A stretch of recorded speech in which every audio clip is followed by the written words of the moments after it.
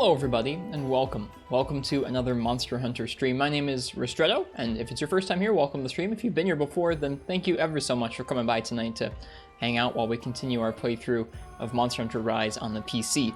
When we left off, we're getting pretty close to the end of low rank here. We haven't soloed every hub quest, but I don't think we're going to. I think we're just going to do a select number of the hub quests solo that I think sound like fun, or I don't know, at least sound like it'd be fun to see what their stats would be like, or what the fight would be like if their stats were a little higher like they are in the hub. So we'll do some of that tonight.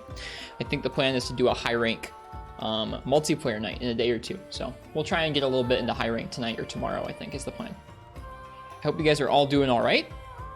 Really appreciate y'all showing up here at the beginning. So I'm gonna go ahead and give you guys some beans and we'll jump on over to the game so we can start here. And I'll say hello. So, hello Chorito and Game God Hunter. Sucks when your favorite streamer isn't feeling well. Well, thanks. I don't know. I wasn't feeling my best yesterday, so I took the night off to rest. It was sort of restful. Resting's hard, which is a weird sentence, but it just is sometimes. Welcome Arbok and welcome Viotech. Thanks for being here. Hello Full Metal Dragon and Parsec Mech. Parsec, thank you so much for 27 months of subs. Thank you, and thanks for always being here. Lord Castellian and Sakura are also here. Welcome to both of you guys, and I think that's just about everybody. So, without further ado, we're gonna go ahead and play some Monster Hunter. I think tonight I want to try and focus in on, Charge Blade, and just practice Charge Blade on a handful of monsters. I think in general I want to try and focus in on learning a little bit more than I have been in these streams as of late. So that's kind of the plan tonight, is we're going to try out some matchups with Charge Blade. And I think the first thing I want to do is I want to make that frickin' Tigrex Charge Blade. Hello Brian NG. Welcome to you, which means we need to get a Zinogre Claw. So I guess Zinogre with Charge Blade is going to be up first here. Zinogre with Charge Blade would be awfully fun with an elemental one. If we could find a way to make the Barioth one, that'd be pretty fun. We need an Amber Fang for that. Why don't we start off with Barioth then? We'll do one of the classic Monster Hunter grocery lists.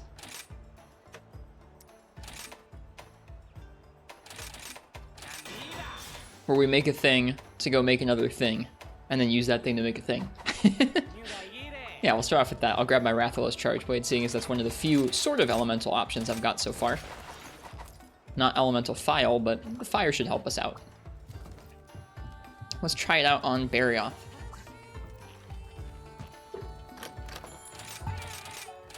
Yeah, I hope you guys are having a nice week. I'm doing okay. I'm looking forward to trying to learn a bit tonight about Charge Blade against a handful of these monsters. I'm also looking forward to this coffee.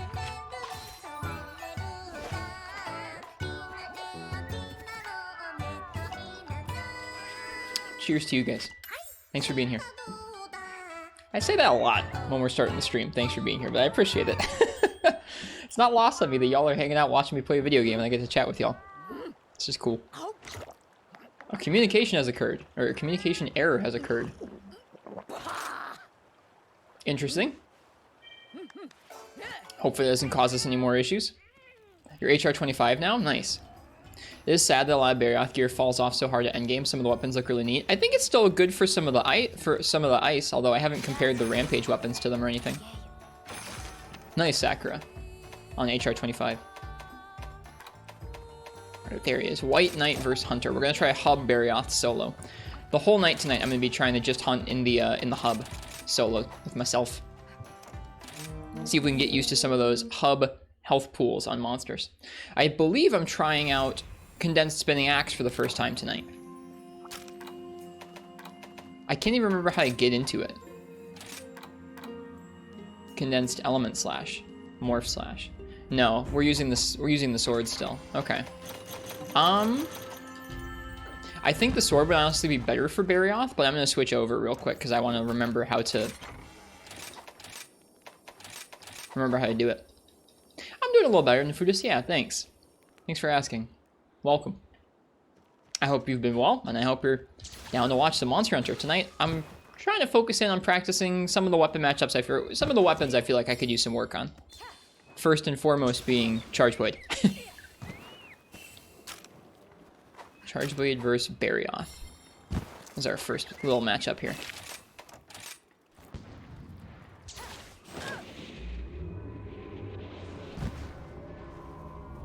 It's a switch skill. Getting into it is the same as getting the sword one as far as using it though. Is it? I forgot the input for even getting into spinning axe. Spinning slash just like charging your sword. Okay, cool. I'd forgotten. I was using the silk bind counter to get into spinning axe so often that I think I really rarely did it manually. Also, you can really hear my Midwestern accent come out there. Spinning axe. The worst noise.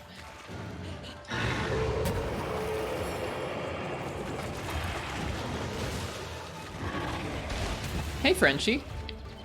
Or something like that. Only difference is you don't need red shield. Oh, you don't. That's interesting. We'll try that out here in a second because he's attacking the Barioth.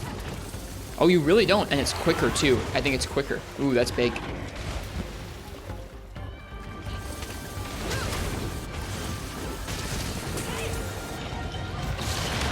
Oops.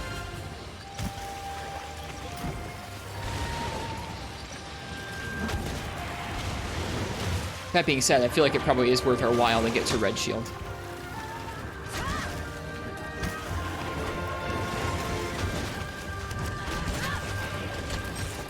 Whoops.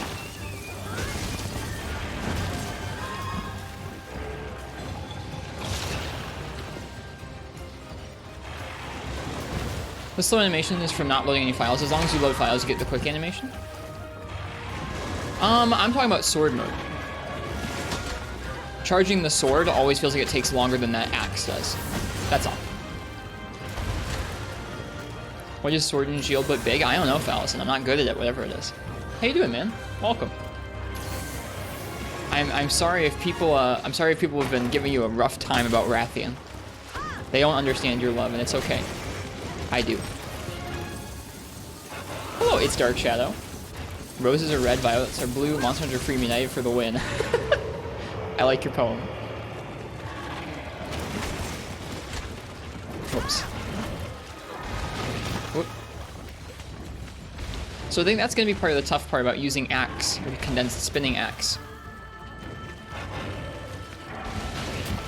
Is that with the counter silk bind, you can kind of stay in condensed spinning axe the whole time. Without that, it's going to be a little harder.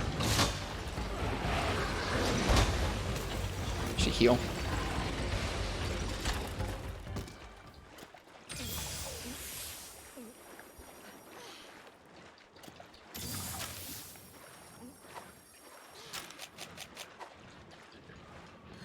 Biotech, I wouldn't listen to that man. I think I don't know.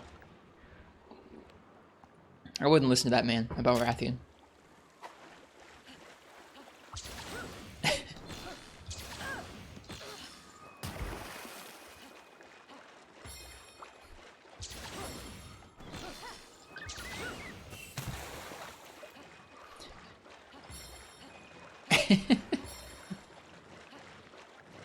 Can you run Wii has an emulator for MH Tri? There are ways to emulate Monster Hunter Tri on the Wii. Yeah, using Dolphin emulator. Whoop. I missed the timing.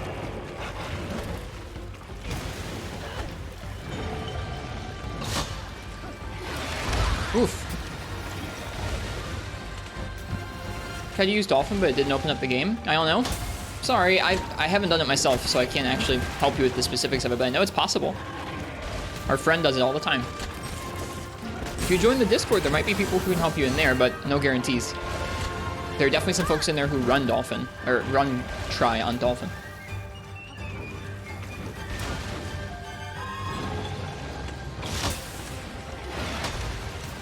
Alright, we really need to focus on breaking his wing arms.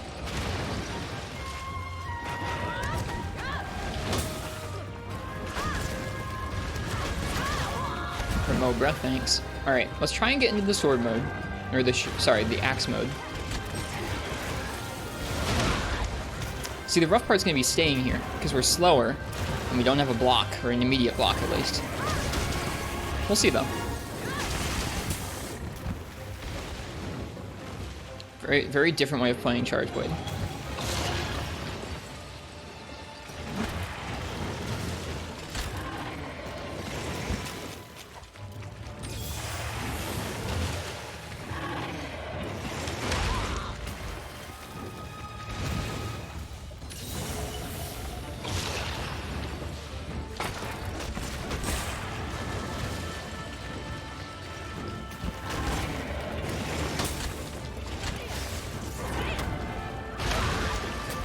He's just fast enough to get out of the way of that in time.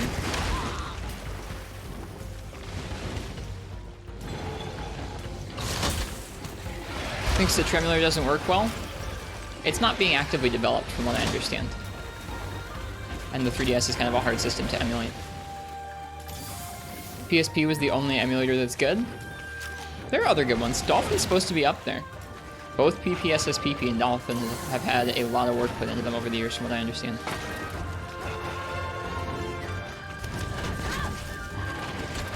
Alright. And he's leaving. Yeah, this is going rough, this matchup right now. That's okay, though. We're trying out a new kind of playstyle for this weapon for the first time in a while.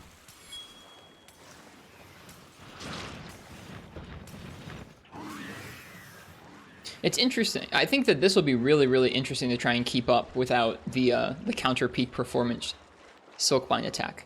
Without being able to block and then instantly transition back into the axe mode, any attack, it's going to make it a lot more about positioning and a lot more about learning the timing for that whack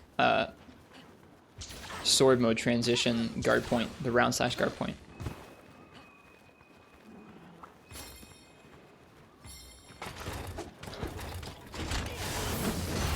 Okay. Let's see what we can do. Hi, Barioth.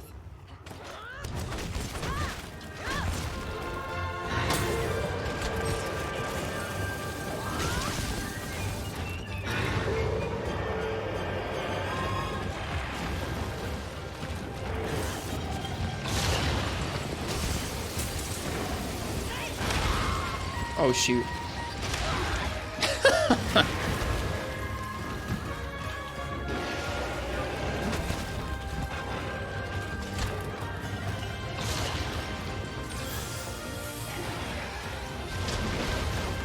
Interesting. He didn't go quite through the tree, but he didn't stop at the tree either.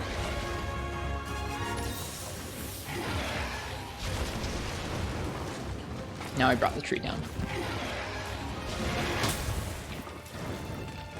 A lot of knockback on that move.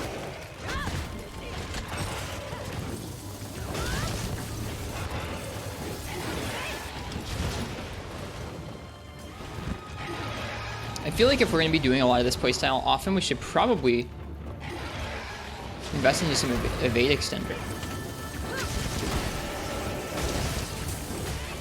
Alright, there we go. We broke an arm.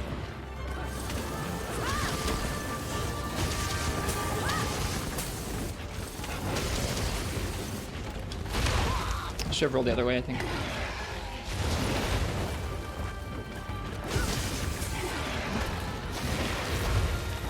Jeez. I was gonna try and guard point that.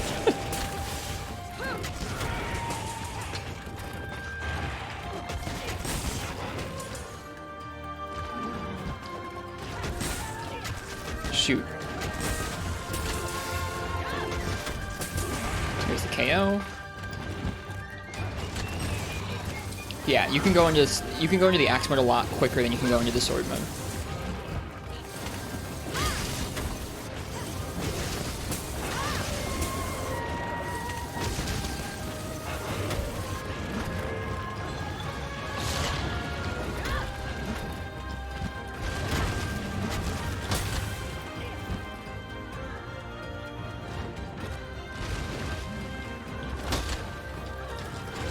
Whoops. That's gonna suck. We're very, very lucky he's exhausted.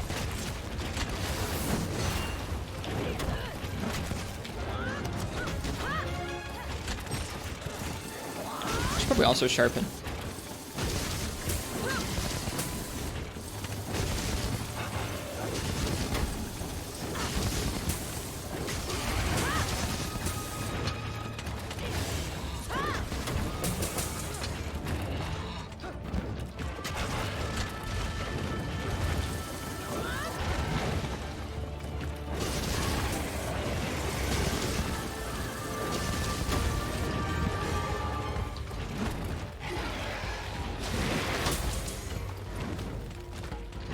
I'm getting the hang of it. You gotta kind of go back and forth.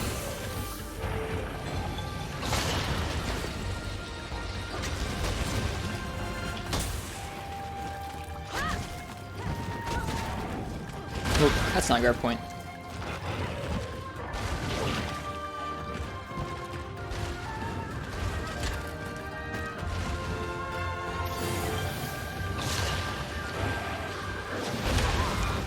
thought I could dive underneath him there safely.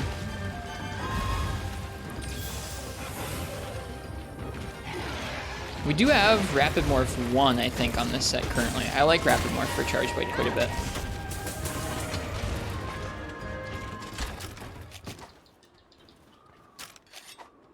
Yeah, I think Evade Extender might do us well on Charge Blade if we're going to be doing a lot of the axe. I'd actually kind of grown fond of the sword mode, which is not something I expected to happen. He was in a hurry to get out of here. He was. He just pieced out. Yeah, before this specific PC playthrough, I had not really ever used that charged sword mode in World or in Rise very much for the Switch, so it's been interesting getting used to it. I generally quite like it. Have some coffee here before we dive back in.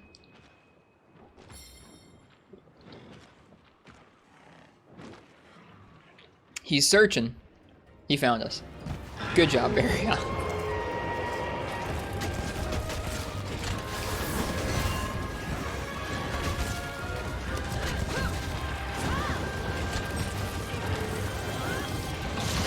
Oh man, that's such a big hitbox. We should probably heal.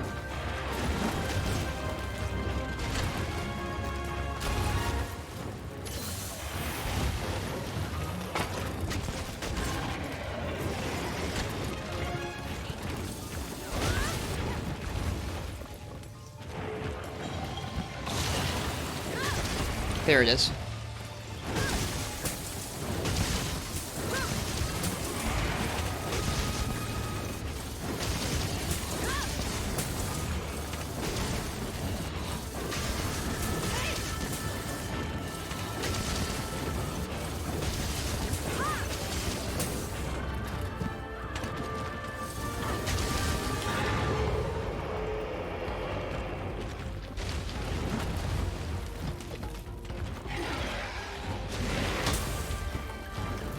That move's got so much knockback to it.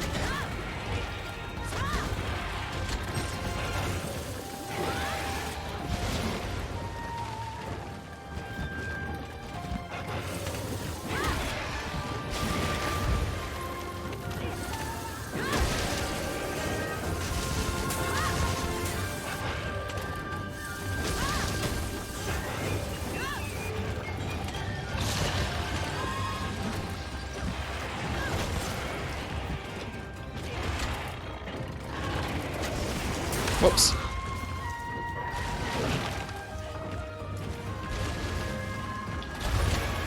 What?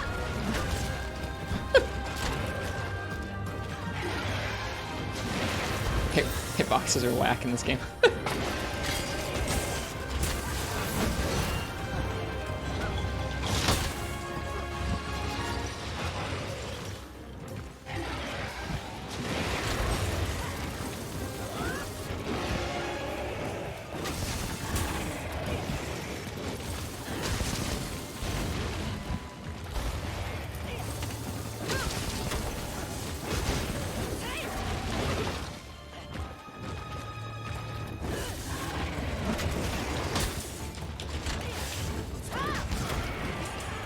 Felt good. Aiming that and being able to hit the head. Was not expecting it.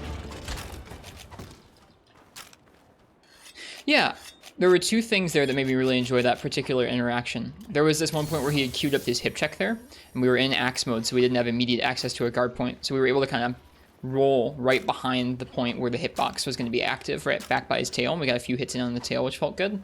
And then there at the very end there, kind of recognizing he was going to throw out a move and going back to the sword, or to the sword and shield mode, and being able to get the guard point into that AED felt really nice. It's interesting.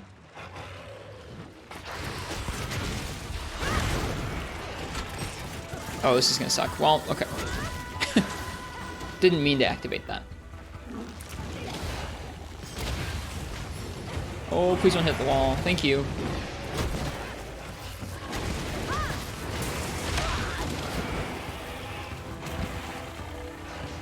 Mizu should leave pretty soon.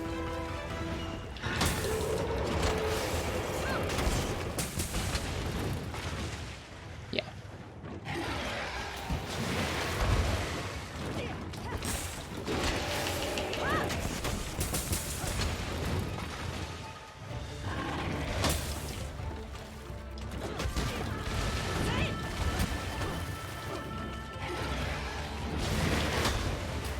Ooh, no red shield. Let's get that back.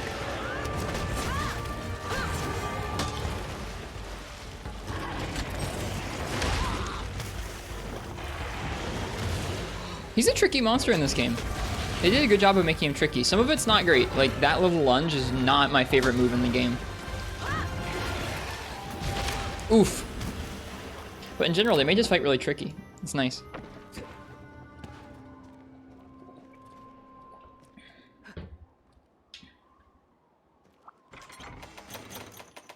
Dead. Indeed, Topaz shot. I was trying to get red shield there when I should have been probably sheathing and healing. Yeah, exactly. He said that lunge move since he was created, though. Yeah, back then it wasn't necessarily as, like, instant lunge as it is now. That little miniature lunge that he does is very much, like, kind of a weird 5th gen thing. I don't know. It's kind of always been that way.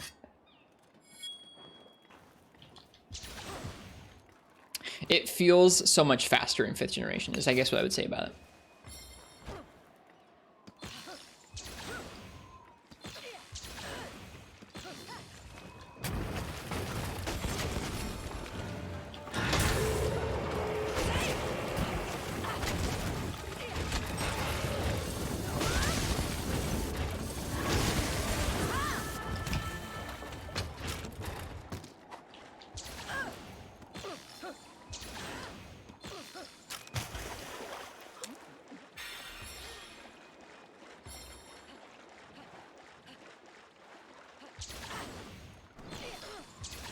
We did break his fangs. We're here for Amber Fangs primarily. It's always been that fast. Yeah, I guess what I mean is I know it comes out rather quickly. Thinking back on it, I am aware that he can do a lunge that is about that fast. I think just the general speed increase of 5th generation makes it feel a little bit tougher dealing with that move, is what I would say.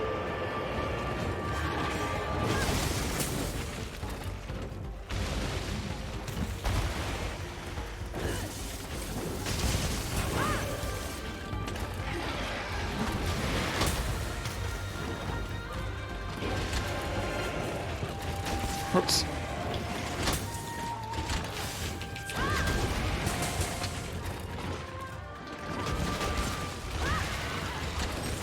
Uh-oh, Mizutsune's back.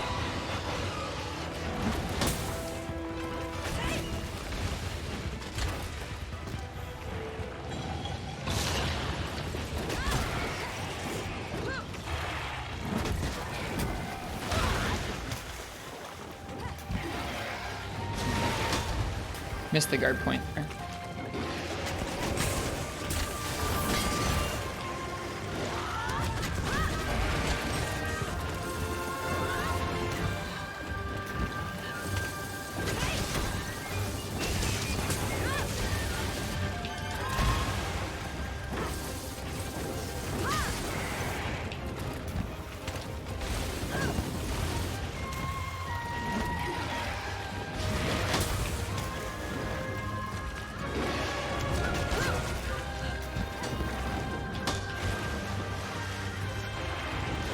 Probably sharpen.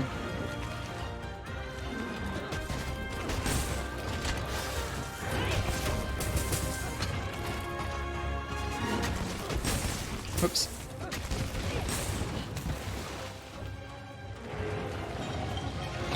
Well, of course. He's tired.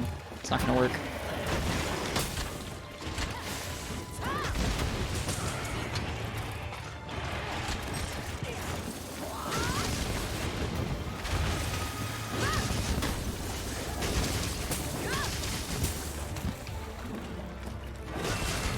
Nice. I didn't actually think I was going to get that tail cut.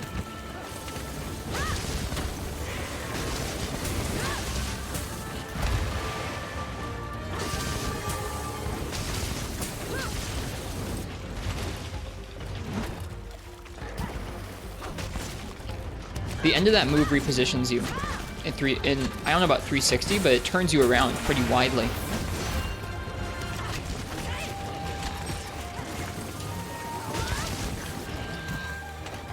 Whoops. Well, I guess we're going to be comboing here.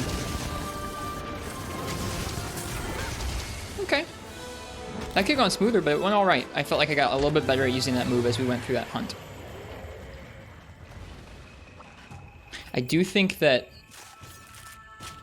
maybe 1 point of evade extender would be really useful for condensed spinning axe.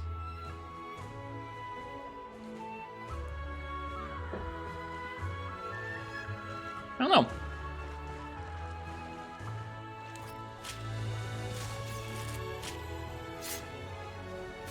Barioth is a nice monster in this game. I'm into it.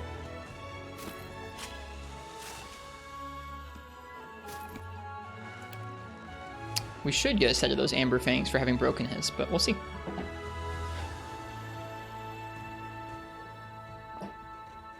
Considering no morphing advance, yeah. I think seeing as your ability to stay, like, let's say that you're probably not, I mean, like, you probably can't say that you're going to deal the majority of your damage with condensed spinning axe, but seeing as your game, you're ideally going to be fitting in that as often as you can. You're going to be trying to use that to deal consistent damage as opposed to going for bursts of damage with AED or SAED. And you're not having a guard point. It means that your ability to stay in that mode is going to be entirely dependent on either iframes, just straight up roll iframes, or repositioning.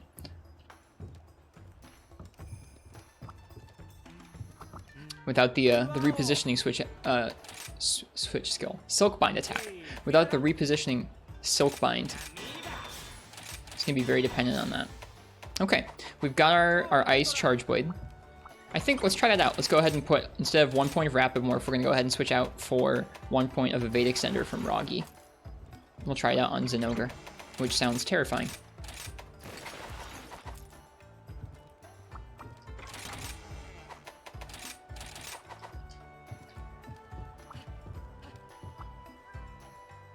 Trying to think if we still need Guard 3. We probably still want Guard 3. I guess that's a question, is like, if you're doing this playstyle, how much guard do you actually want to run? How many moves do you need to be able to block super reliably? Like, ideally, towards the end of the game, you want Guard 3, probably. But especially in low rank right now, it's like, We'll probably still stick with Guard 3 for the time being, but this playstyle probably doesn't rely on guard nearly as much as the guard point heavy playstyle does. Interesting. I always liked the wall bounce. You could kind of tell when he started doing like his fade slashes or like his jump backwards towards the wall, you could kind of tell he was going to go for it. Sometimes it took him 2 jumps back to do it, and you could hide underneath him. Diozan, thanks for the follow. Hi. Hope you're in the mood to watch some Monster Hunter.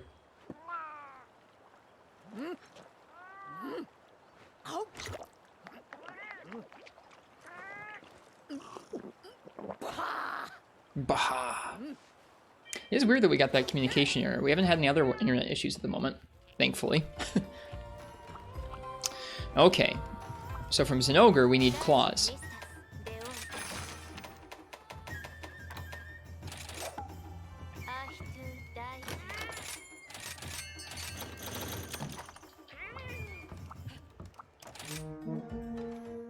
Let's get up.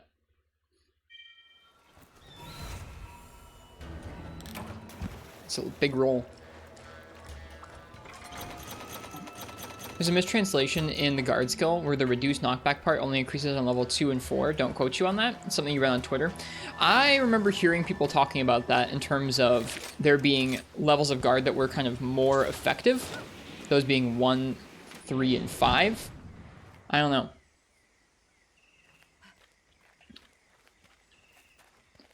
Like I said, I would need some sort of, we'd need some sort of verification on it, because I don't I don't know the specifics of how guard works in this game either, except that it's too damn expensive, probably, for how much utility you get out of it in return, which is some, but like, I don't know. You look at some of the other skills in the game, they're real strong and are a little easier to gem in, and it's like, guard could use to be a little cheaper.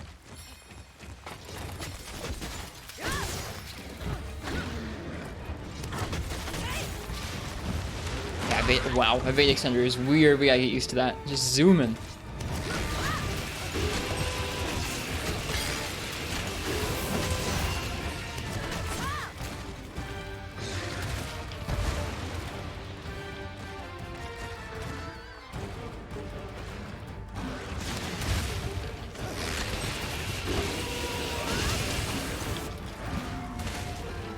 Yeah, look at that distance. That makes such a big difference. Wow.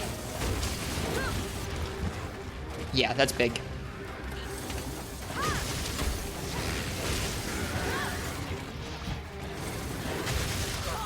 Thanks, Froggy.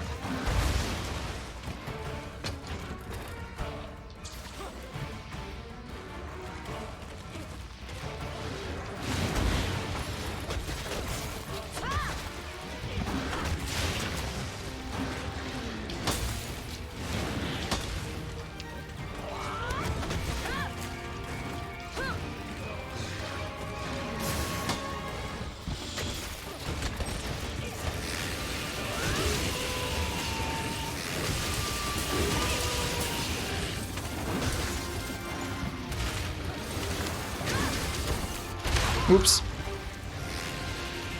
We should heal up here. I cannot believe that's evade 1, evade extender 1. Insanity. You go so far.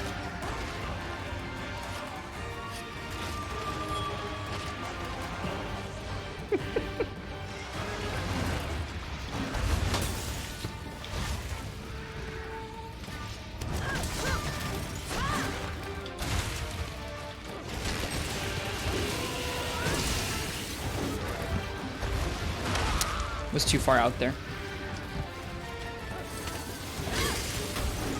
This should be okay. Oh, we won't even find out.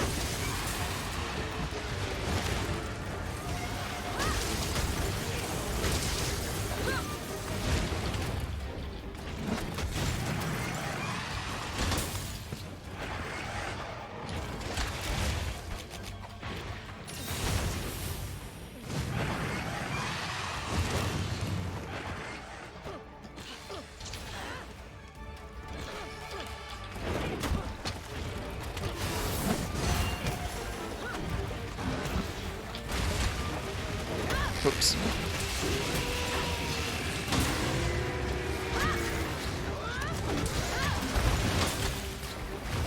That move has a lot of knockback for whatever reason.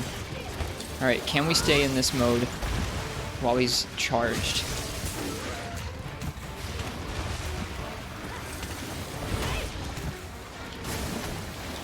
Whoops. Thought you weren't allowed to ride either. Nope, no riding. Or at least we try not to ride. If we end up on a ride, what we end up doing is we'll knock the monster off into the middle of an area without dealing any damage. That's the goal, at least. If we deal any damage via rides, we have to reset.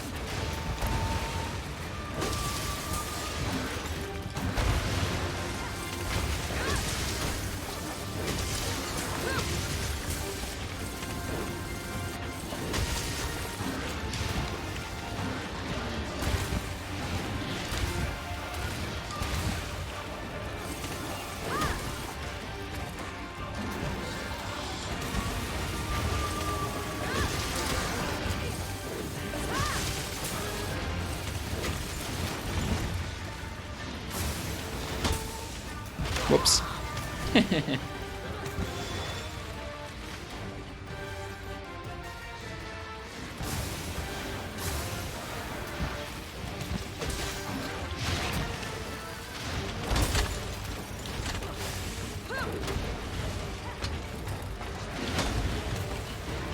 I should heal.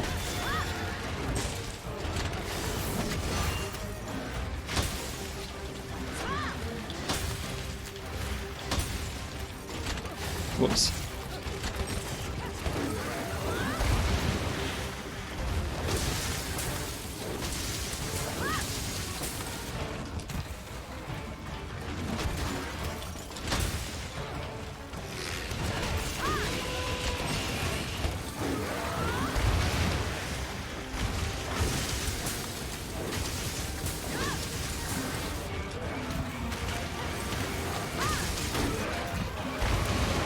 Oh, I walked into it. I was going to be safe there, and I walked too close to it while he was actually spinning. I was feeling good dancing around him there. This is a really bizarre way of playing Charge Blade.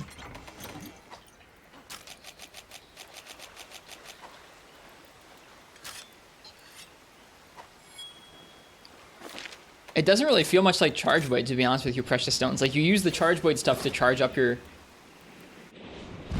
to charge up your shield and some files just to transition over to the axe mode, but it feels like after that, it's like... It reminds me of Combo Greatsword, honestly. That's like the closest analogy I think I could probably draw. Just inferior switch axe. Slower switch axe, yeah. It kind of feels like that. Both switch axe sword mode and this condensed spinning axe mode feel kind of like Combo Greatsword in terms of the speed of your movement, your character movement, and in this the sort of average speed of your moves, or average commitment of your moves, let's say.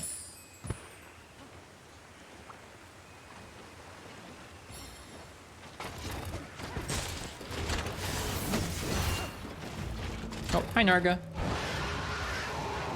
Dun, dun, dun, dun, dun, dun.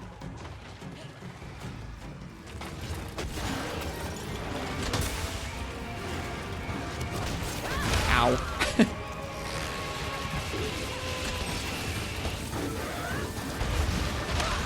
Still too close. Oh man. Instant stunned. Okay. Not good. Luckily we've got evade extender.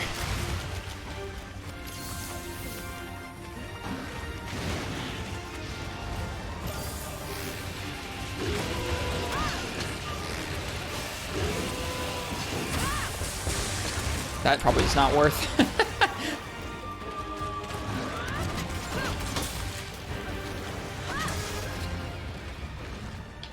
Shoot.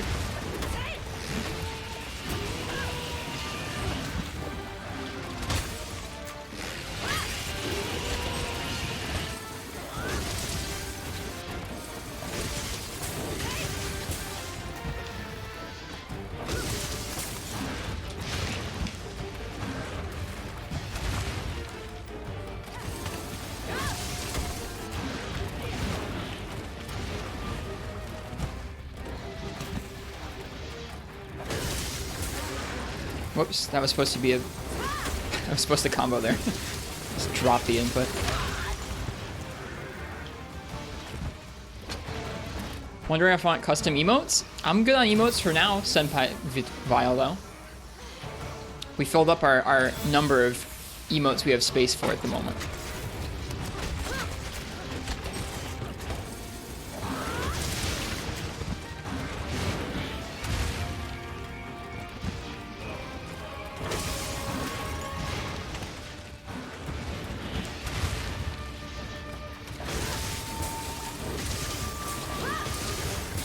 I should take out some of our old favorites when we did that, which was the first time I'd ever had that problem.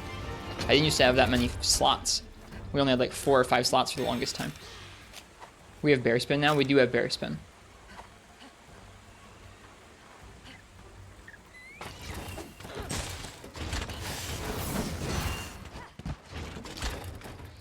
Yeah, this is a weird way of playing Charge Blade.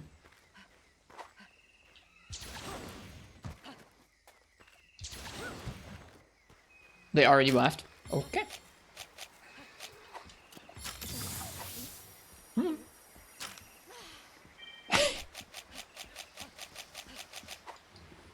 Just gonna do that? That's fine, Parsec.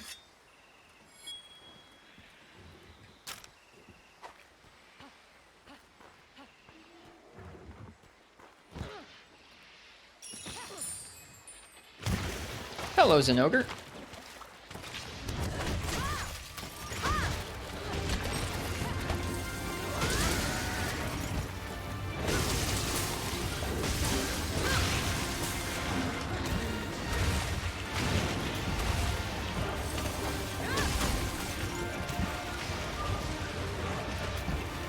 What are we doing here, Zin? Okay, he's just charging.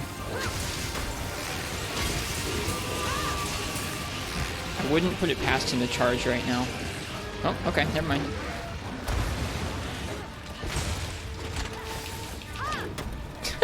Hard to do that entirely backwards.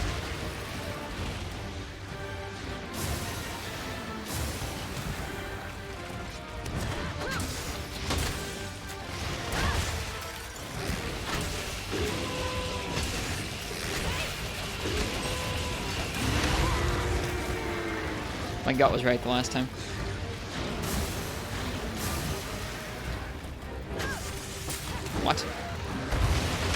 Too early on the iframe for that. Okay, this is rough. We gotta get into our shield so we can block and heal.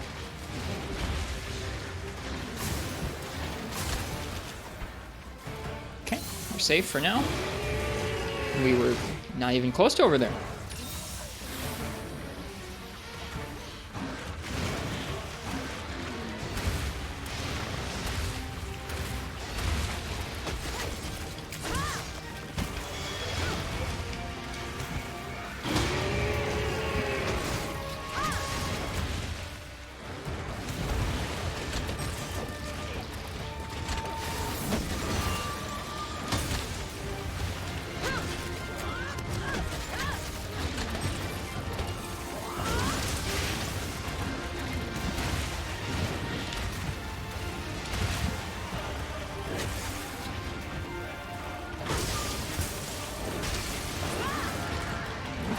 Did he get hit by a fish? What just happened there?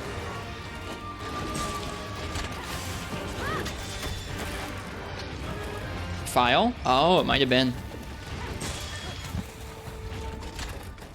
He is so good in this game. Oh my goodness. What a joy.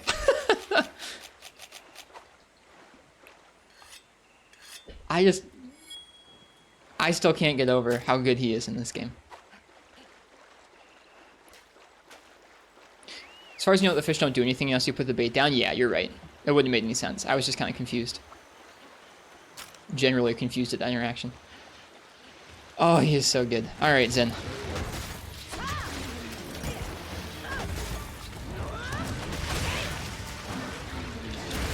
Oh, shoot. Giant paw slam hitboxes until they're not.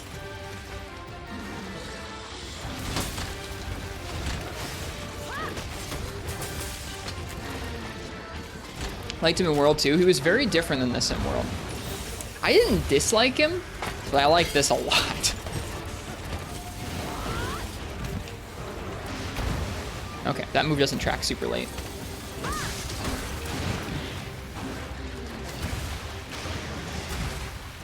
Oh, shoot. I don't know why I thought he was just going to do 2. I was right in the window between guard point and able to do another guard. I guess maybe I could have held guard there through that. I was trying to get ready to press a guard point again.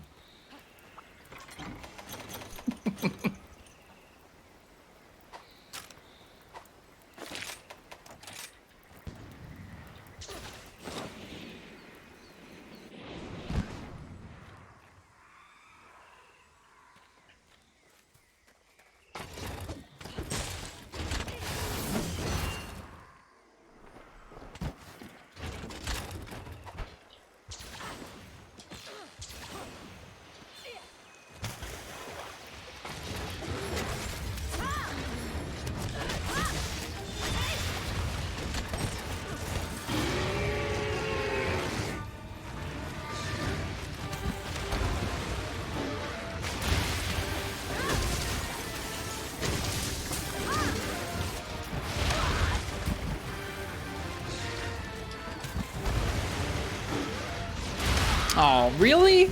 I was like walking away because I'm like, he has to slam the other direction. Well, let's try it again. What was your first Monster Hunter? You didn't have much to go off, just thought his fights were always fun. Yeah, I guess what I would say about World Zinogre is it's definitely neat. It's a totally different take on Zinogre. This Zinogre feels a lot more similar to some of the, like how his fights worked before. Just in terms of the moves he's got, and I don't know, just the feel of it. This feels a little bit more like older Zinogre fights, whereas World Zinogre fight really genuinely felt like a different kind of take on the fight design, which isn't necessarily bad. I haven't fought World Zinogre in a really long time, so I can't even tell you exactly the differences, but I remember him feeling a little different. That's all. Tripled, that's what happens when you're learning. Oops, I gave you guys extra beans. That's actually not what I meant to do, but that's fine. Have some extra beans.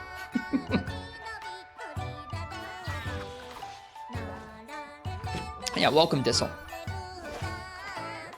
Was huge? Yeah, size-wise, he was large. That's true.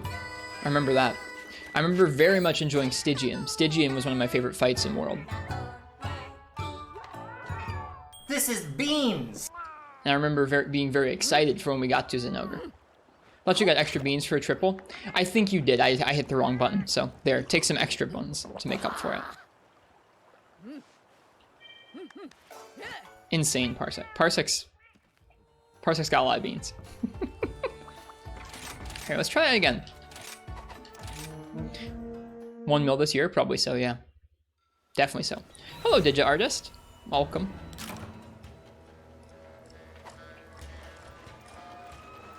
I'm trying to think about... Alright, let's take a moment here. While we walk to the Zinogre. Let's think about... What was getting me hit the most during that? I think probably just kind of being a little over-aggressive. Still getting used to the evade extender distance on some things. I think in general, when we were fighting Barioth, we were kind of a little more tentative. We were definitely transitioning back over to the sword mode a little more often so that we could block. I think a little more of that in this matchup would probably do pretty well.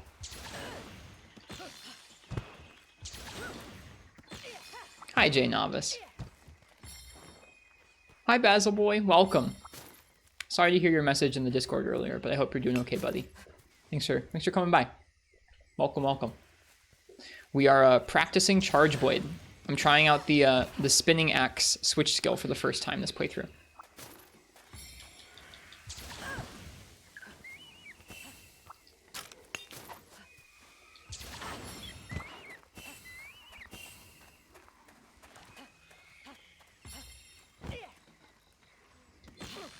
All right. Hello, Zinogre.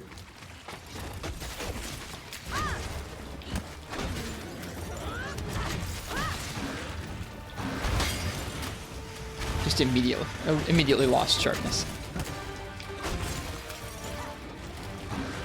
Seems like kind of a messy area to fight him.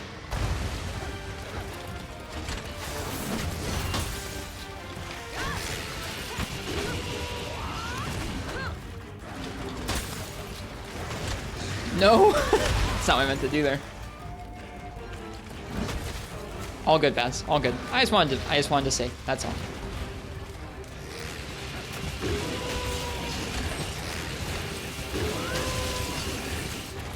Whoops.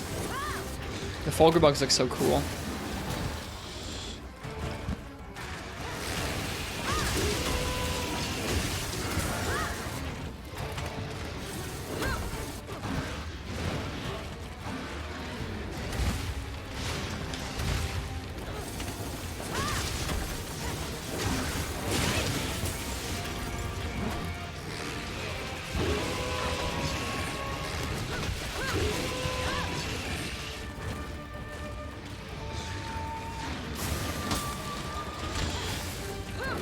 Oh.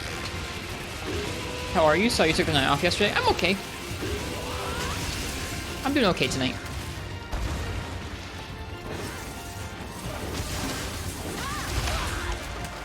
Yeah, committing to that spin. This is maybe the fastest I think I've ever seen him charge up. My goodness.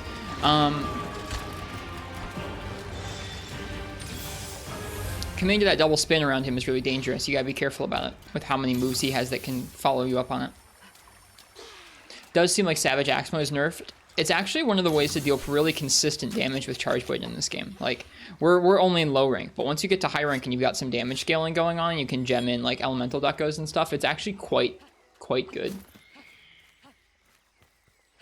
Using it in combination with the Silkbind skills to counter and to move around and both of those skills have ways to stay in your condensed spinning axe mode. Definitely makes it feel a little bit easier to maintain and easier to maneuver around with, I think. Whoops.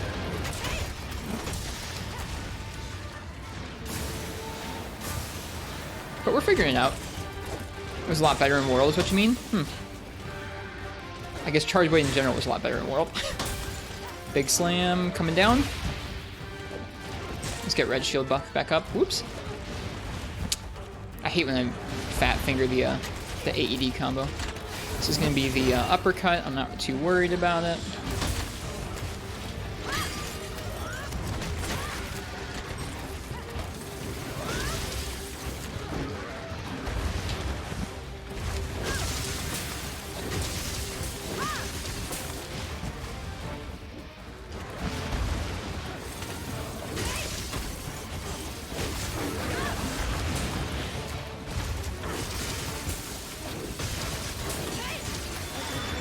Nice.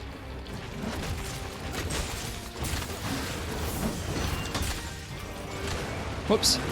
Not what I meant to do. There.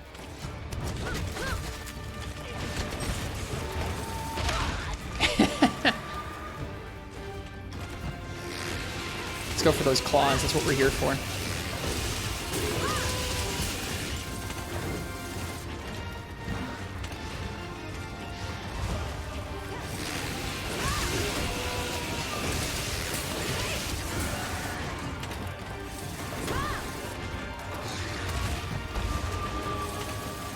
This playstyle feels like it rewards some patience. I say as I get smacked by a move.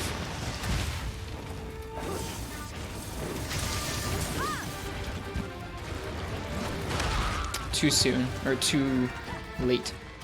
Well, let's let him charge and let's heal. Be a little more careful.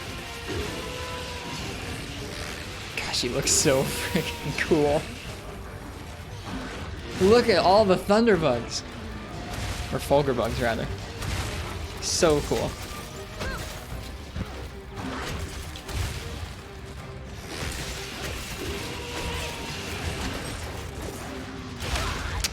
I probably could have guard pointed from that.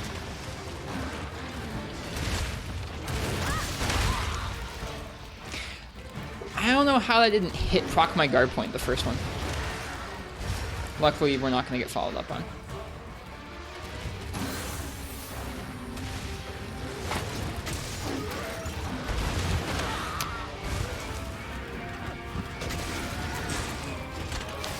Screw you, buddy.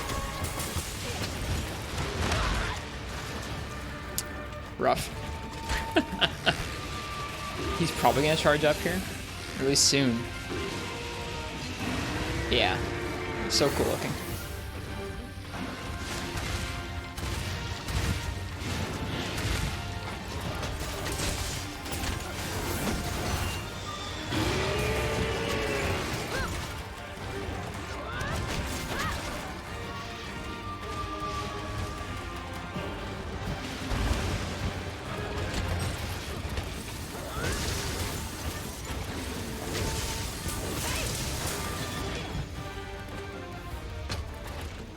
High rank now? Nope, we're in low rank. We're in low rank hub. We finished all of low rank village.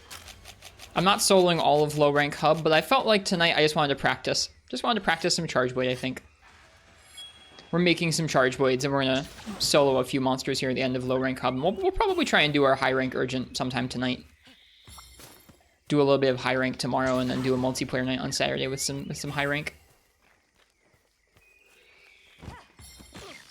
I think in general, I've realized that I already did a playthrough of this game where I went through and did like everything, did all the quests, used a lot of weapons for all the different hunts. I think I want to try and focus in on a little bit more like projects or learning in this playthrough rather than just trying to repeat like we're gonna do everything. Like I think I've maybe done enough of that for now.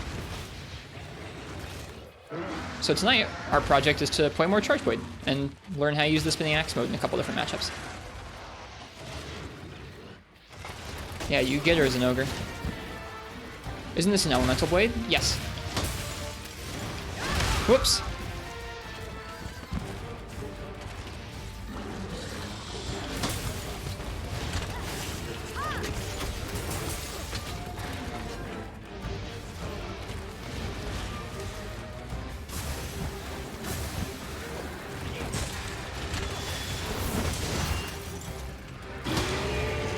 That was supposed to be a side hop, not a back roll.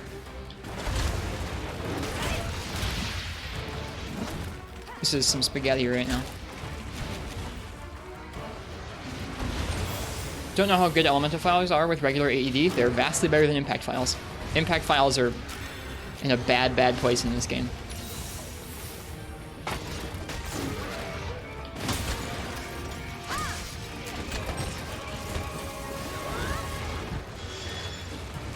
Jump? Yeah, he's gonna jump. There's gonna be some flashes. Wow, we really could have gotten hit by those flashes.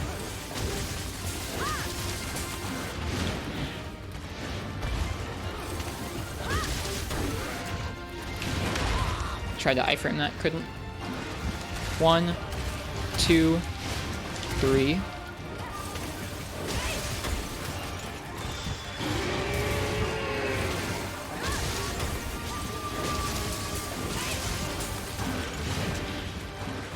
One, 2, 3. That tree almost just screwed me.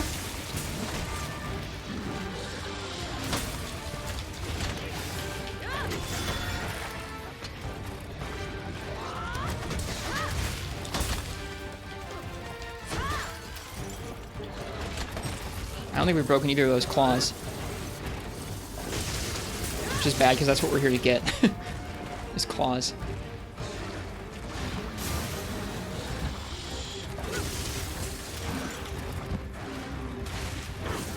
Whoops. Whoops. Yeah, that's what I mean. That attack, that specifically, that long circle, the double AED2, that attack is a really big commitment in this mode with the extra hit stop.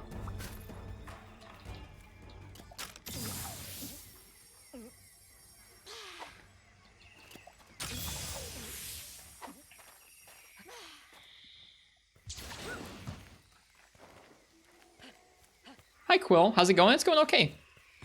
Focusing on practicing some Charge Blade against some low rank hub monsters tonight. We just made the Barioth Charge Blade and we're trying to use it on Zinogre in order to make a Charge Blade that uses some of his claws. It's one of those nice classic Monster Hunter grocery list scenarios. We had to go and fight Barioth to make the Barioth Charge Blade so we can fight Zinogre to make an Ore Charge Blade so we can turn it into the Tigrex one.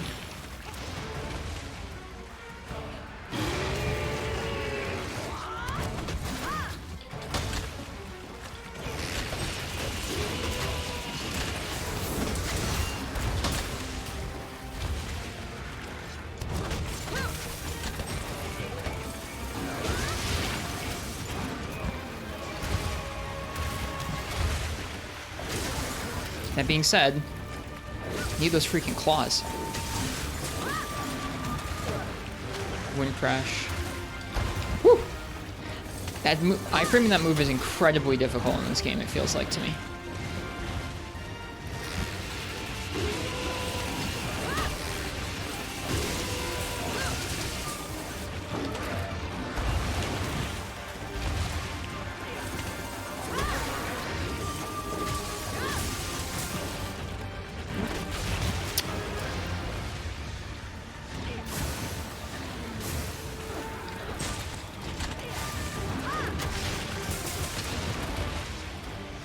I should heal.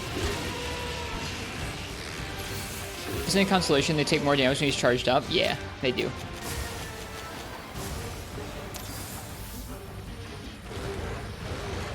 No. I thought he was going to run straight from where he was facing then.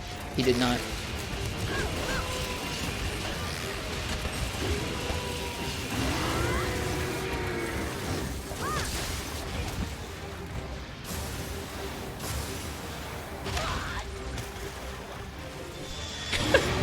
Can't dodge that move to save my life.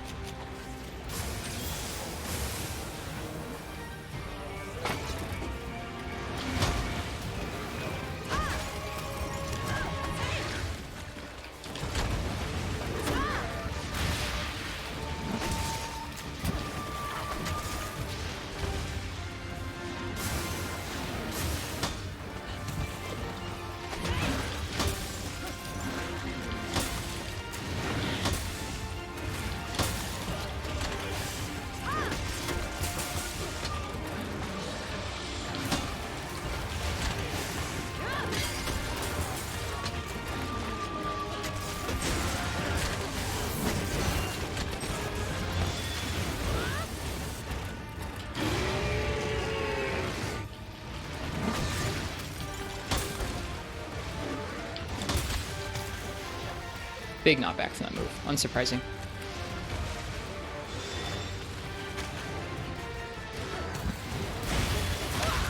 Too close.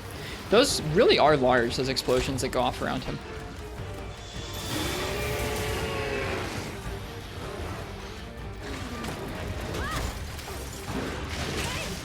Not worth. Not worth. We're gonna die. We didn't die.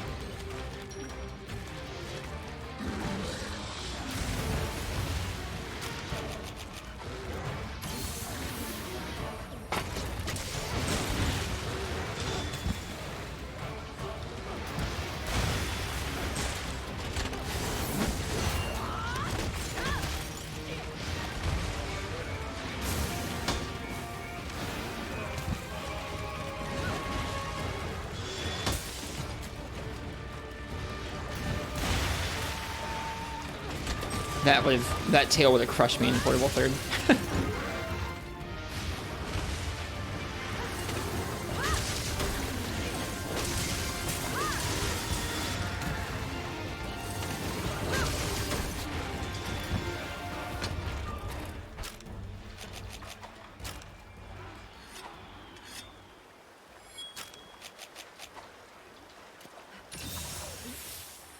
This is an interesting spar to have. Such a beautiful charge blade. Yeah, I like the Barioth designs Chiral. They're really cool weapons, aren't they? I really like the little crest that's right in the middle of the shield. It's cool. Or right in the top middle of the shield, rather. All on the top edge there. Nice, Full Metal Dragon. Welcome back. Or I guess welcome back from Lurk, rather.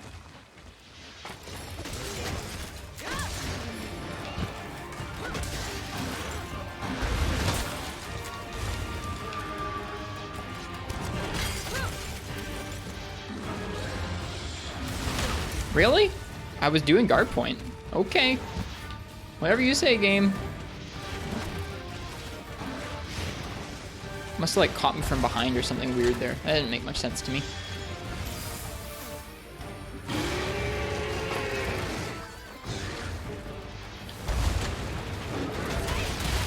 Jeez, this is so messy.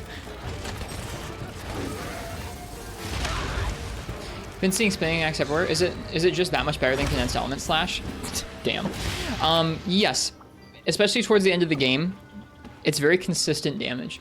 Especially if you're using silk binds, there are ways to still get instant. Like you have an instant counter that also goes directly back into spinning axe mode on the silk binds, and so it makes it very easy to stay in that mode.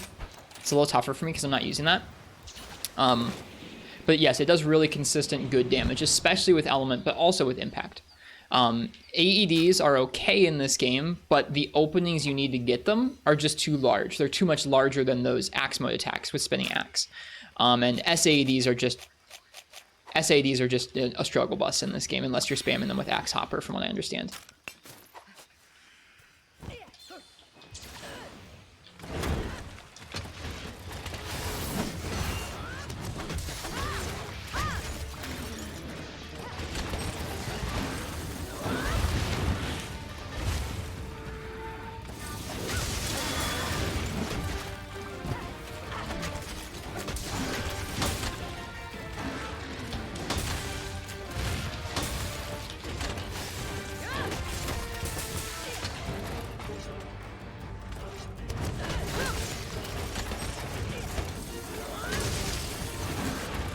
Whoops.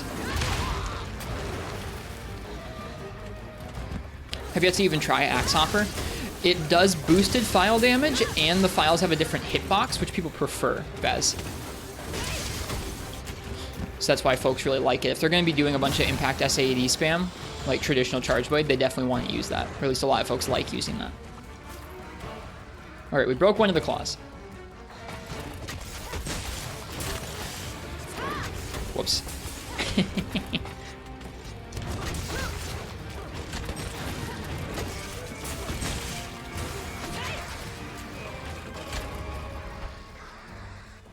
I think with enough practice, you can learn how to land really good SAEDs on monsters, especially if it's a larger monster. And I think with enough practice, you can learn really good openings for AEDs and SAEDs, but the general speed of the game feels like it is so much faster than Charge Blade that even if you hit an SAED sometimes or an AED sometimes, unless you know you're going to get a stagger, which is less guaranteed in this game because both of them, like Charge Blade just does less damage in this game. Unless you know you're going to get a stagger from it, you just get followed up on after either of those moves because they're just really large openings.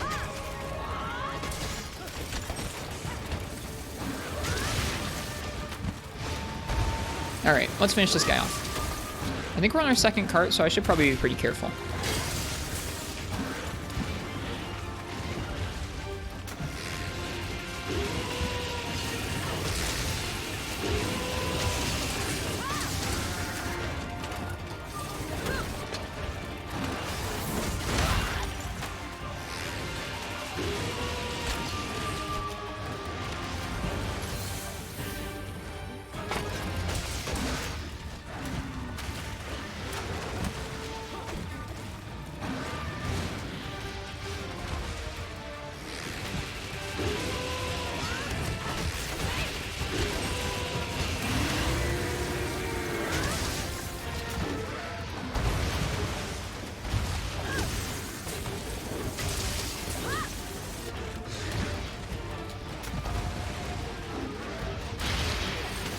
God, his moves look so cool in this game. Rathian, screw off, man. I want to fight my monster. Seems like Charge Blade got hit hard after World. It was one of the two weapons I had the most trouble with consistently in Rise when we were playing on the Switch.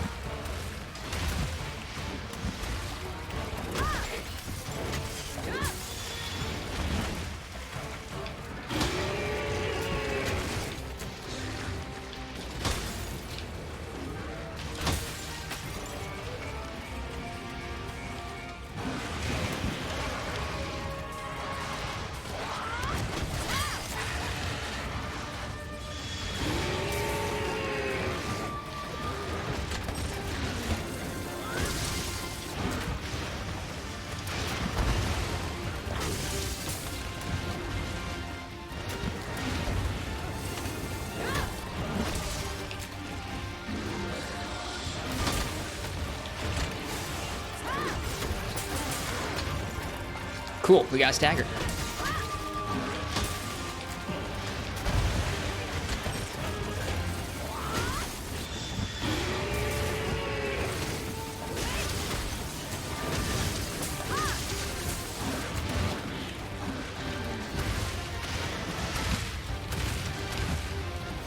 Whoops, I was supposed to be an advancing slash. That's okay.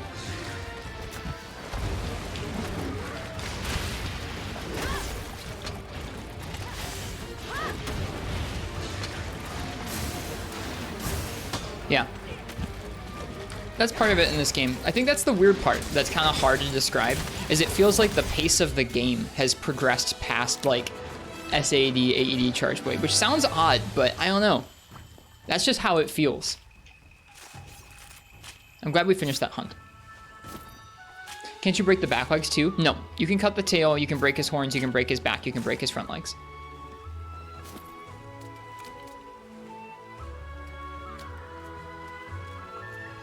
Yeah, they really are vile. That's what I'm trying out tonight, which is kind of interesting, is I haven't tried out... This is my first time trying the... There's two claws. It's the two front claws, Sakura. They break individually. This is my first night trying out the spinning axe mode without silk binds. It's very interesting. It doesn't feel much like Charge Blade, which I think I've heard some people complain about spinning axe mode in this game because it doesn't feel much like Charge Blade. Like, your goal is to use files and like red shield to kind of get your axe going, and then your goal is to try and stay in that mode as much as possible, which doesn't feel as much like Charge Blade has in previous games, I guess. I don't know. I don't really feel as bothered by it, and I feel like there's a room to develop a neat playstyle where you kind of go back and forth and use what you need depending on the situation, whether it's, oh, I need a guard point coming up, or oh, I need some consistent damage, I'm gonna go for this. Like, I could see going for just kind of regular Charge Blade AEDs in neutral and then going for axe mode when you have it down. Although the axe mode is usable even in neutral, which is neat. I don't know. It's definitely a weirder weapon in this game, which is part of why I'm playing it tonight, is I want to get better at it. Okay, time to do Tigrex. What should we use on Tigrex?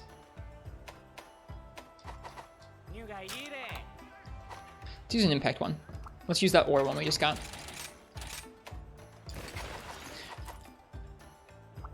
It's great. It needs some balance adjusts. I don't have any opinions on it yet.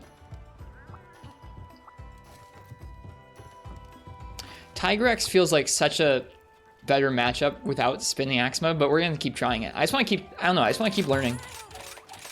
This is the weapon that feels like I want to focus on learning right now, so we're gonna do that.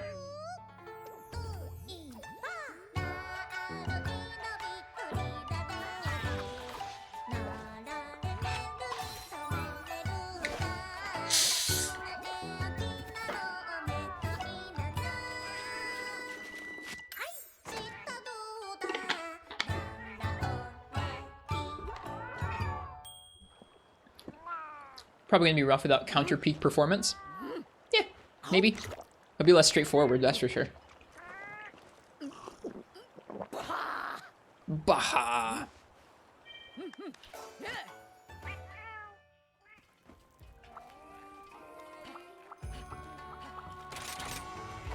Okay.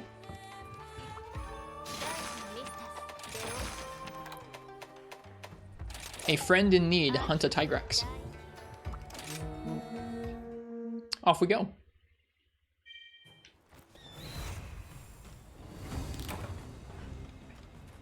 Tigrex in the lava caverns.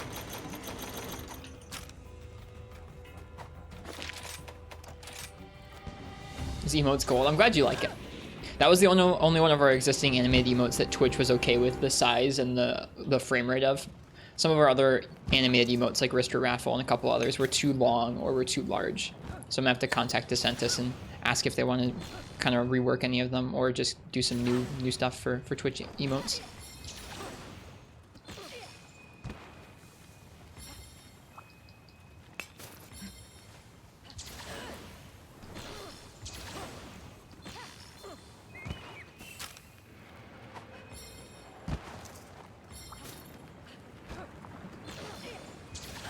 Oh, there he is. I almost went right past him.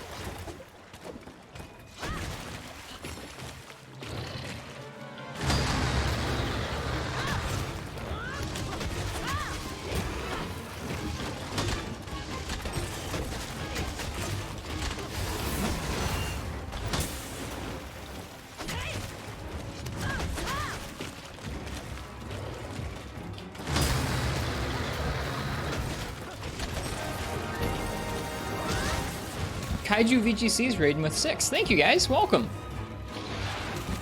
Welcome, Kaiju. Welcome, friends. How you guys doing tonight? Trying to practice Charge Blade tonight. It's going, sort of good, sort of bad. How you doing, Kaiju? What were you streaming tonight? Playing some Rise. Nice. Thanks for the shout out, Parsec. Oof.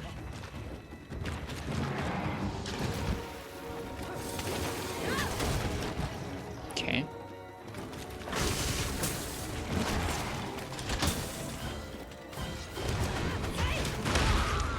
Streaming Rise as well. What were you guys getting up to? We're still in low rank hub. We've been taking this game nice and slowly. Both to collect some gear and just to kind of, I don't know, take our time, enjoy the game.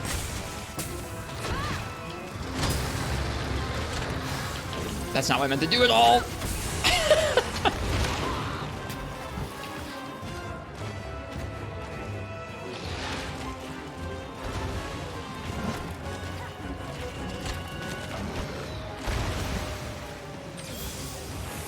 Just started tonight, finished the Rampage tutorial. Nice. Rampage takes a little bit to get used to. I remember feeling super duper overwhelmed the first time I tried one. Or the first several times I tried one, to be honest with you. Yeah, this does not feel like an axe mode matchup, to be honest with you, but let's try and learn. Let's try and figure it out.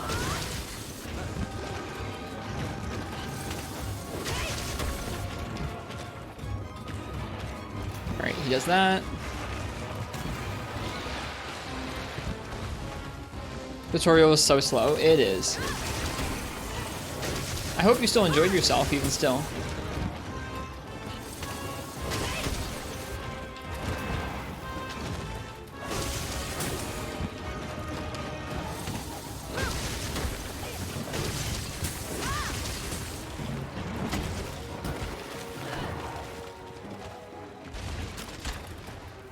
Yeah, this is such an interesting way of playing Charge Blade.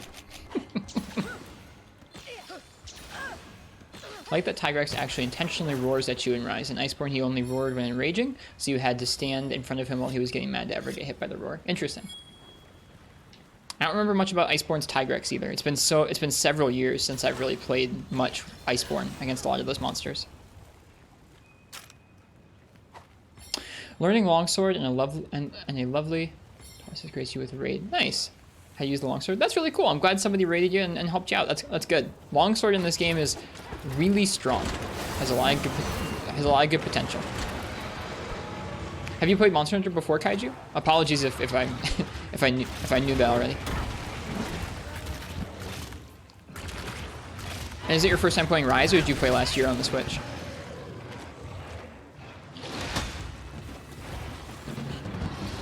Boop.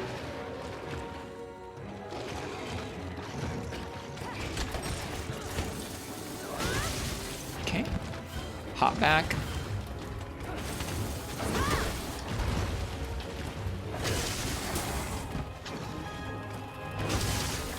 Gotcha. So you did. Okay. So you've already played through Rise on the Switch. Gotcha. That's what I was wondering about. So you already know a bit about how this game goes. I hope you enjoy your PC playthrough. If you're playing on PC, I guess.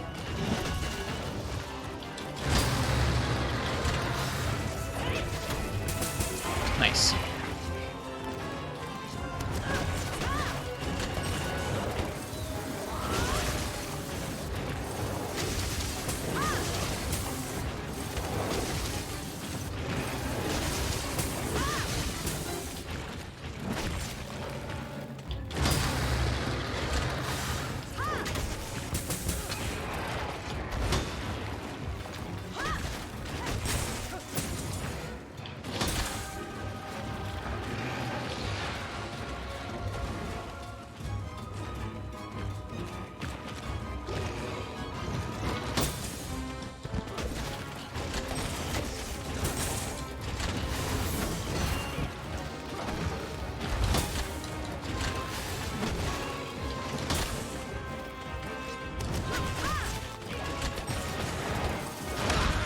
Ouch.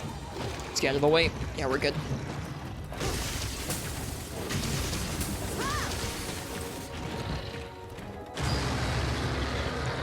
Rage Roar comes out earlier than the unenraged Roar. Back up. Nice. Yeah, Evade Extender makes this all work.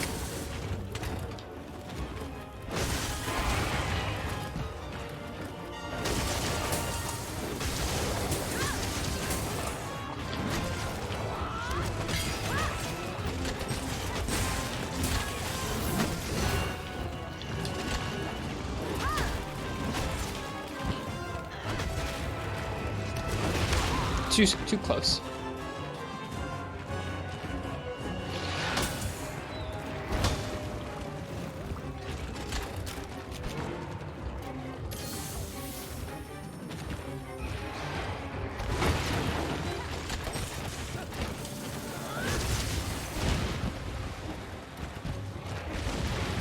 Aha, the classic. The taunt, or sorry, the double jump into taunt. Whoops. I misspaced that. I take it back. This might not be as bad of a max mode matchup. I don't know if there is such a thing as a bad axe mode matchup.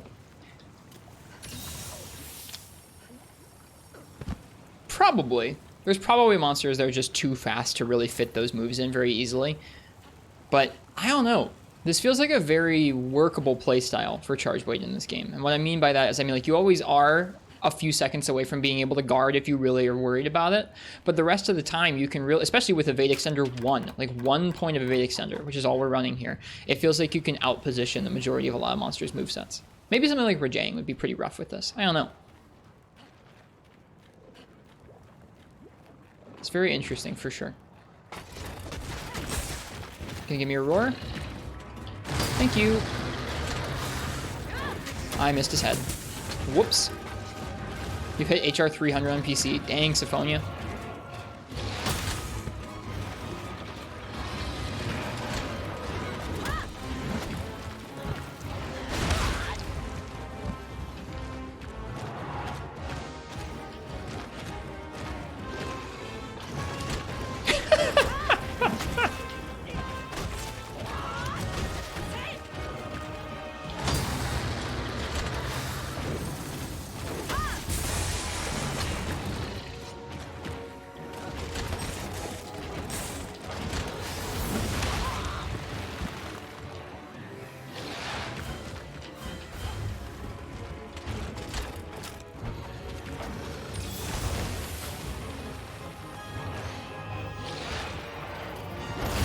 Ooh, his tail actually sucked me into that. It was a nice SAD. It was nicely spaced. I think probably not that many of the files hit, if I had to guess. Without damage numbers on it, it's kind of, it's nice because you can't really tell just how much your SADs end up sucking.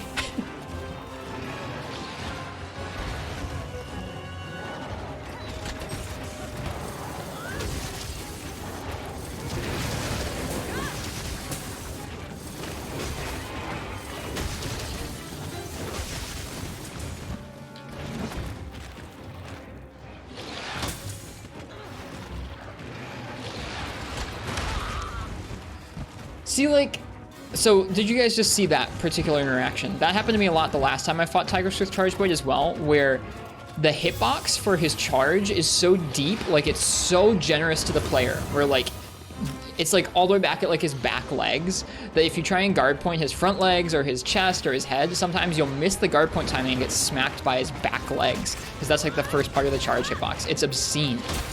But it's not consistent. Like, if you are right dead in front of him, his head does have a hitbox. It's just super weird in this game. That was our impression of him the last time we fought him with Charge Blade last week.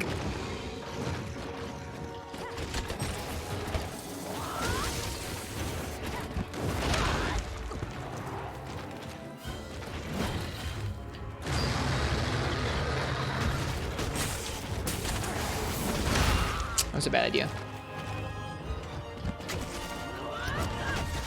Yeah, what I said was, Parsec was the truck has become a moped. The truck hitboxes are gone.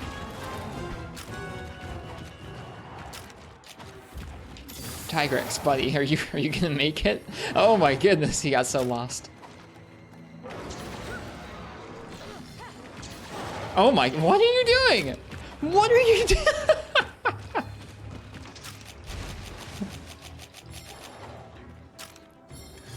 Poor Tigrex. We bonked him too many times. He's a bit rattled, I can see that.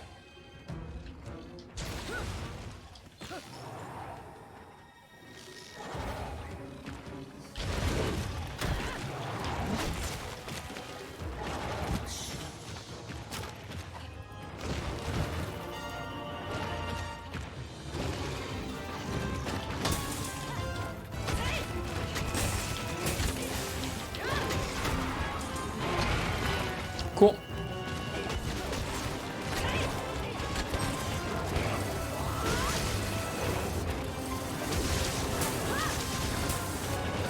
He's being called to a scheduled interaction, but he also wants to limp off. Gotcha. That's probably it in Frutus. Wouldn't that jump attack from your Wirebug have been an illegal move if collected? Yeah, it would have been. I don't know. Sometimes there's just stuff that's cool, too cool not to do.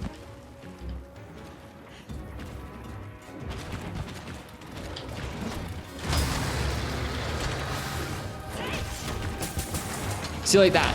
Look, like, unless you get a stagger, you're just screwed.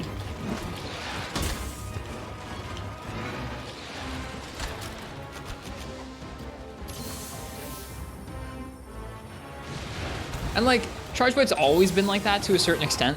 Just the monsters are even faster in this game, and you deal even less damage. And it's just kind of tough. I think there are ways to get good at it, but it takes so much more effort than it used to, which is interesting, I guess.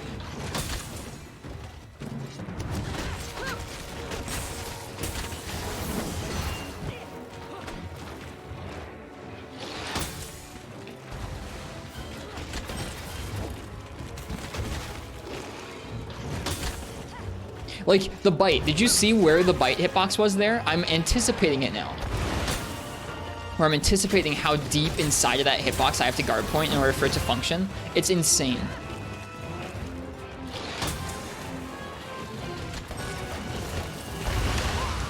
Ouch.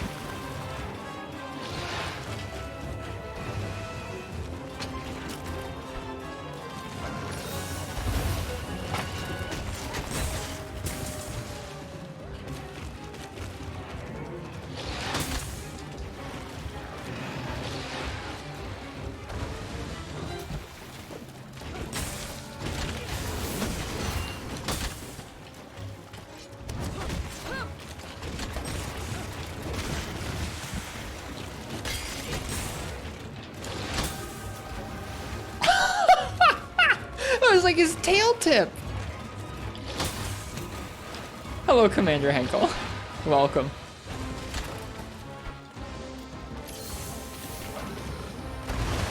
Oops. The rock spread in this game throws me off. I'm not used to it.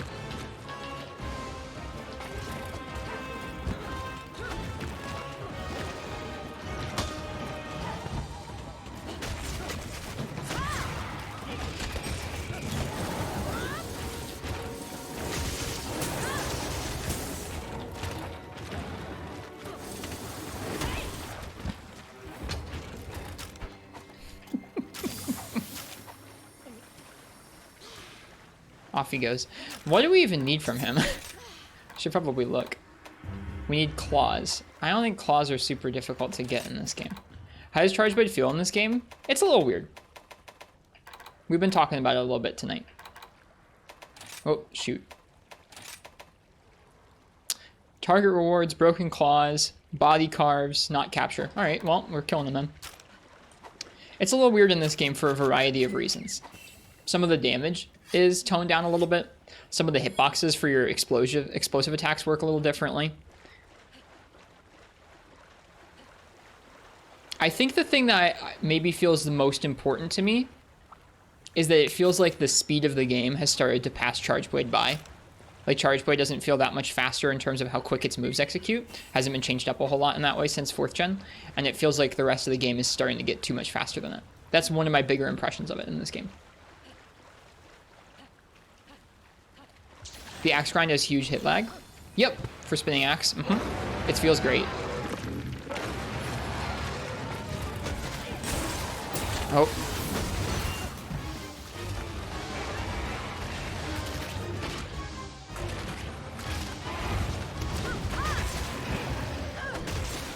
Shoot. Gosh darn it.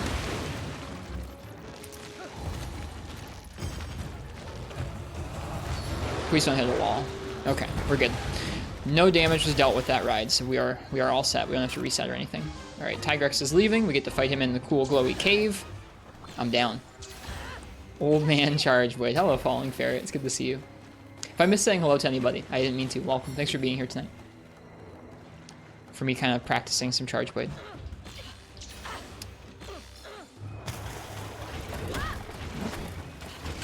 I guess I could have saved that and gone into axe mode. Oh well, whatever. God, this cave's cool looking.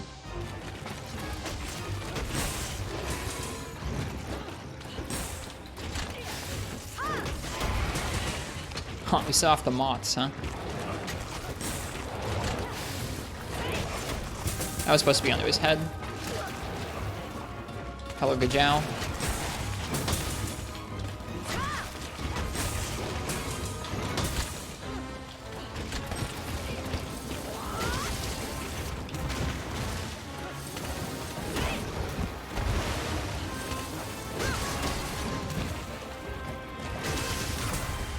There it is.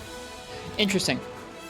I think that sword probably would feel a little, the charged sword mode would feel better than the charged axe mode on this guy, to be honest with you. Although it might not be as consistent damage, which is interesting. CPP charging files and being able to instantly go into combos really speeds it up. Yeah, it speeds up certain things. It makes it way more viable to stay in axe mode, spinning axe mode all the time, which I think is really the most like consistent feeling Charge Blade playstyle in this game, is using your silk binds, like this one where you can if you're already in axe mode and you use that silk binds, you can stay in axe mode, so it lets you move around really easily. Between that and the counter that charges your files, and then you can go right into axe mode again. It's a way of keeping that playstyle up really straightforwardly. So that helps, because that playstyle is very measured and consistent. Whereas AED and SAD feels very knowledge heavy and stagger heavy. Like you need to be not necessarily counting for staggers, but you need to make sure you're going to stagger with some of the moves.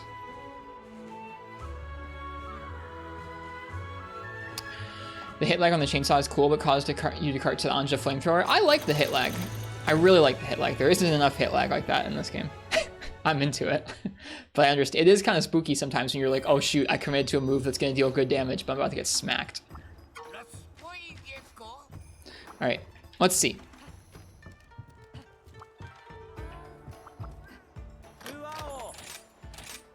Gimme it. Gimme it. The Tigrex divide. Sick.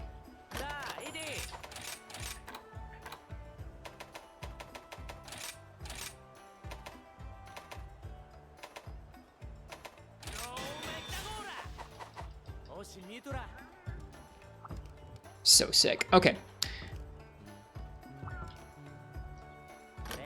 Make some armor now.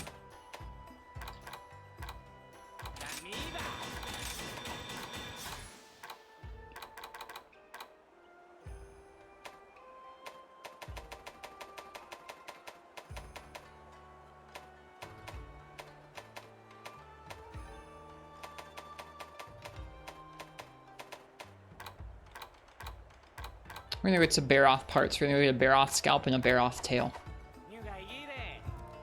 Didn't go for Brutal Strike. I did not.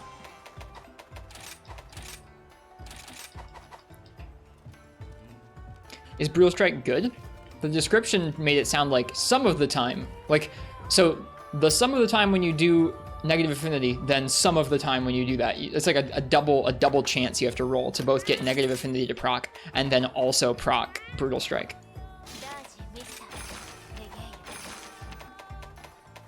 All right, Barroth scalp, Barroth tail. Let's get it.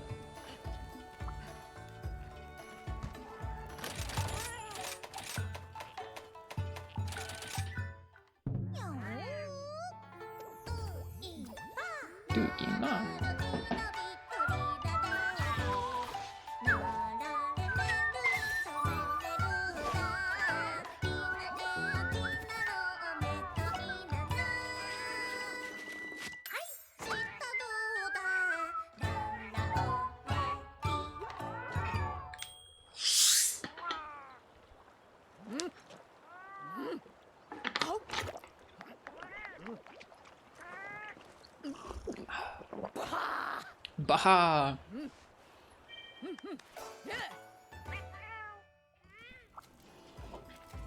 Okay, Barroth.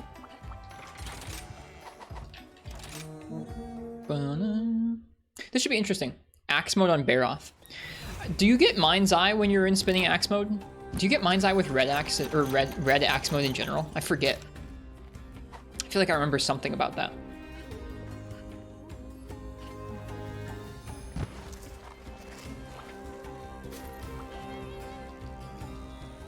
Think, not sure. Let's test it. You get Mind's Eye with sword with the charged sword. Any attack infused with files has Mind's Eye. Thank you, fish. So that means that your up and down axe mode attacks would not bounce, or sorry, would bounce, but your file attacks would not. Let's test it. Let's test it on his head. Hi, Barroth. We need your scalp, buddy. Thanks, fish. Thank you, thank you.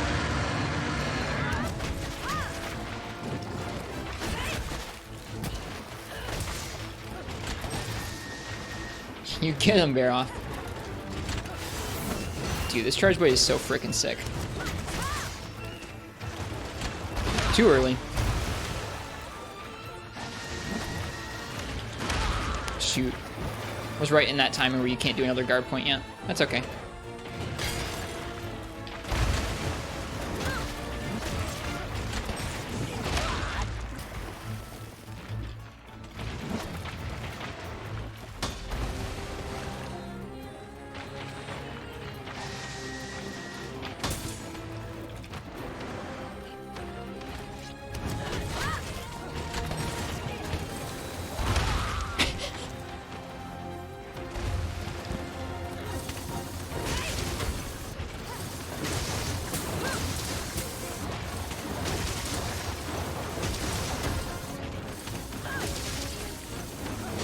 Okay, so we didn't bounce there.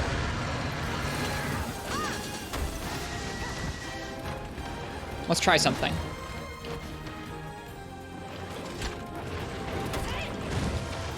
Will we bounce?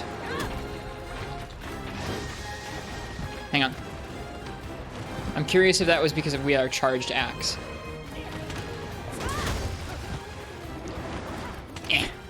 Okay, so that bounces. So charged axe makes it so you do not bounce at all.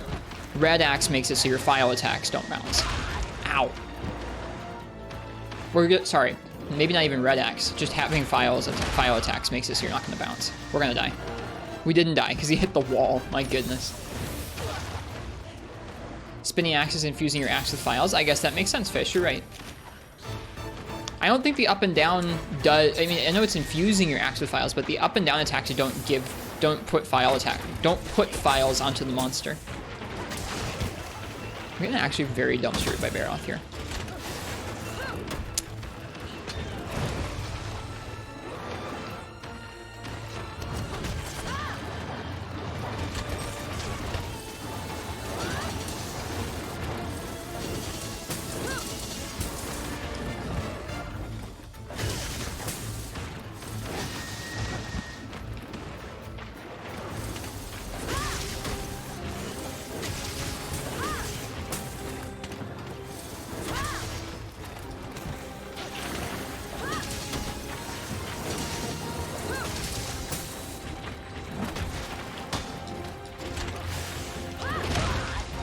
Didn't connect. Didn't have red axe either.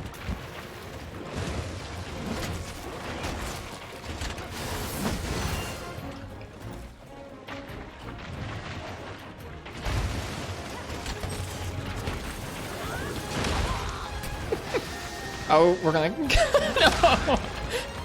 No! Barroth, please! No! Dude, Barroth is pretty good in this game.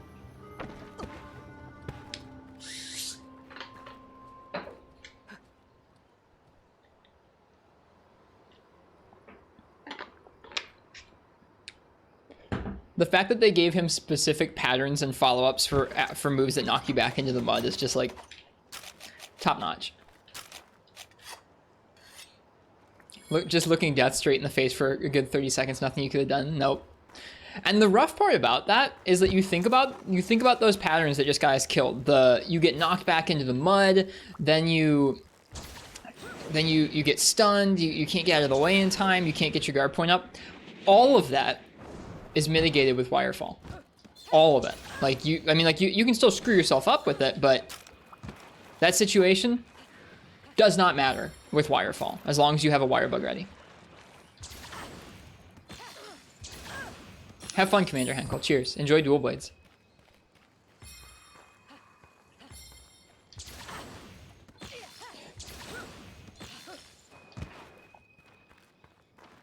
Dude, the handle of this charge blade is so cool looking.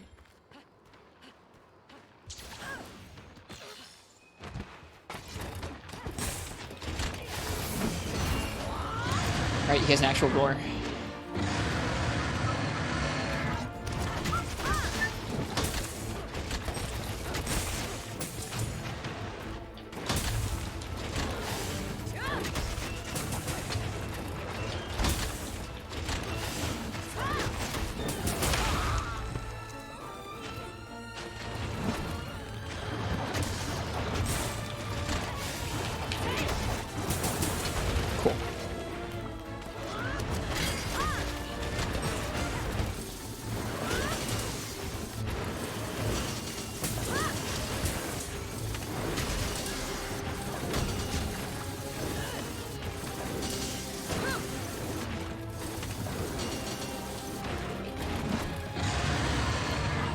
What is this weapon type? This is Charge Blade Super Coolant. Also, welcome Ika Meta and welcome Super Coolant, both of you. I appreciate you guys coming by.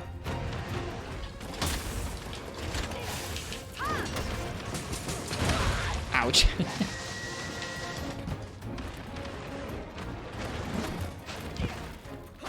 It was an accident, Lurk is telling me. I wish I could say I was doing it on purpose.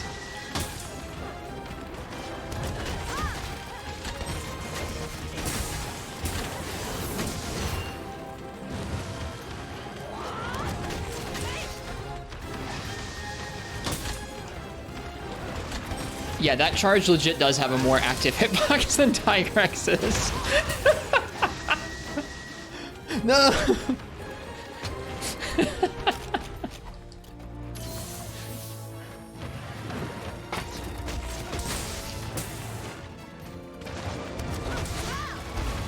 Very funny, that.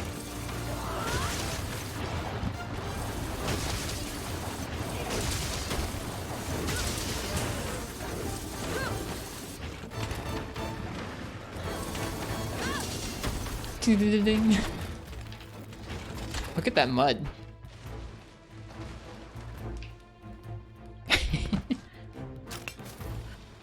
Okay, he's going over to the pool, which doesn't surprise me. He likes going that way.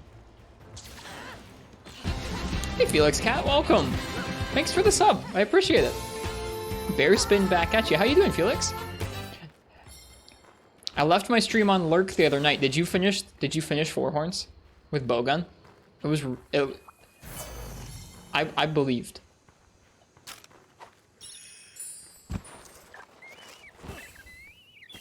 We ran it back with ammo combines. Nice. Did the ammo combines see it through?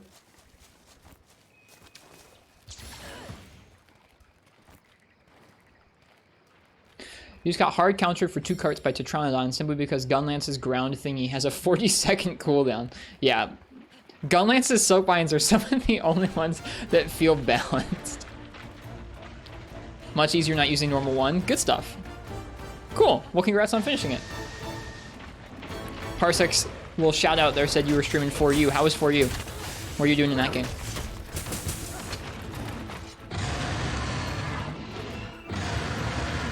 Felix is doing a 24-hour. They mentioned.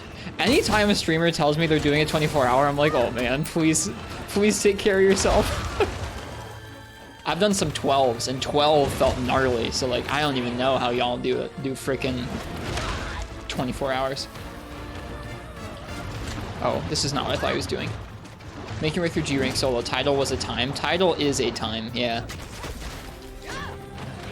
Nice job doing it G-Rank solo, though. G-Rank For You is gnarly.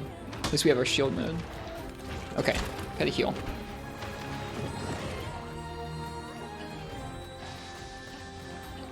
But yeah, folks, if you want to tune into some Monster Hunter stream literally all day on Saturday, like if you're thinking to yourself, man, my day off on Saturday, I sure wish there was a streamer who was streaming Monster Hunter literally my entire day.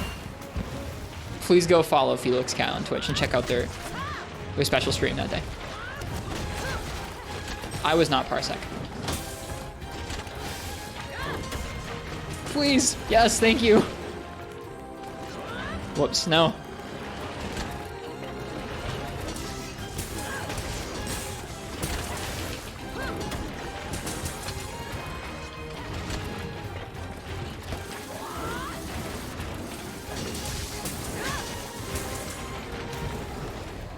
Crestbear regularly did 48-hour streams. I don't understand that. I mean, like, if you're in a spot where you can do that, like, your life doesn't have stuff that pulls you away, that's kind of cool.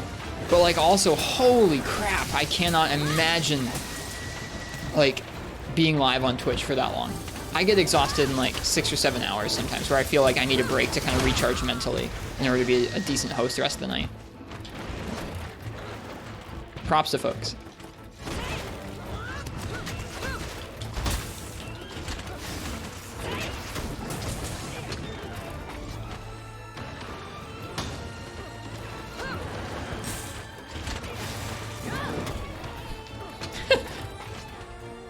We both missed.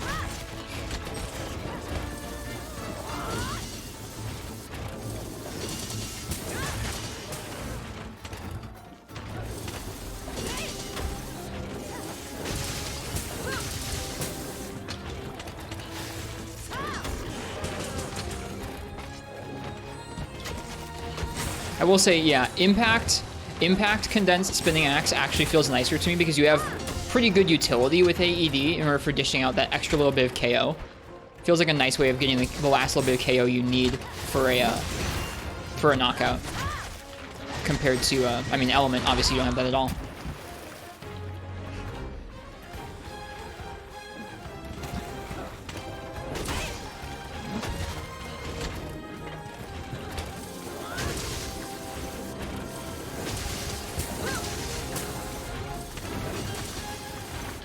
I've yet to try Elemental with the sword, Bio. I'd like to.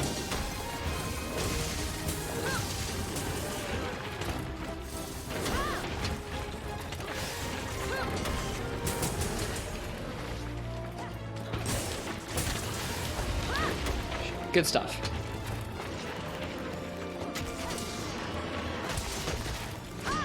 Okay, that was a vain attempt to get some files to charge to make this animation slightly quicker. Oh well.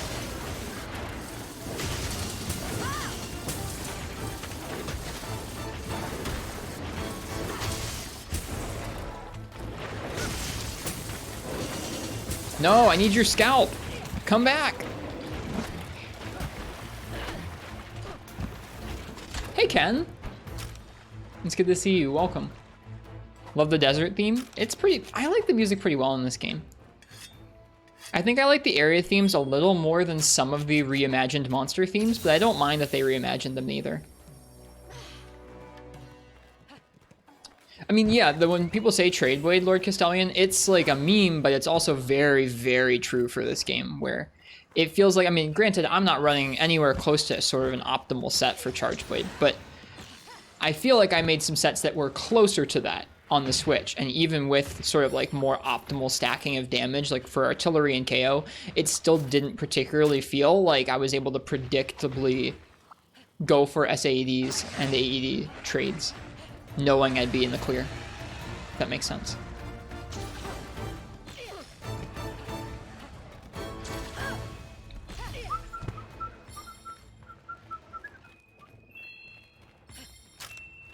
There's a Lucky Life over here? Oh, there is. Hello, Lucky Life. Boop. Where is Barroth going?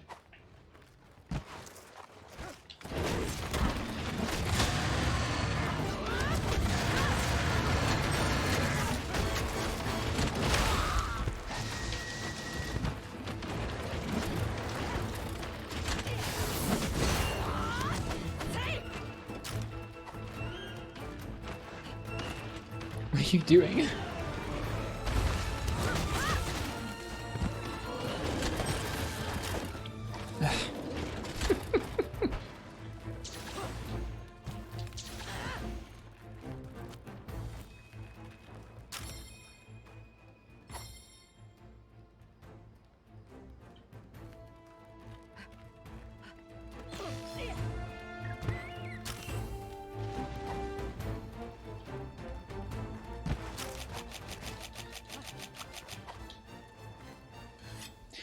Rister started to say Sonic Palico is so good in Rise. To each their own. Enjoy your Sonic Palico.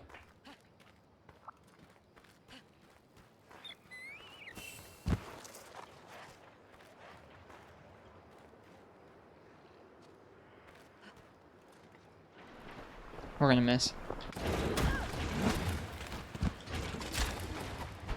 Hammer wouldn't have missed.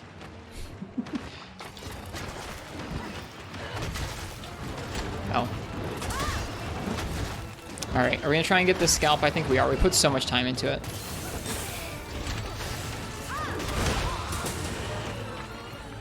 There's a way to get out of a stun in this game. If you mash quicker, it helps in this game. In Monster Hunter World, it does not decrease the timer. But in most Monster Hunter games, if you mash buttons on your controller while you're stunned, you'll get out a little quicker.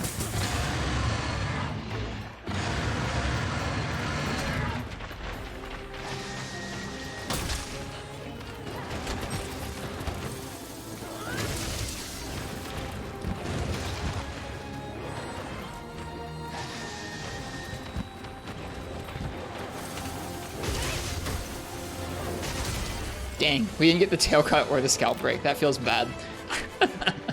Welcome, Flame Hero. Yeah, no problem. If you have any other questions, feel free and ask. I am not a master of this game, but I know a bit about most of the entries, at least a little bit. What Charge Blade is that? This is the Tigrex Charge Blade. It's an Impact Charge Blade. It looks sweet. Are there snakes and spiders? There are snakes in some entries of the game. There are some small monster snakes, not big monster snakes. This game does have both small and big monster spiders. There's another game that has big monster spider, but no small monster spiders. Can't break scalp with CB? No. Not with not with the files? I guess the files are probably true damage that deal KO, but they're not impact damage. Is that what you're saying, Fish? Yeah, okay. It needs to be blunt. Not the best game plan there, huh?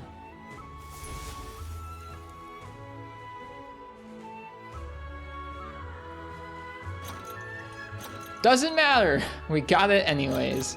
We should have gone for the tail, though. It's hard to break even with blunt.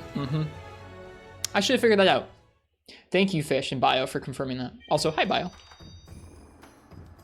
Barroth is a pain. I was just saying how much I like Barroth. What elements is Barroth weak to?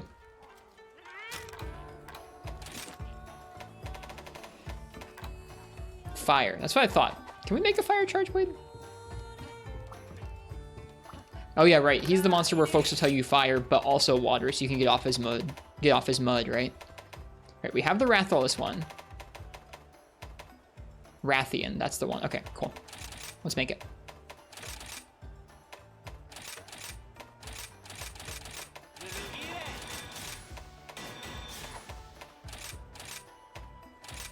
Oh, we have just enough. Jeez.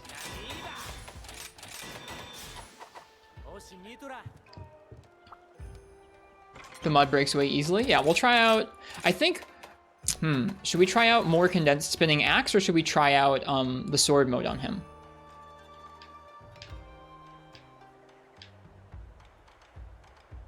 Or condensed sword, I imagine. I haven't tried elemental condensed sword, so let's go ahead and let's do that. Which means I'm going to switch out our Roggy helm for a rapid morph piece. Almudron.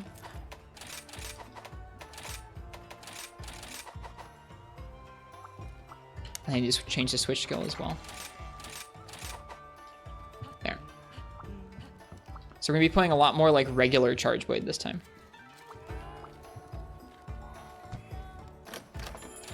There's another one, but not sure how far we are in the game. Raknakadaki, yeah, I think is that elemental or is it fire with impact? I forget. We're not that far in the game, Bio. We're in low rank still, but there are no spoilers for me in this game. I appreciate it anyways, though.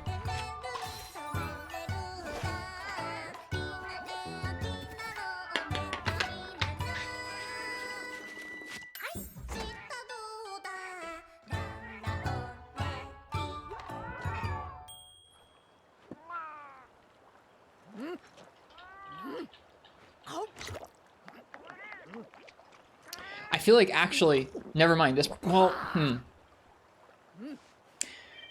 I want to try out condensed sword with element, but also I feel like the Rathalos Charge Blade, where we could go for some KOs, would probably be a better choice for an overall hunt here. We also just spent the whole time bonking Barroth's scalp, so like whatever, we'll just go with this instead. I do feel like, I don't know, I feel like elemental Charge Blades with impact files in this game might be a nice in-between for Charge Blade. That seems like a good way to do, or a good way to go. What part are you going for? We're going for the tail this time. Forget you, because you haven't been on the internet a whole lot, but does Sunbreak have a release date? No, no release date for Sunbreak yet. We don't even have a date for more news. I would guess we'll get news probably in the next month or so. Yeah, I saw there was a new Rampage event on Switch today. Hi Nox, what's up? We're playing more Big Sword and Shield.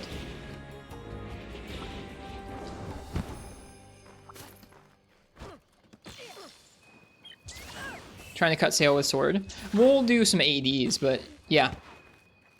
You're spreadsheeting your Final Fantasy XIV rotation. This does not surprise me.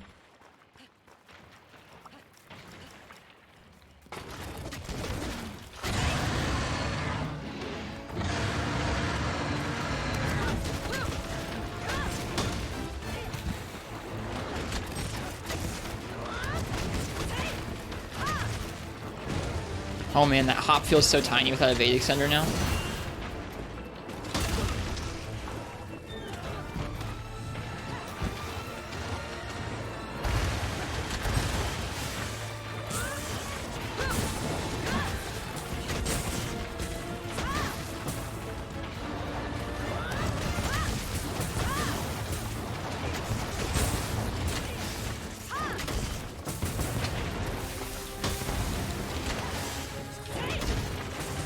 Gonna hurt.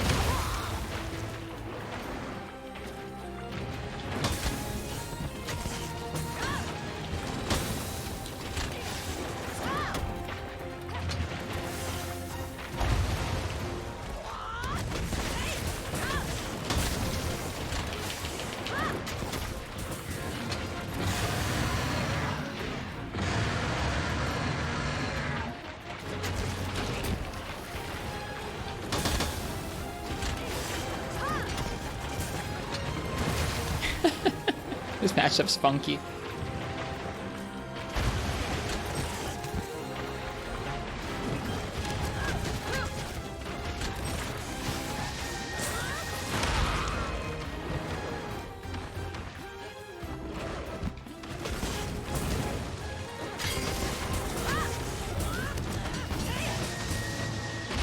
Oof. Optimizing your class for a specific fight can be cursed, more so you main tank, so you have to move the boss. You're in the 95th percentile? How do you know? Are there rankings for that game?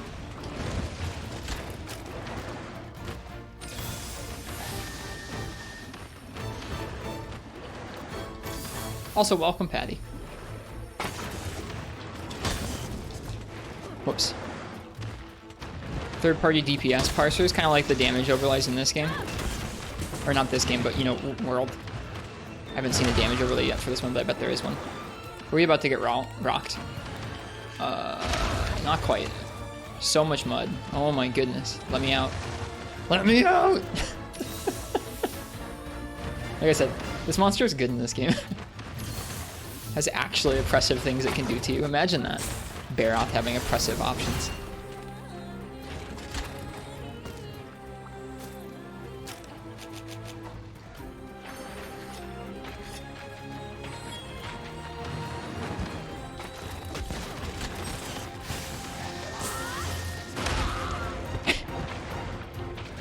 Going for that at bad times.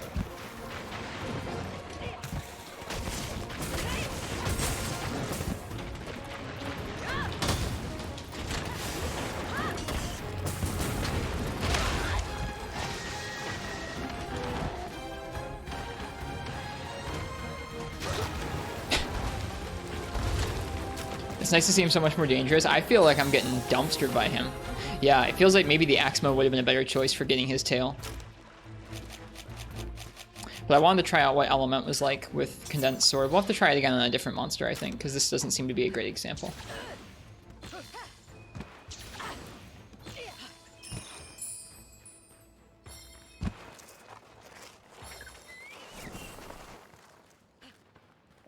Have you played with the Spinning Axe head? And if so, how'd you like it? We played it earlier tonight, Patty. We'll probably do some more tonight of it. It's very different when you can't use the silk binds to keep it up.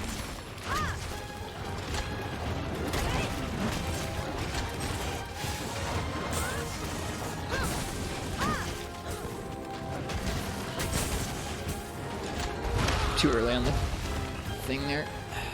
Guard point.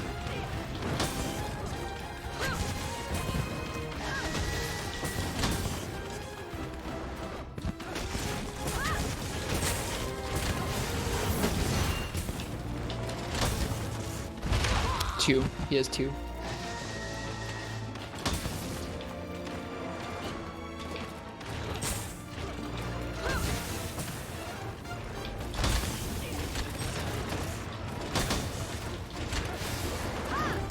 Whoops. Poor charge blade.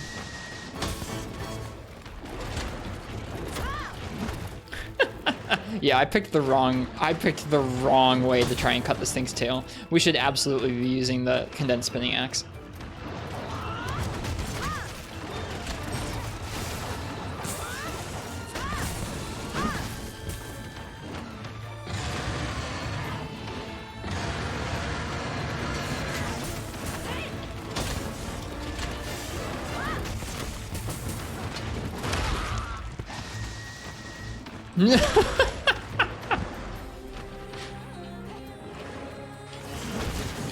Barroth, you menace!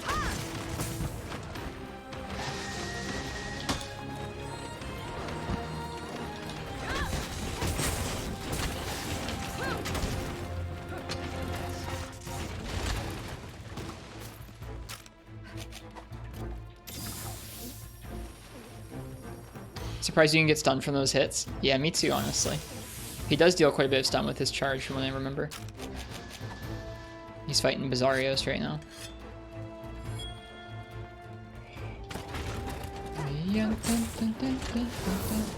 Whoops.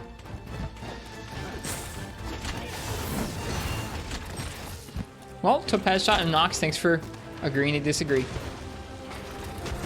It's a valuable skill.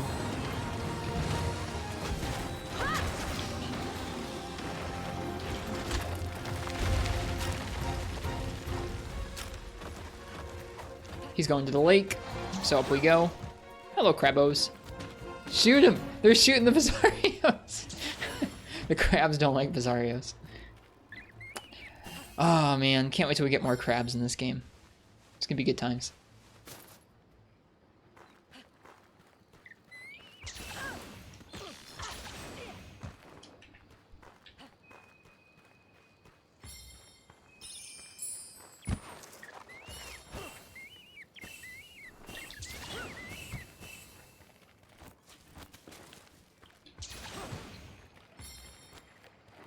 Does triggering the wall turrets with a Wirebug count against no Wirebugs?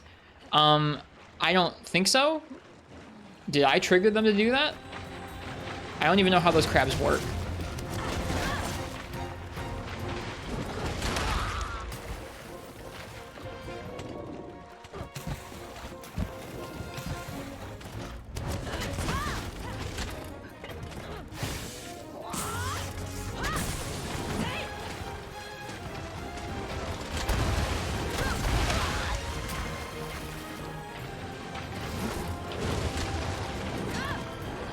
Yeah, I think so too, Vion.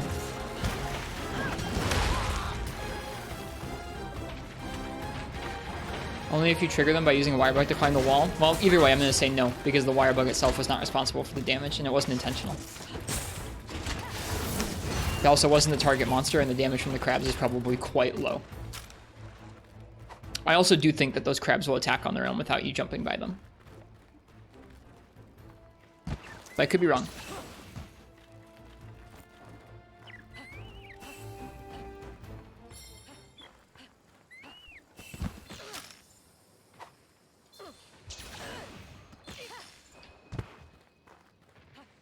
Do they even do damage? I don't know. Probably not much. You can also trigger them by throwing a kunai at them. They do like 5 damage a hit though. Yeah, I'm not counting small monsters triggered by my jumping by them as part of the Wirebug challenge.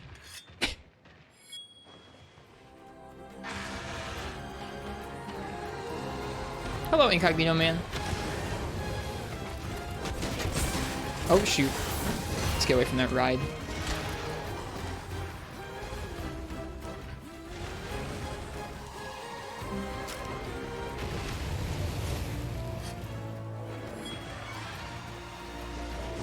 Poor Barroth. Poisoned, on fire. True Monster Hunter experience.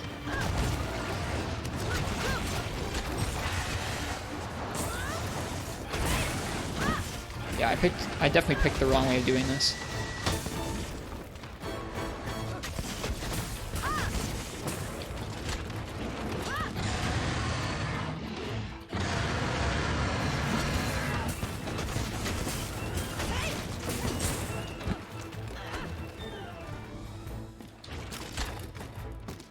Well, we learned a lesson.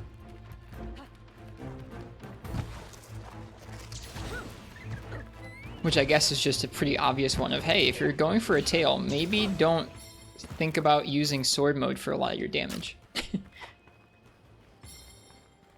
gonna have a bad time.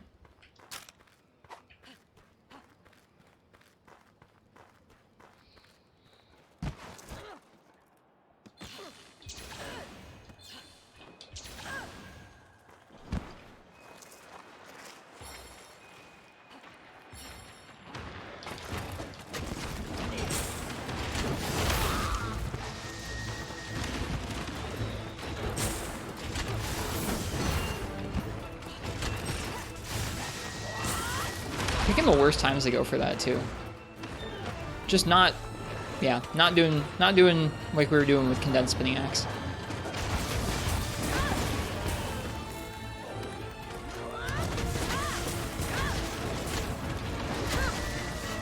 It's gonna hit us because his charge is more active than Tigrex's.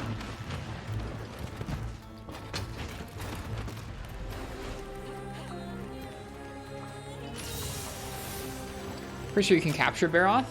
I need the tail though. Do you use Hunter Connect? I haven't set one up yet. I've been meaning to.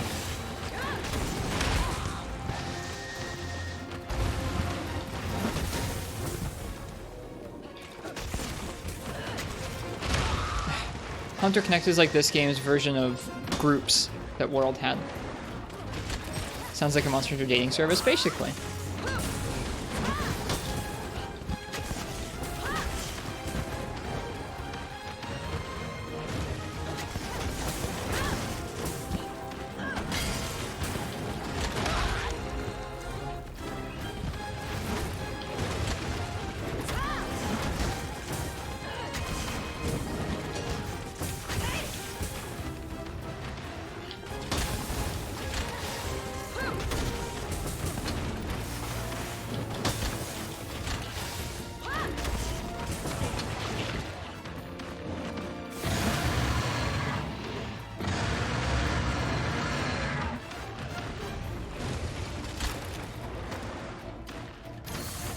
Isn't the Tail a capture reward? It might be.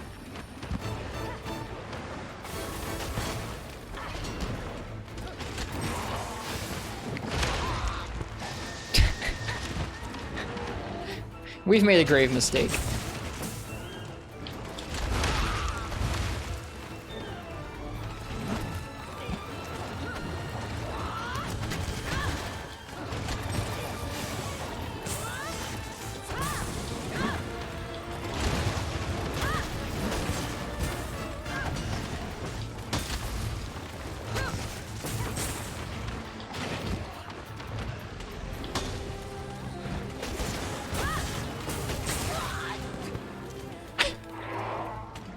I feel like we're dealing so little damage to Barroth.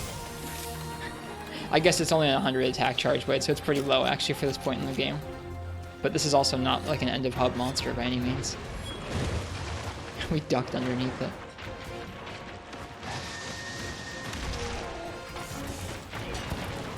Oh jeez. I thought I was gonna be stunned by hitting that wall. No! Do you not have speed sharpen on that set? We don't have the ability to have both guard and speed sharpen on the same set, Nox. We're in low rank.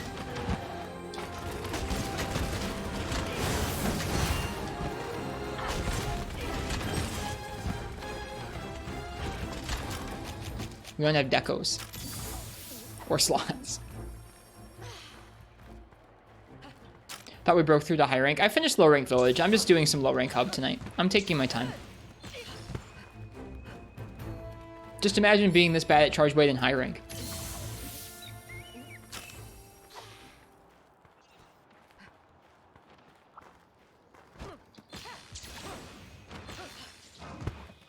We definitely picked the wrong setup for this hunt, Skiffy, yeah. We should have brought impact and we should have brought condensed spinning axe instead of sword mode. Because I specifically want his tail, and it's not going well.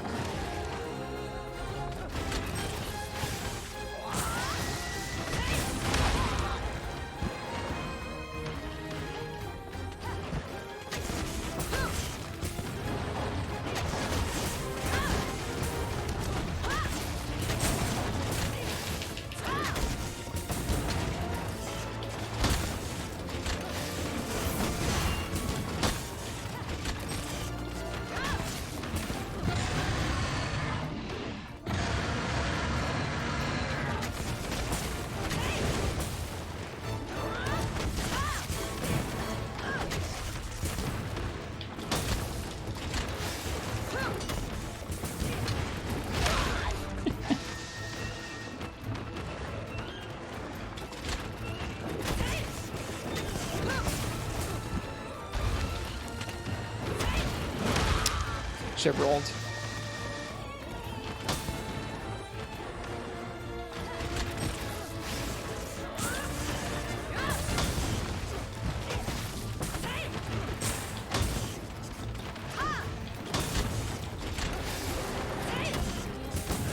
No. So much mud, Barroth. Screw you. You're just fishing for it, aren't you?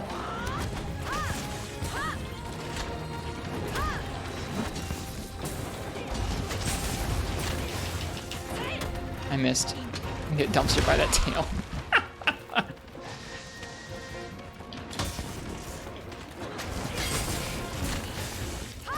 Nope. Yeah, I feel like I'm doing not much damage.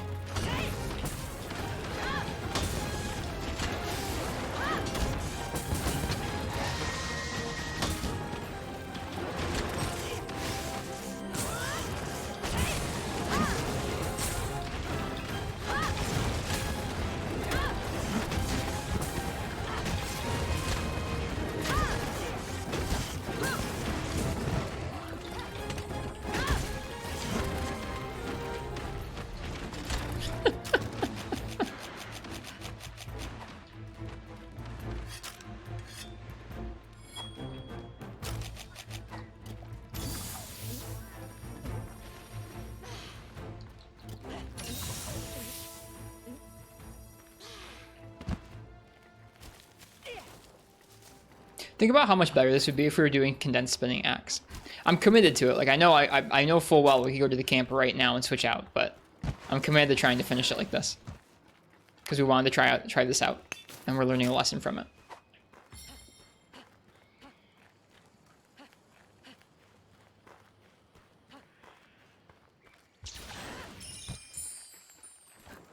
Looks like a prawn's tail. A little bit, yeah.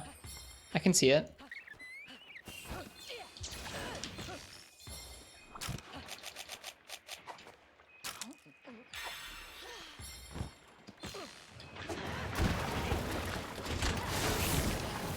Really?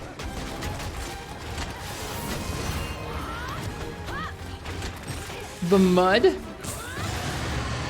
The mud roll knocked us out of our shield charge.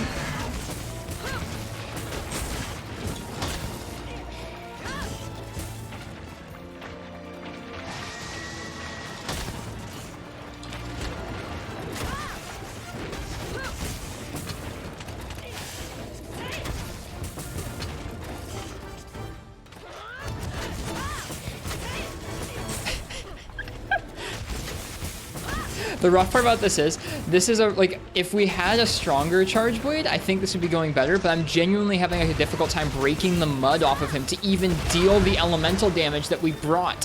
What a poor decision this was. What a very poor decision this was.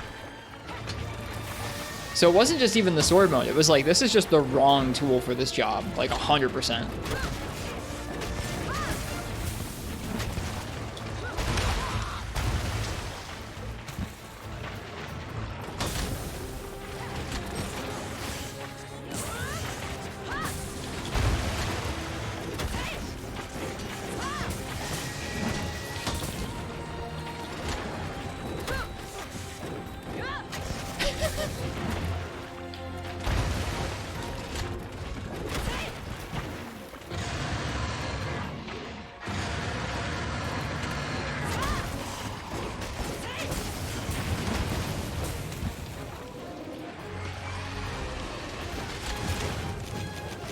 What a mess. I have bombs.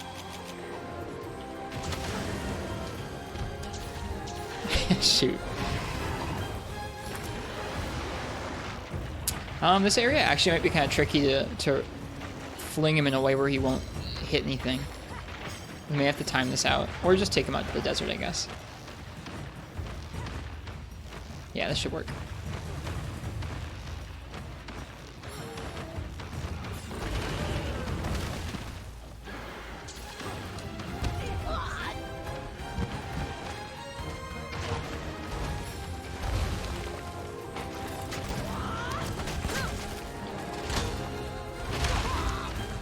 Could have backed off or just held guard.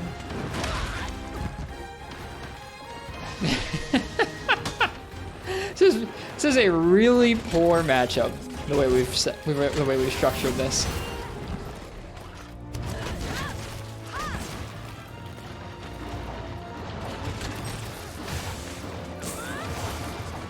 What are you saying, Precious Stones? Are you all right?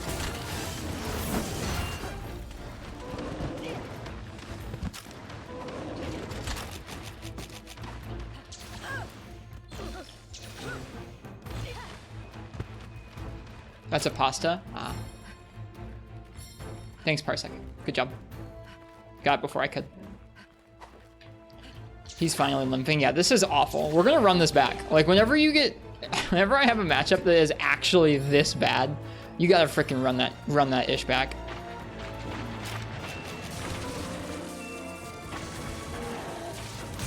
Awful. Awful Barroth hunt. My goodness. We're gonna make 2 changes and come back, and we'll probably do better. Or at least I hope we'll do better. Jeez. Like, you saw that, though, where it didn't matter if I was hitting SAEDs or charging my sword. All I was doing then was mainly dealing more fire damage, which wasn't applying to him because he had the freaking mud on him. No, when I say matchup skiffy, I'm talking about the gear that I brought. I'm aware that you can dumpster a Barroth using Charge Blade. We got 2 tails, but I don't care. I'm still running it back.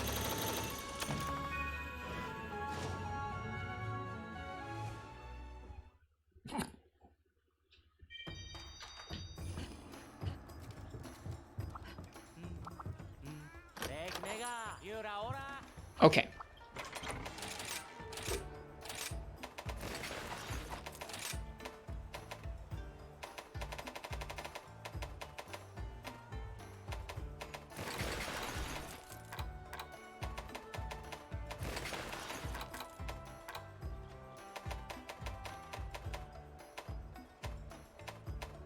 His arms don't get mud, they do.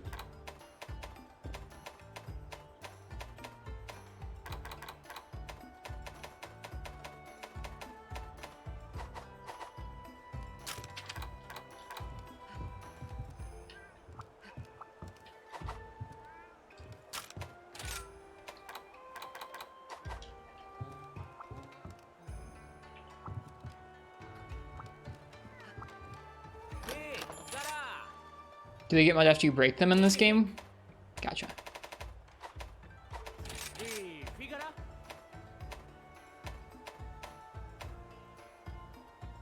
Bring elemental damage to Barroth always feels awful. Yeah, I can see that now.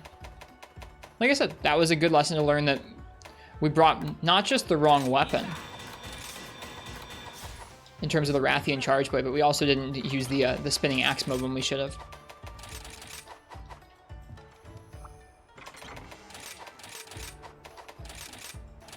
Well, I wasn't even going for the arms. All I was trying to do that entire quest was cut the tail. That's just how it went.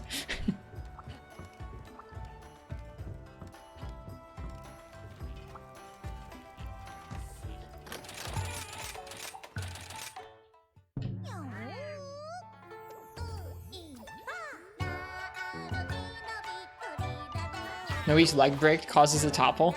That just felt awful, all of it. We're running it back, like I said. We don't need to. Like I don't need any more Barroth parts, but I'm still running it back.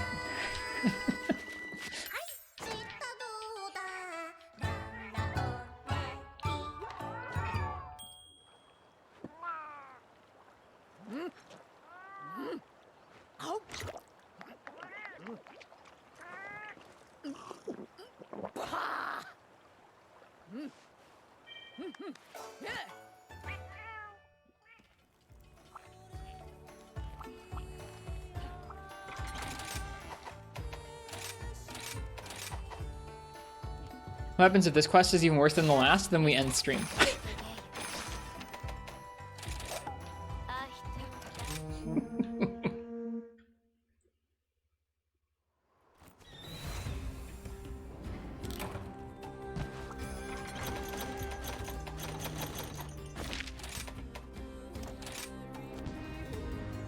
No, this one should go okay. What's up, Ken?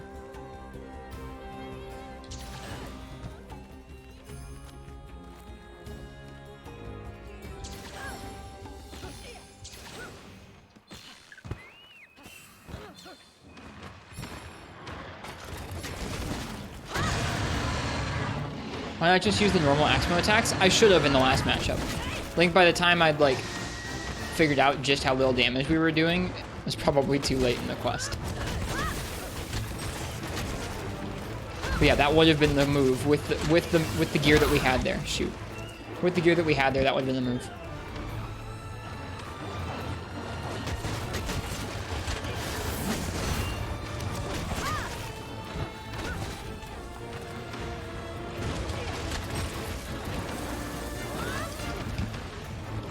Oh right, we forgot our V extender.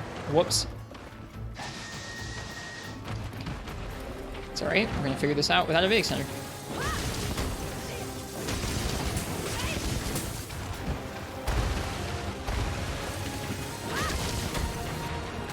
Whoops. That was supposed to be a forwards roll.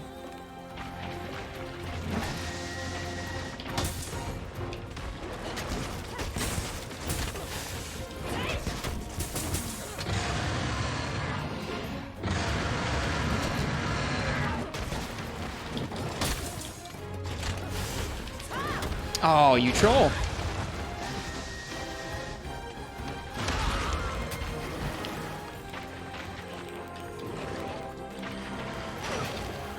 Goodness, Barroth. Goodness, Barroth.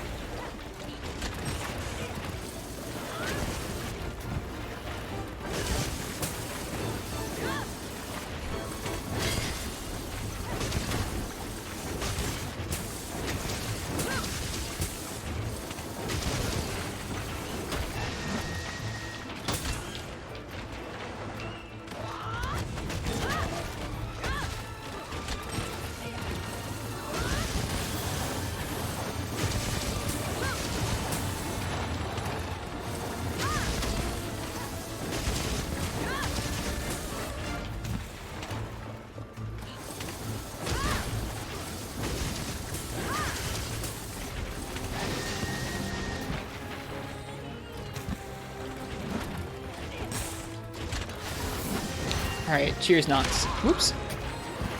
Almost dropped your phone. I've been that sleepy. Rest well, man. Hope you're trying not to die to low-rank Barroth. Tail's getting the business this run? Yep. Here's hoping. Too much hit stun from that.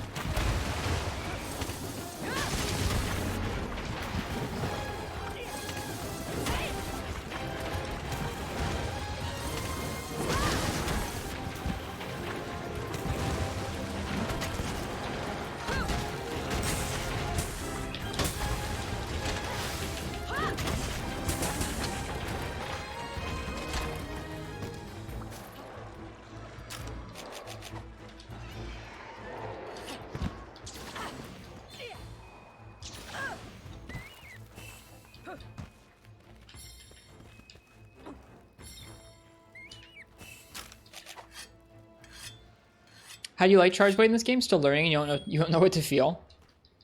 We've talked about it a little bit tonight. Charge Blade feels a little bit out of place in this game, I think. There's still ways to make it work just fine. The game feels a little too fast for it. It feels like some of the ways that you're incentivized to deal big damage, like SAED and AED, don't deal as much damage as consistently as they should for the amount of commitment they take.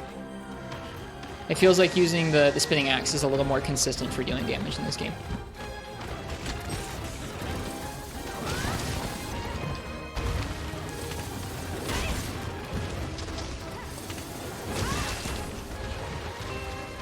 Alright, there it is. Much better.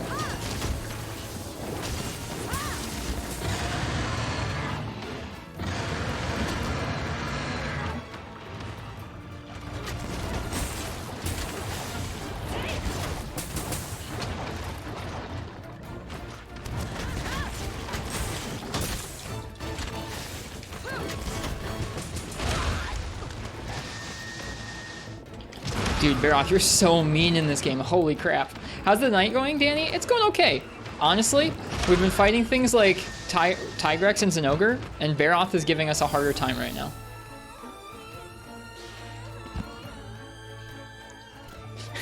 So it's an interesting night. Jaggy, please go away. Please go away. Please go away. I just want to carve the tail. I worked so hard. Go away.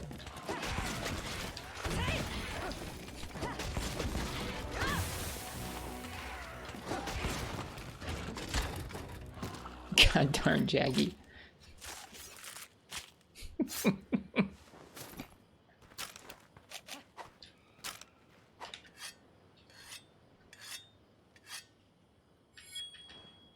Local man goes crazy over Barroth's tail. It's a sad story.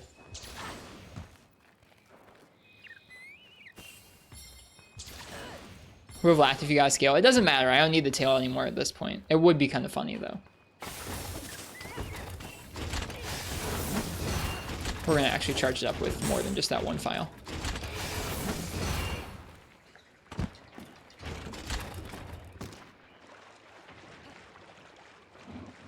Boop. Okay. Let's go.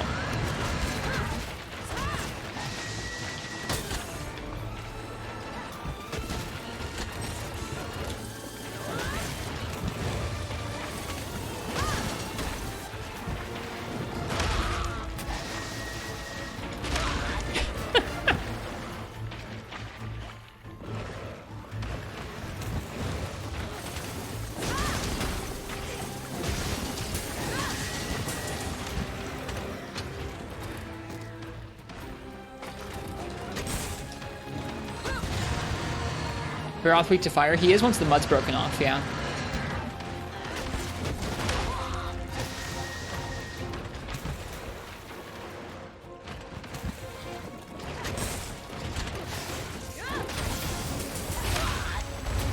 Making poor decisions.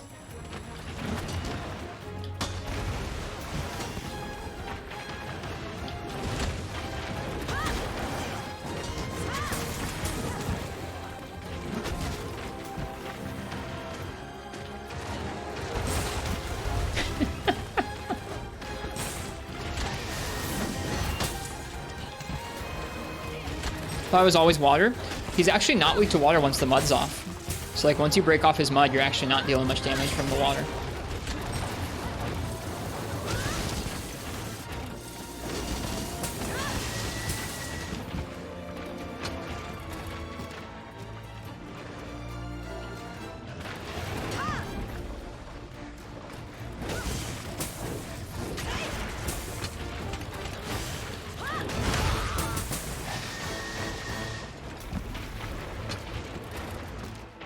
He's always a little weak to ice, though.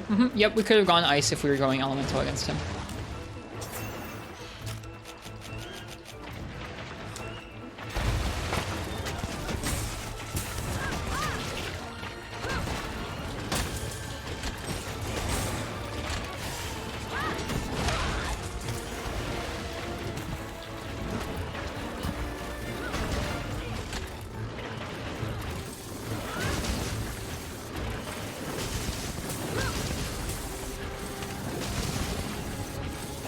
Is Elemental Charge Blade viable? Yeah, in some ways it's better than Impact Charge Blade in this game. Impact Charge Blade's been straight nerfed from World Iceborne and 4U.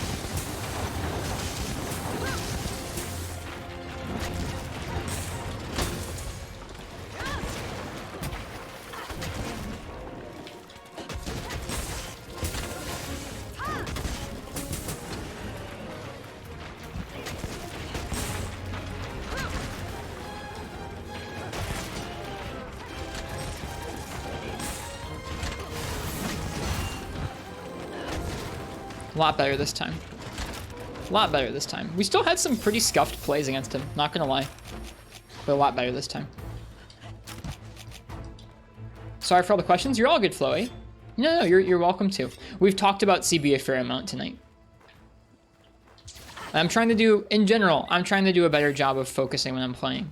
I feel like a lot of the time I'm trying to multitask enough that I autopilot a good chunk of the fights, and I'm not really learning, and I'm not really, I don't know, playing not only just like, I'm not playing as well as I want to, but like when I'm playing these games, I am looking to try and get better in practice and notice things, and it's harder when I'm multitasking, so I'm going to try and focus a bit more, I think, nowadays. Get back here, you dumb Barroth.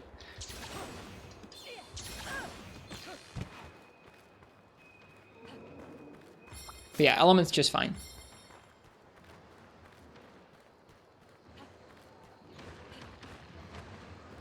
If you go to the lake, I swear. Frickin'. Nah. Well, thanks, Flo. It's much appreciated. Getting to talk about Monster Hunter is a joy. Frickin' Barroth train always going to the lake.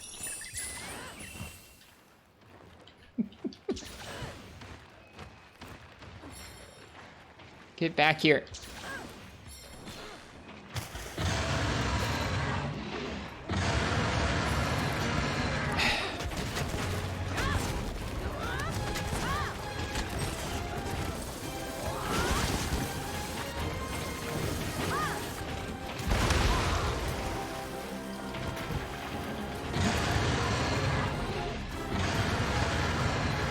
How is it 1 a.m.? Yeah, it is already, isn't it?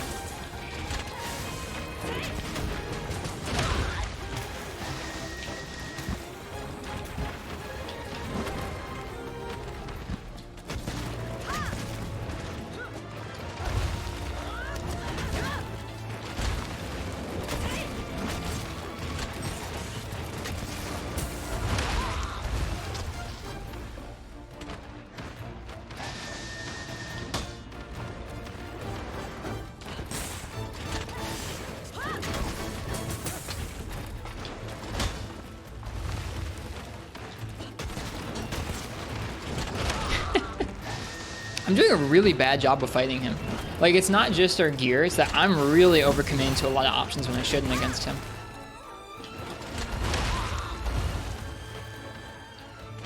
Which is kind of funny, seeing as like before this we were legitimately hunting Zinogre and Tigrex and having an easier time with both of them.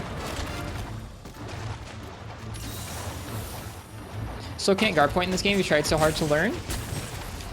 Well, you gotta press R2 and triangle together right before an attack hits you. And you have to have red shield.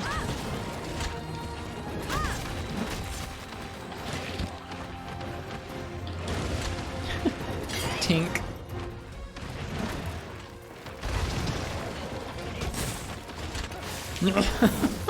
Where are you going? Yeah, counter peak performance means you really don't need a guard point in this game. Like, almost ever.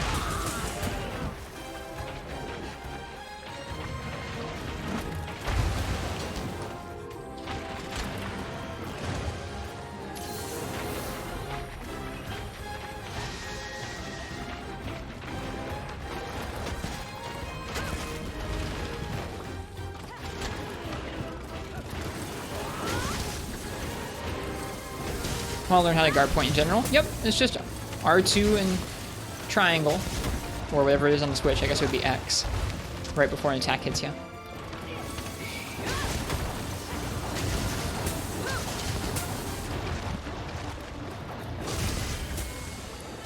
Not much better, to be honest with you. I think I'm just doing a pretty poor job of choosing the right options with Charge Blade around Barroth in general. We're going to move on for now, because we've fought 3 or 4 Barroth in a row now, but kind of a fun, that's kind of a funnily more like difficult matchup for Charge Blade, I feel like. And yeah, the timing when an attack normally hits your shield is the same timing you want to press R2 and triangle right before. What Parsec said there is true. Guarding weapons in general will give you an edge in learning both iframes and guard points, because the exact timing when something hits your shield is when you want to roll through something.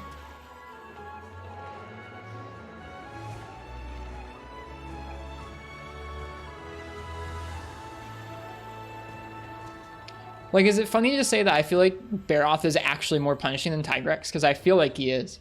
Maybe just a certain way we're playing, or the certain bad way we're playing, but he certainly punished us a lot more than Tigrex did. Felt like he had more actual follow-ups with his mud and some of his attacks that he knocks you back. It's kind of hilarious. His charge is also way more active. Like, you saw us get sucked into that charge there. That just, like, doesn't happen with Tigrex's charge.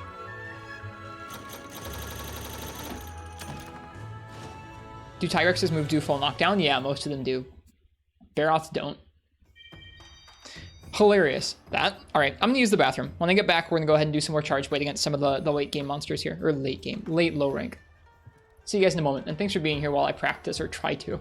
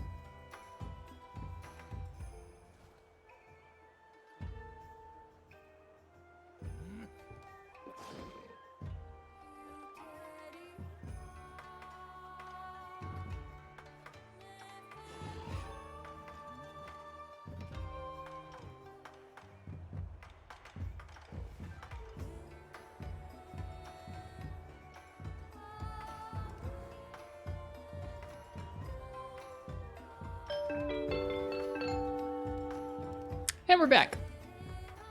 Alright, what are we going to try next? I'm going to keep with Charge Blade, even though we're kind of struggle busting a little bit. Let's try Diablos with Charge Blade.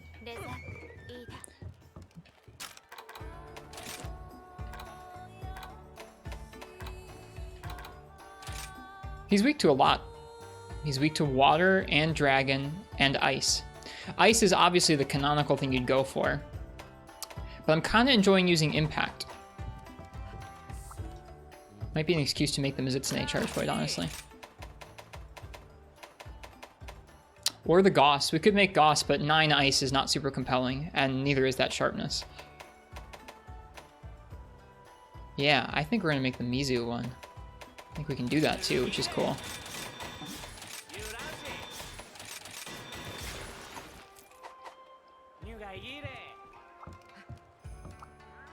I don't think we can upgrade our dragon one any further, but let's see.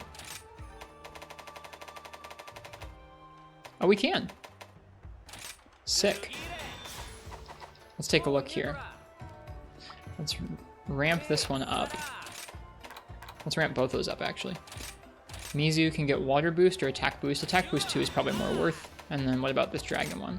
It can do attack boost 2 or dragon boost 2. I think that's a pretty good sizable amount of dragon. We're gonna go ahead and use that. Okay, and let's see. Should we use the dragon charge blade or the ice charge blade? I didn't actually look at which one was stronger against Diablos.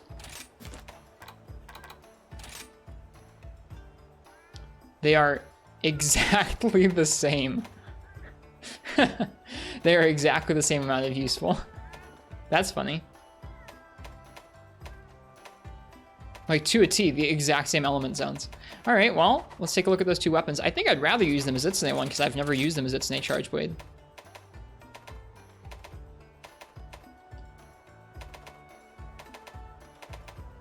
It's worse off than this in every way. Oh well.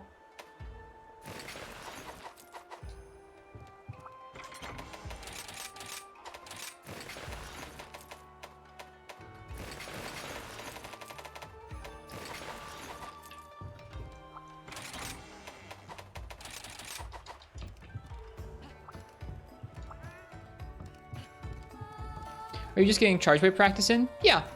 I wanted to focus on practicing Charge Blade and trying out a couple of different variations on its switch skills. Trying out, like, what does Elemental Charged Sword feel like? What does Elemental Charged Axe feel like? What does Impact Charge Axe feel like?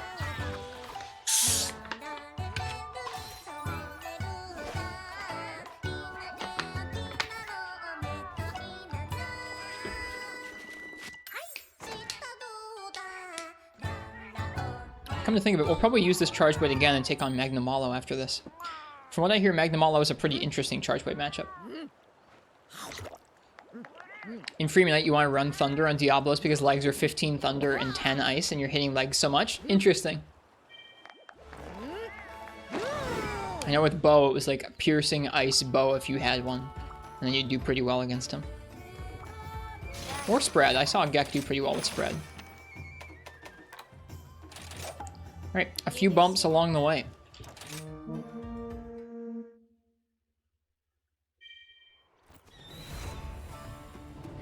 The set we're rocking right now is Guard 1, Evade Extender 1, Bludgeoner 3, Attack Boost 2. So we're bringing pretty decent damage.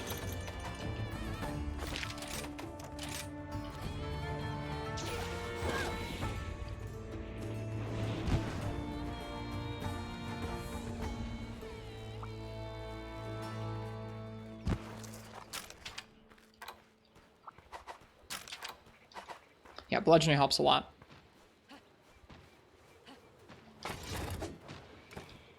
Wow, look at that sword. So pretty. Hi, Diablos.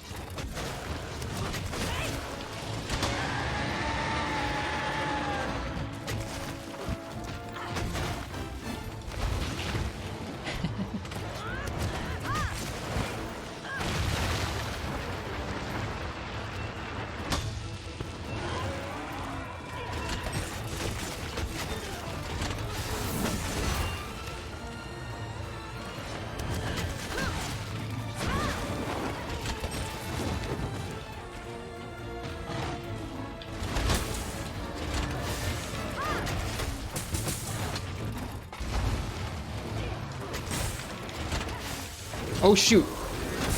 That was supposed to be an SA or an AED.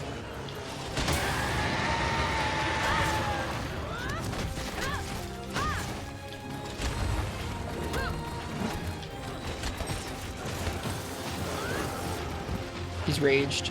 Good stuff.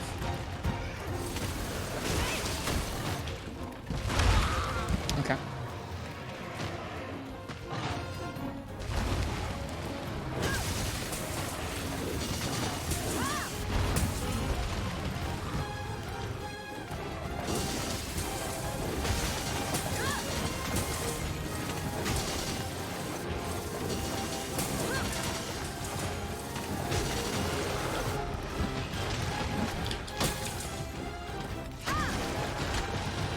Whoops.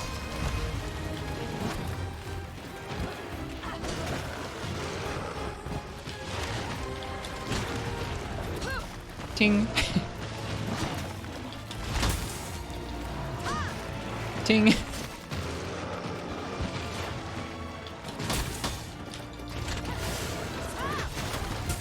It's gonna hurt. Yeah, should heal. Man, I miss him charging. Oh, he does his swipe. Love those dings. They're kind of funny little dings, aren't they? No, oh, jeez! Way too early there.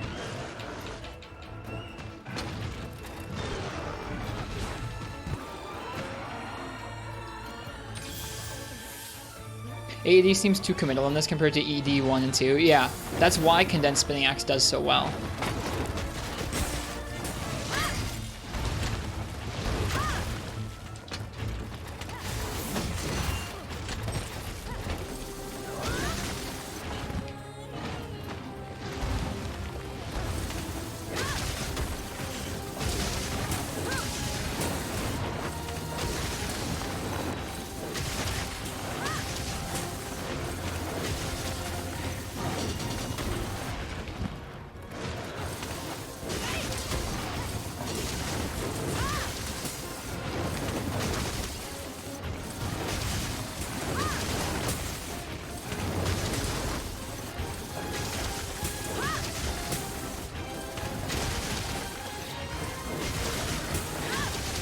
And then there's Barroth that was actually wrecking us. Like, compare that interaction to, like, anything Barroth. That's really funny. I'm gonna be laughing at myself and laughing at Barroth and laughing at some of the other monsters in this game for a good little bit, because it's just funny that that's how it ended up, where we had so much more trouble with that guy than these other ones.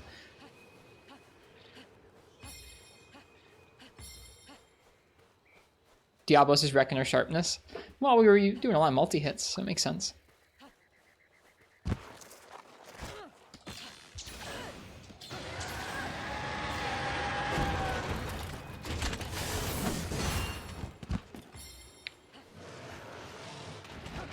Yeah, like, that's what I'm talking about, Hot Pocket, where it feels like Charge Blade really needed to have some of its, like, general moves like that rethought, and they just didn't.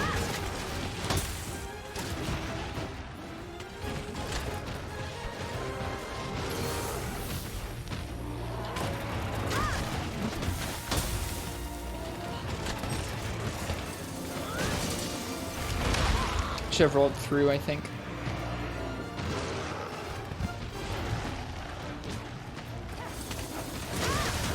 What's with his eyes? This is just how he looks.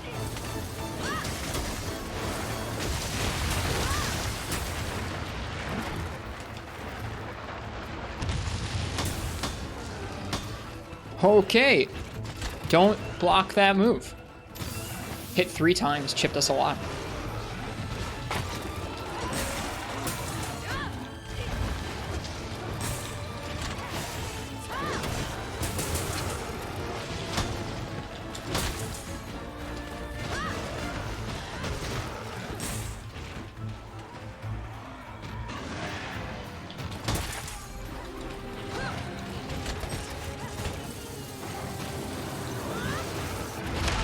Ouch. Bad idea.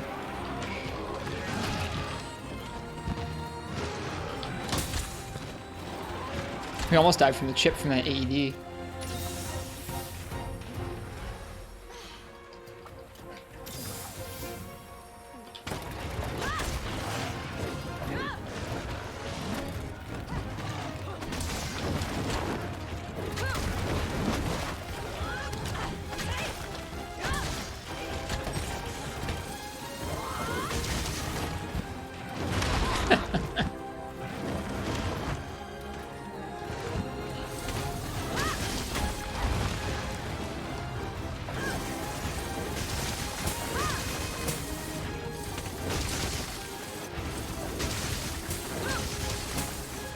Sure is exhausted pretty often, isn't it?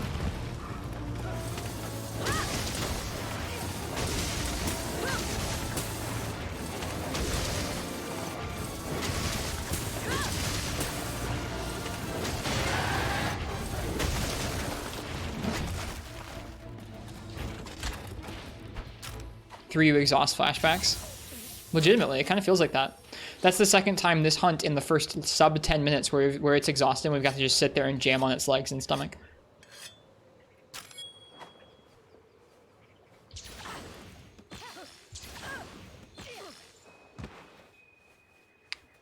I really like the texture on that shield. The way the blade looks actually layered. Really cool. Like a purple and pink Damascus steel. Hello, Kage.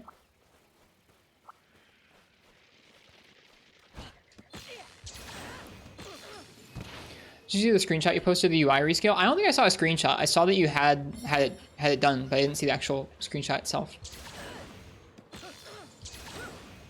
That's interesting, precious stones.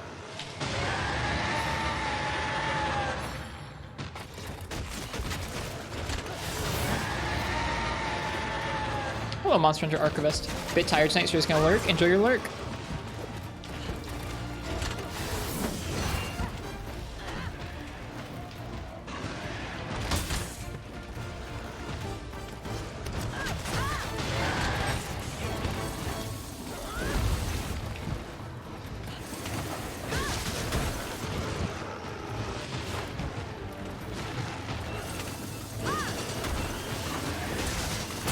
Whoops. Bad idea. Hello, Venvern. Hi, Monsterino.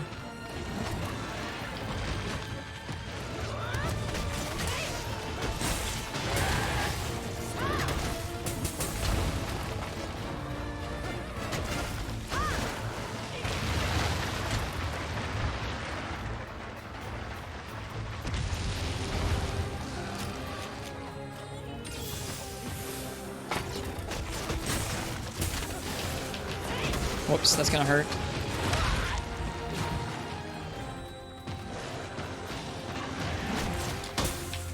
Whew.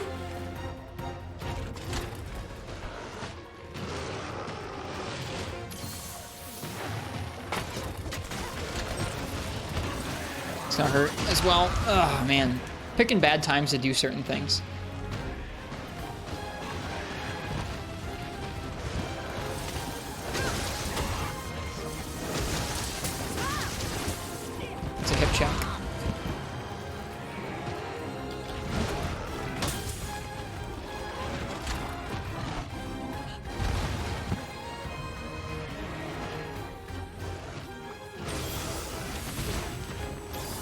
Seems like a fun challenge. What weapons are you planning on using?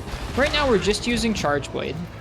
Because I feel like I'm just trying to practice it and get better at it. I need a lot of practice.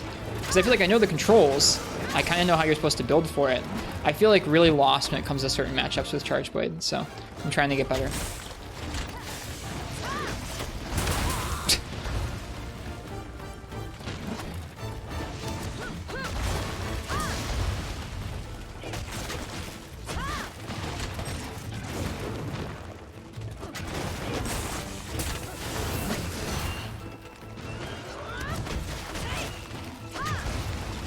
Whoops.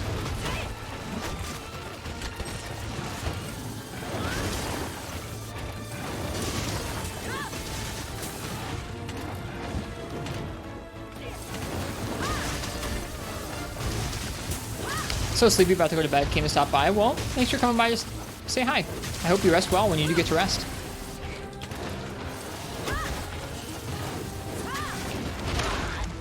Should have rolled in probably there. Are you gonna do the no wirebug thing forever on this save file? Yeah, forever. We already played a lot with the wirebugs and soak vines on the Switch, and I think it's interesting to not have them.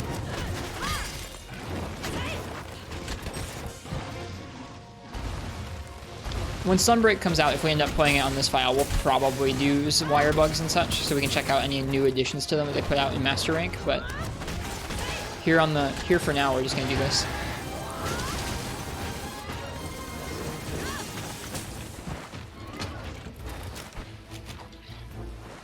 Felt like I was doing an okay job of paying attention to Diablos' moveset and like responding at the beginning of the fight, and as the fight wore on, I feel like I made more bad decisions. Committing to bigger attacks when I shouldn't have, charging up into the condensed axe mode when I shouldn't have, stuff like that. Is this hub? Yeah, this is low rank hub Diablos.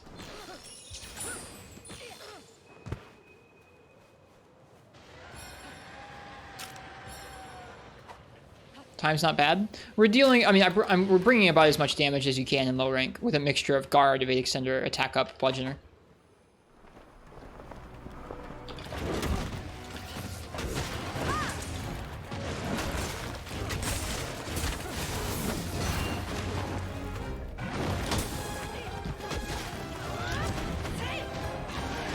Too early. But yeah, the bludgeoner is where the damage is coming from.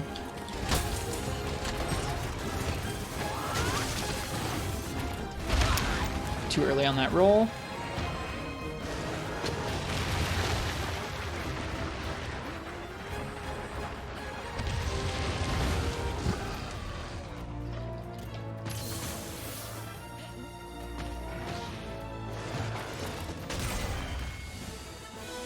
Just one hit away.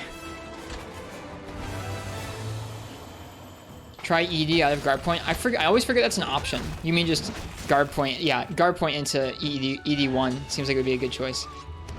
I forget about that. Thanks, Hot Pocket. I'll try that next time.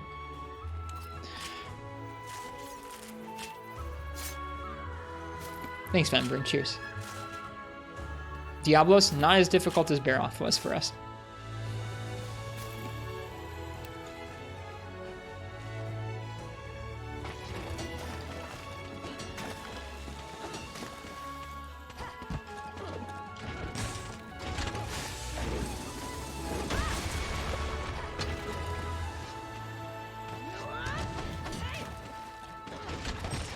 Good night, Venbrin.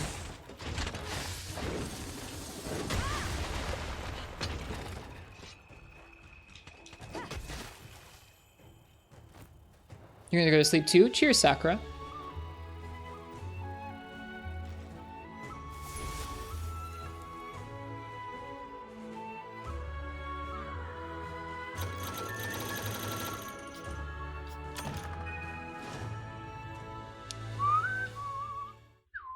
Magnamalo next.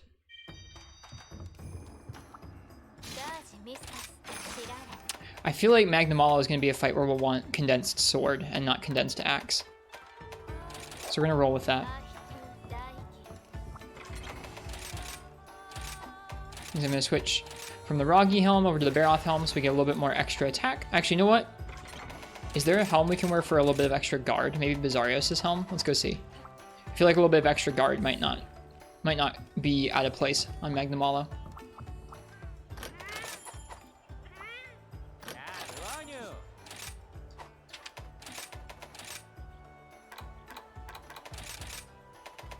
Diablos, perfect. Guard and stamina surge, sounds great. Guard and offensive guard on the legs versus Barroth. Oh, cool, we can upgrade, yeah, we can, yeah. Cool. Bludgeoner 3, attack boost 2, guard 2, offensive guard 1, stamina surge 1. Yeah.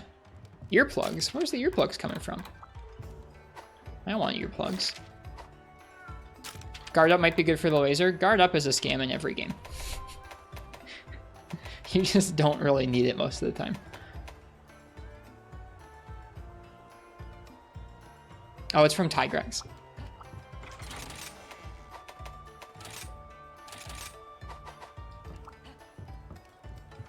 Guard up is really good against Gravios.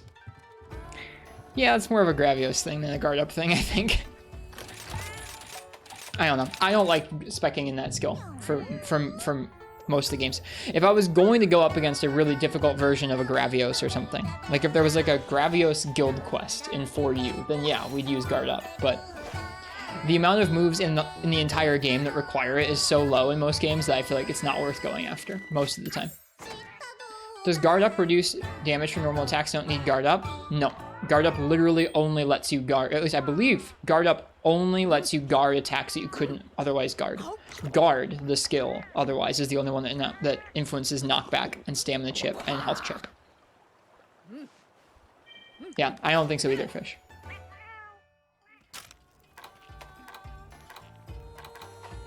And Rise, guard up reduces some chip damage now?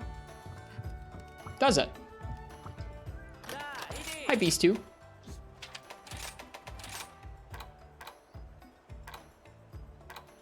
I don't think we can even look at guard up here. When doing Black Grab with Lance and Free Knight and a Evade Extender, which you would normally use, is probably worse than guard up. Again, probably more of a Gravios thing than a guard up thing, I think, but yeah. The levels are different now. It's a 3 level skill. Great.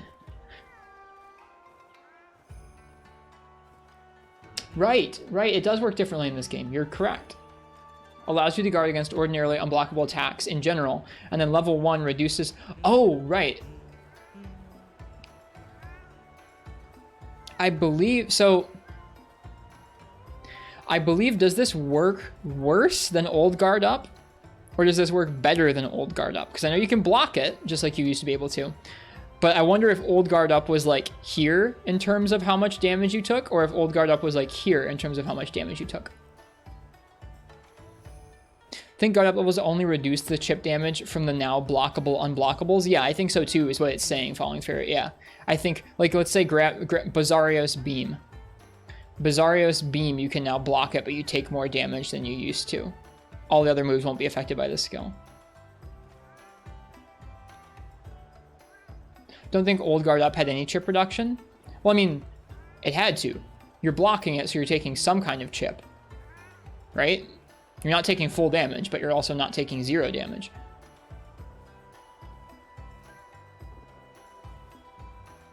I think this would be like, if we're saying that old guard up just lets you block it and then it fell back to your guard level to how much chip damage you took from it. Yeah, that's kind of how I feel it used to work. Then I think this is worse because it takes 3 skill points and you still don't have as much. You probably still don't have as little chip as you would if you'd had maxed out guard on the old guard up. I don't know. Be the regular equation for guarding? Yeah, I think that's how it would work. I think that's how it would work, Beastu. Yeah, Beastu and Parsec. I think you guys are correct.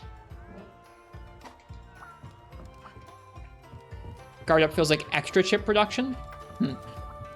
Okay.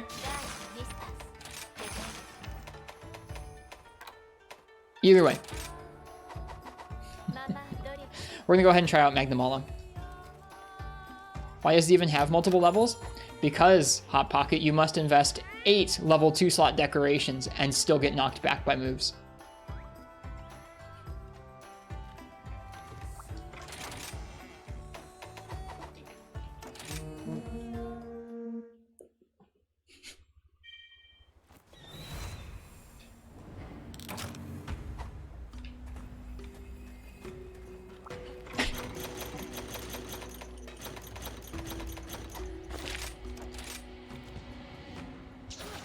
And Bow Charge Plus.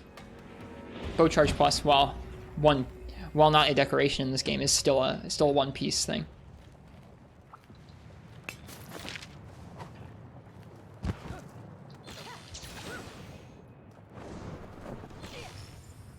Isn't it weird that, like, I mean, in one way they incentivize the guard skills for Lance and Gun Lance because they make guarding so good in 5th gen, and specifically on Lance.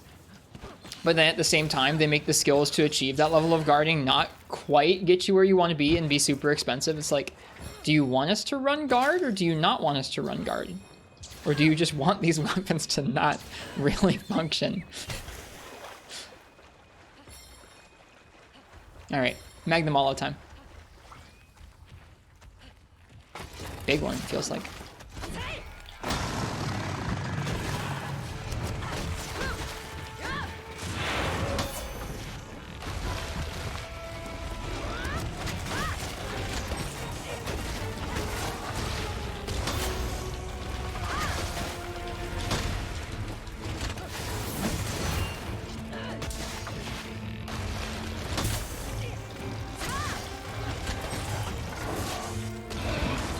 Too early on that roll.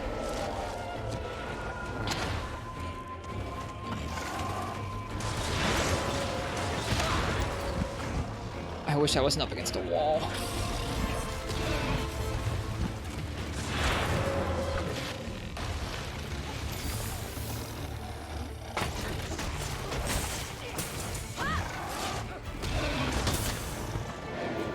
Okay, so that move was too much knockback for us. We want to avoid it if we can.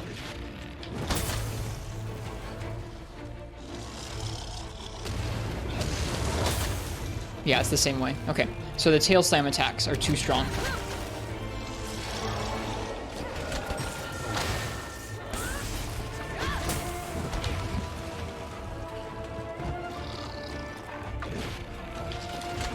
Nope, too early. Free me night camera there for a bit. It kind of felt like it.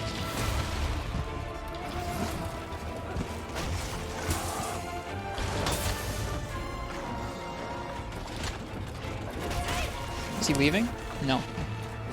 Hip check. Ow.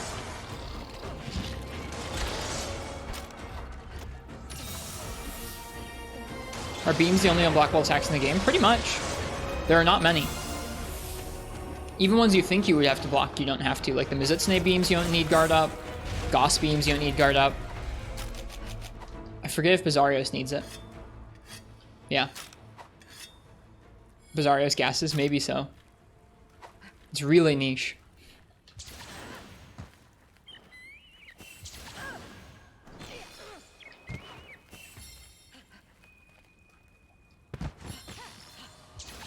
I guess I would equate it to like using Evade Extender on weapons that really don't need Evade Extender. It can be comfy to do so if you're like, if you feel like you want it for a certain matchup, but it's just not necessary. Like there are ways you can learn to work with that just fine on most hunts.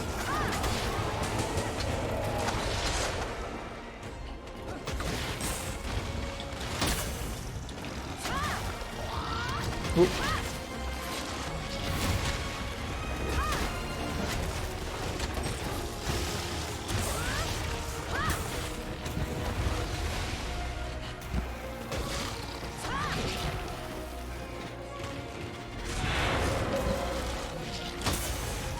Okay, so that tail slam we can block.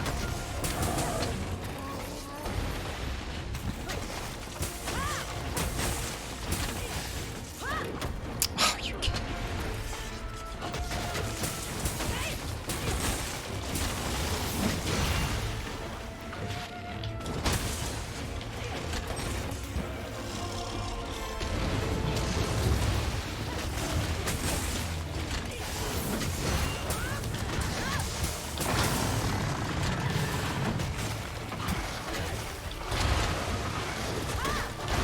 Damn it.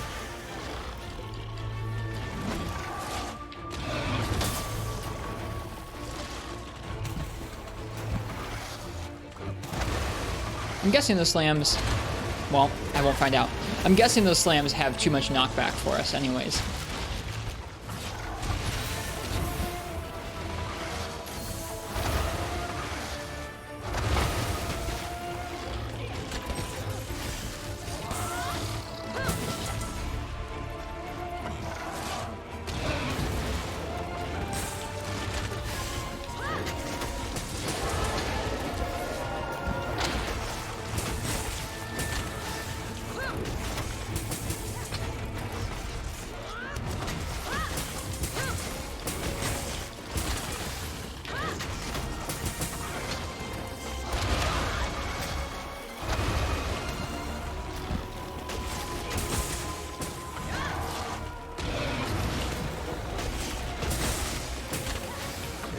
Nope, gonna get wrecked.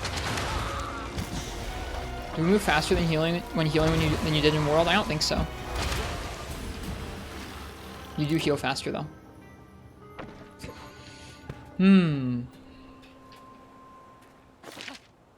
Even the grabs? Yeah, even pins can be blocked in this game. It's true.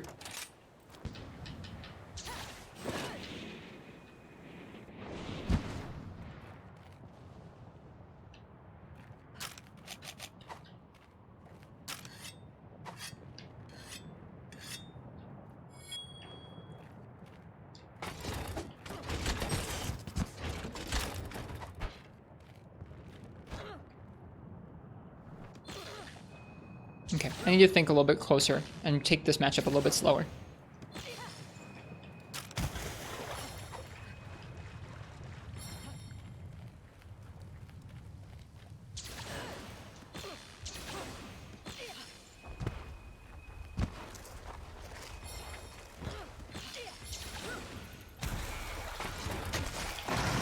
Whoops.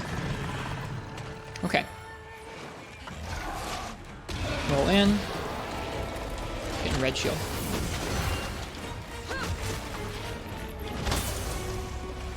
I need to learn the angle from where he is to be able to follow up on that well. Charge the sword. You can block that even. So like that's a move where you'd think that would need guard up, but nah.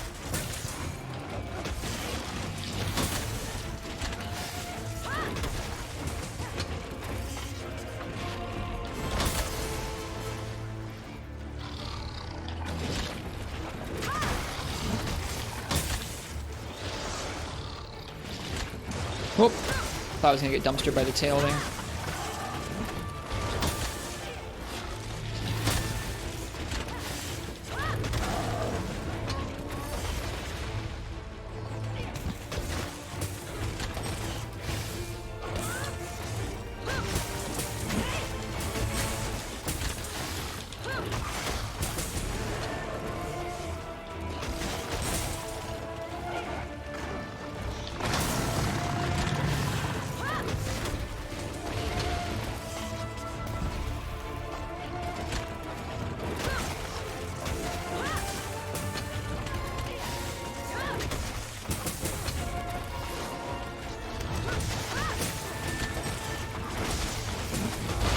Oh man, I really wish that worked.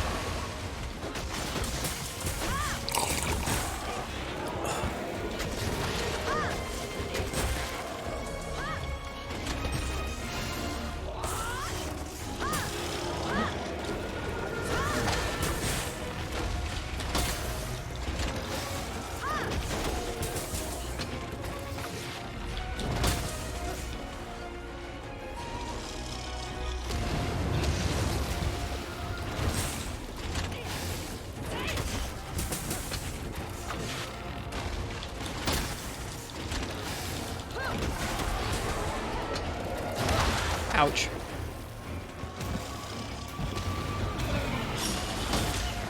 Okay, that move's got big knockback. Good to know.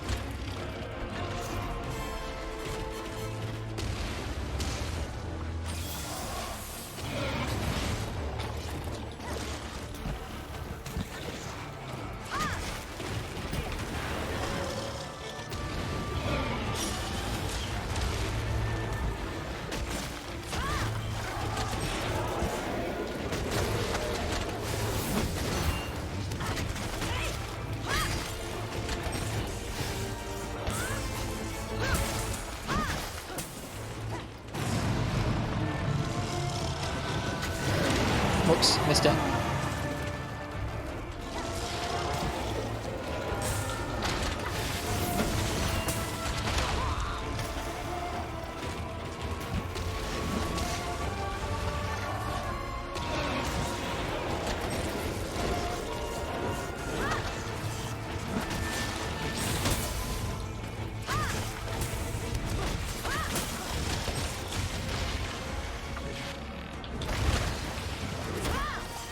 Whoops, too far away.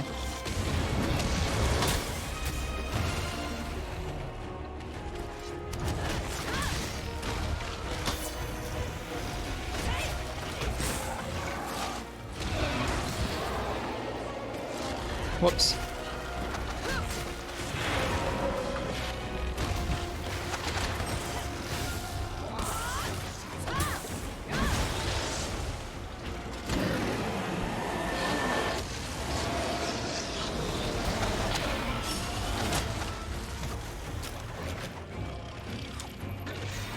Thought this was a Cantor X's stream. Heck no, that's very kind, Rayo Zero. Too kind. That person has put a major work into Charge Blade. Great execution. Thanks. I'm trying. You should have seen this with Barroth earlier. Barroth has been the hardest fight of the night for us with Charge Blade, which is hilarious.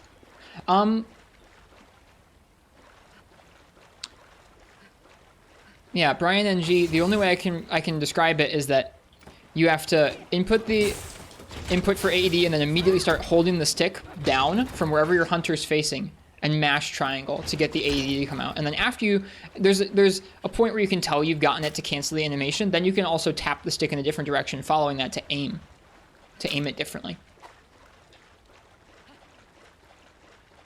Thank you guys. I'm trying to focus more.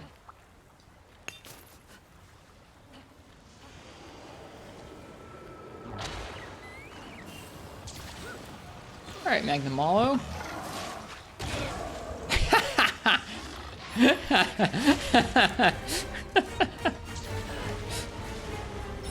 Is there a setting for facing? There might be, yeah. Been practicing by just facing forward. You can do an AED with axe mode draw attack, but you can't do it after normal morph. Interesting.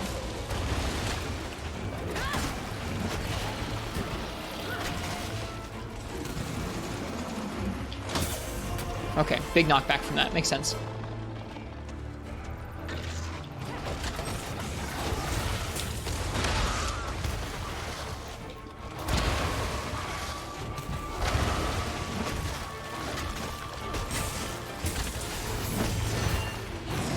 Oops.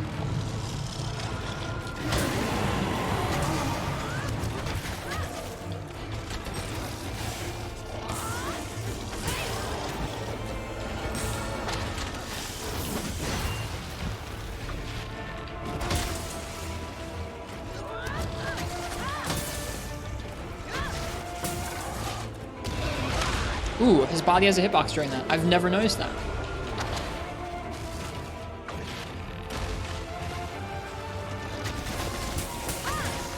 Hi, Jack.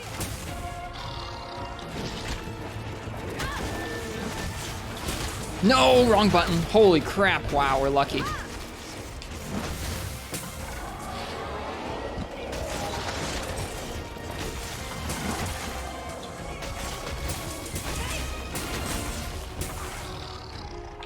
Whoops.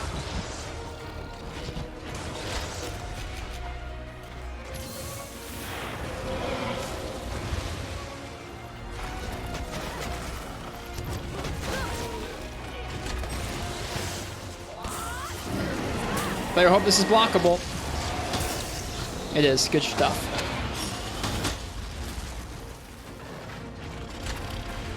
Because normally that tell is when you want to sheath and run away to Superman away from that move. I used it to charge my sword up instead.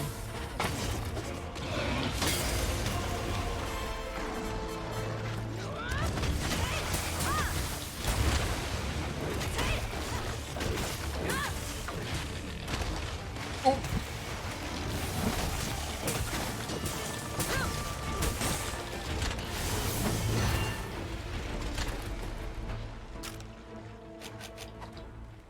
What's my current main weapon? I don't really have a main.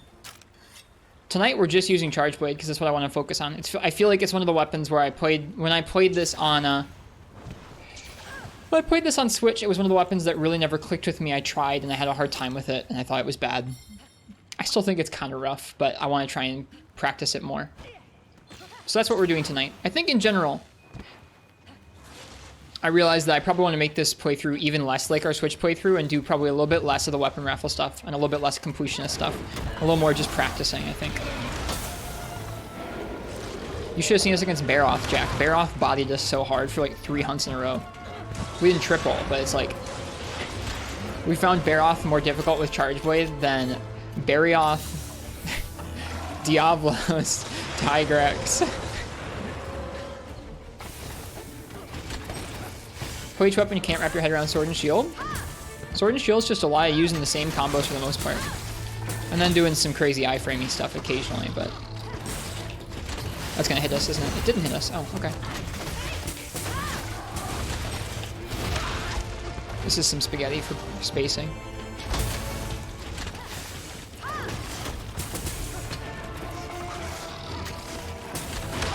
Too early on the guard point there.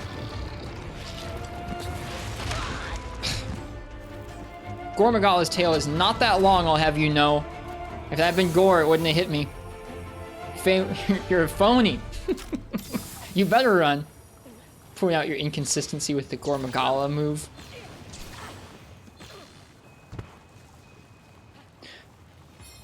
The basic triangle, triangle, circle, circle is pretty good in Rise. You think that's just all you're doing? I can show you some Sword and Shield stuff if you'd like, Brian. Any questions you have about it, I'm happy to answer. Sword and Shield is the closest thing I had to a main in Monster Hunter World, and it's meant that it's something I can fall back on in this game too, whenever I'm having a difficult time with a matchup. I think the weapon I enjoyed the most on Switch was Dual Blades. Didn't realize that was Gormagala's Tailspin until now. It is.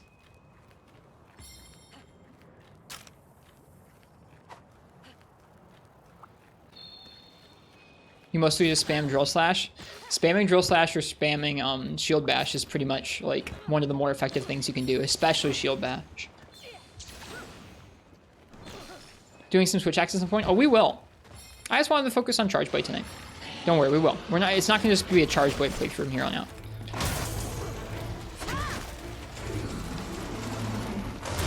Oops. You could see me going like left, right, left, right. I wasn't sure which way I was going to go there.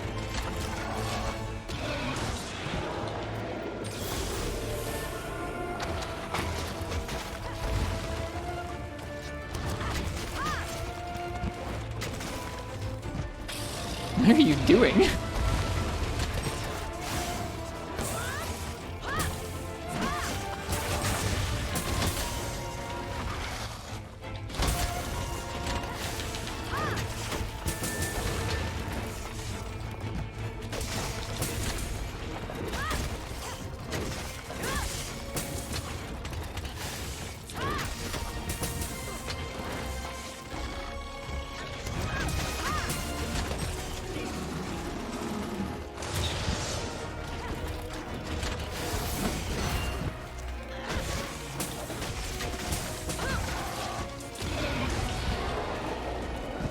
Whoops, that was supposed to be an in-place one. That's okay.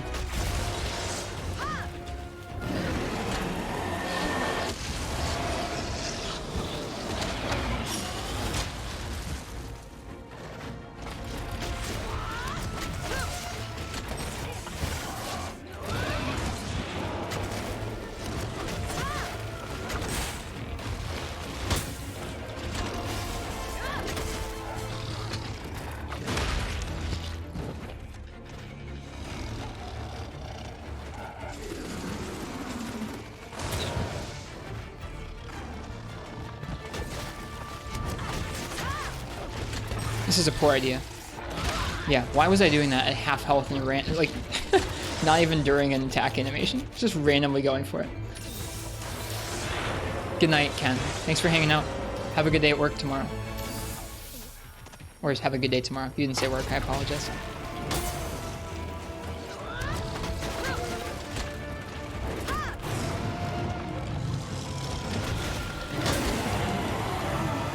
Big knockback, huh?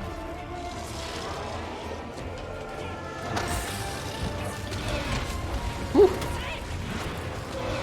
No, no, so much spaghetti.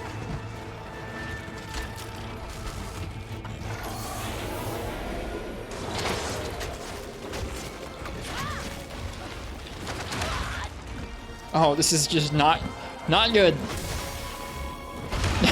This is not good positioning.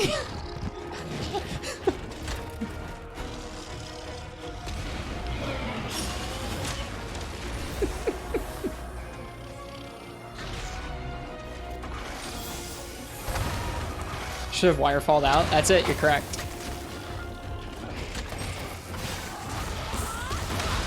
Ouch. Shoot. I aimed my roll the wrong way. Man, I'm frustrated with myself. Screw your tail. You can guard those? I'm trying to heal.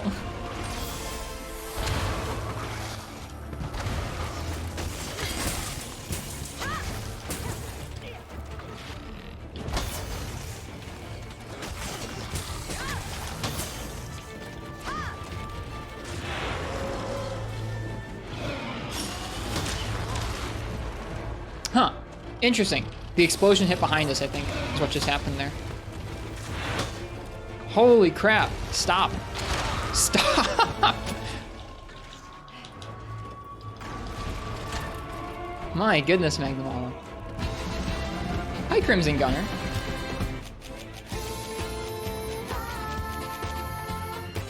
Thank you very, very much for the sub and for 17 months of subs. Cheers. I hope you're well tonight. We're practicing Charge Blade. There have been some ups and downs. Good night, Commander Henkel.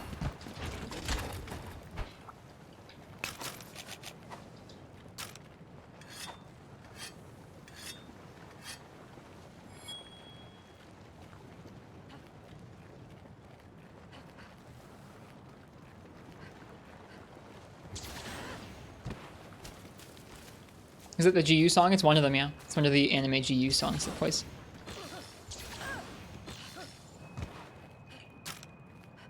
One of them is Trabelna, and one of them is Nyanta Happy Day. That one, I think, is Nyanta Happy Day. Alright.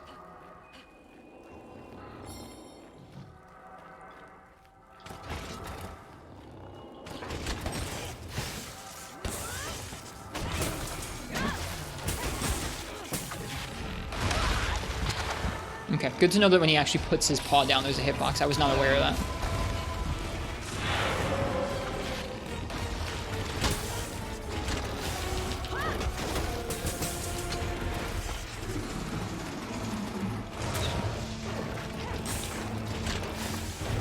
Oh shit! That's not what I wanted to do!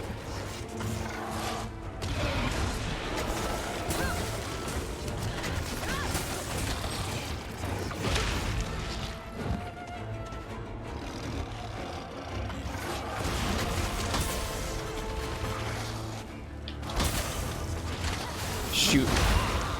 Bad decision. Bad decision, and I don't have much healing left.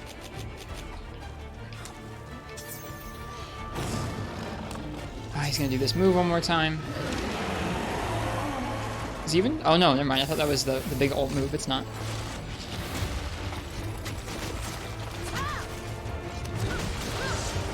This is the big ult move.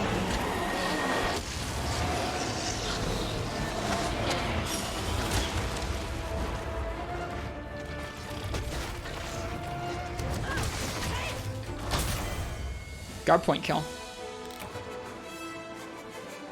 Cool. That's a fun fight. I want to practice that some more. It feels like I remember hearing that this is a really consistent, one of the more consistent matchups for Charge Blade in this game because Magnamalo has so many combos. Like actual strings of moves that you can predict. 4 carves? Must have had like a material or something.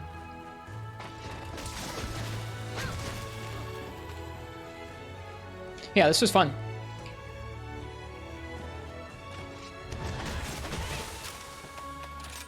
Carver?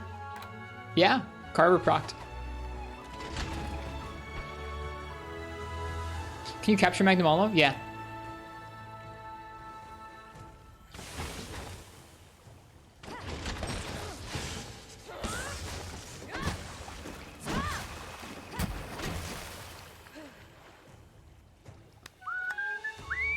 Brian, would you like to still see some Sword and Shield stuff? There's a couple variations on combos you can go for. If you don't want me to show you, that's fine too. Hey, a plate! Thanks, Magnamalo.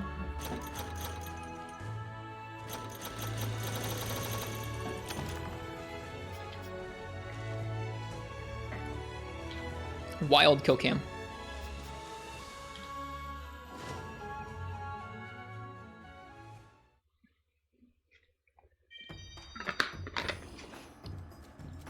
Okay.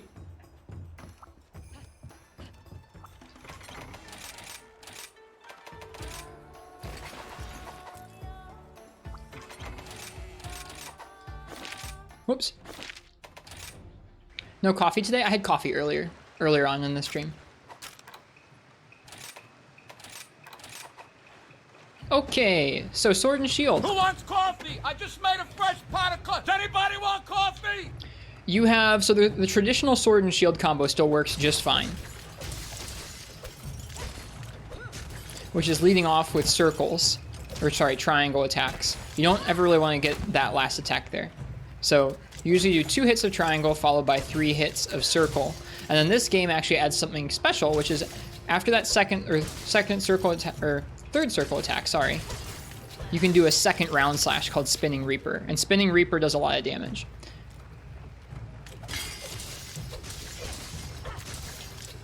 Spinning Reaper is triangle and circle together. So you can do that at the end of a combo.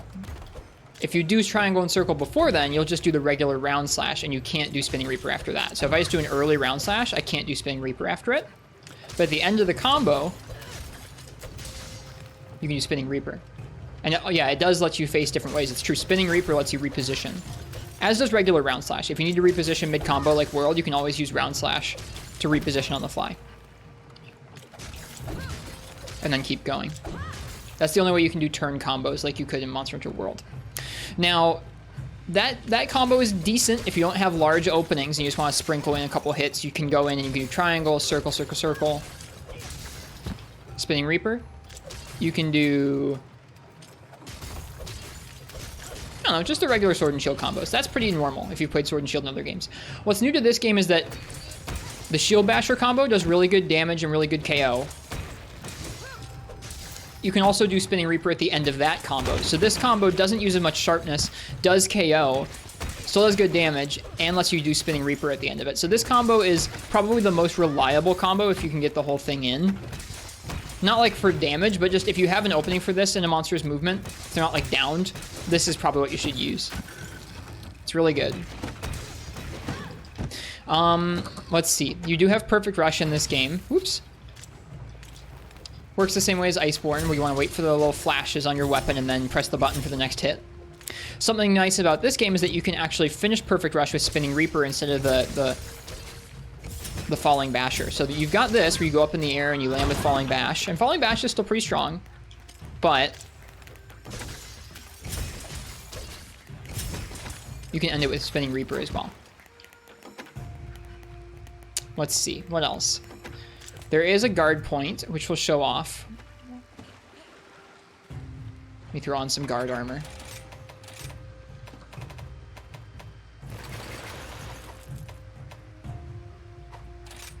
We should have guard 5 now. Guard 4. Okay, well, close enough. You've never used the guard point? It's pretty cool.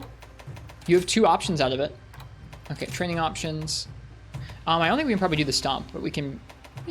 let's see. See if the stomp works. Okay. So we have guard 4. Nope.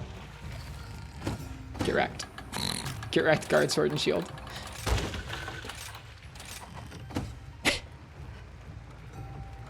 Okay.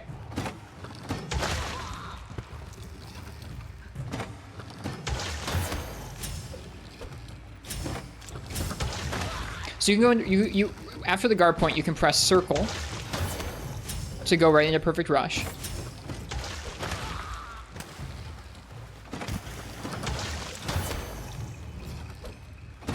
Ah, okay, actually, sorry. Circle is a shortened Perfect Rush, and triangle is a longer Perfect Rush that lunges you forward, so you can reposition out of it, which is kind of neat. Let's try that.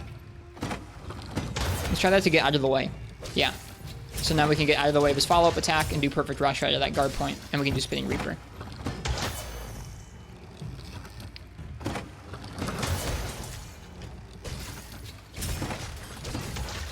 The guard point is also interesting in that in this game you can proc it in the middle of a combo, which means that even if you don't have any extra guard on your set and you need to guard all of a sudden, like a move's coming your way, you weren't ready for it, you don't think you can roll out of the way because the move's too big, you can be in the middle of a combo and press R and circle and you'll get a quick guard. And it'll still knock you back and you'll still take some chip, but you won't take full damage, which is nice. Outside of that, you have Drill Slash, which is a switch skill. Instead of your shield bash, you get a little stab and then a thrust that pulls out and does multiple hits. Really good for status and element because of that. Just does a lot of sharpness though.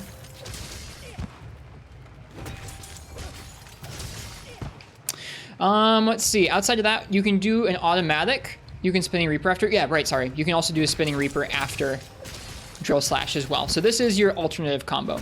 If you swap out Shield Basher for Drill Slash, this does essentially more damage in the same amount of time than your regular Sword and Shield combo. The reason I use regular Sword and Shield combo in combat is it's easier to move around with and easier to fit into small openings. If you've got a larger opening, you probably should use Drill Slash or Shield Basher because they're very good. You can do a back hop from a guard without, like, the easiest way to do a back hop is to attack first and then press back and circle. You can do a back hop from a guard where you guard and then you do L and back. You can also do it automatically after a roll.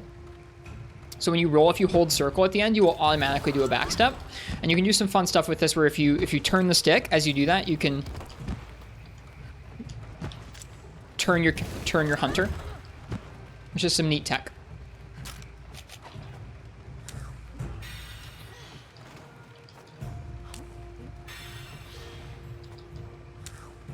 I want to see if I can do that 100, like all the way backwards.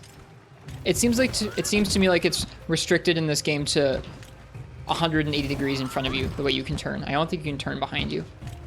No, it doesn't look like it.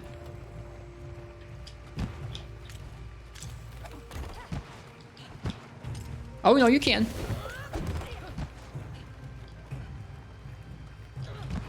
Yeah, you can do a full 360. So that's a pretty neat piece of tech. You can use that to reposition by rolling through an attack and then doing a back roll, or you can do it to kind of get into a monster's direction and then back hop through a move while repositioning. It's pretty neat. That's one of the cooler pieces of tech in this game, I think, personally. Back hop also has 20 iframes. Yeah, the back hop having 20 iframes means that it's more consistent in a roll. It's more consistent in a block. If you have enough time and you're not doing anything, you can do a back hop through a monster's move, and it's going to open you up for nice damage afterwards. And really, it's just kind of broken. 20 real iframes? Yes. When you do this is 20 iframes. It's the same as Foresight Slash.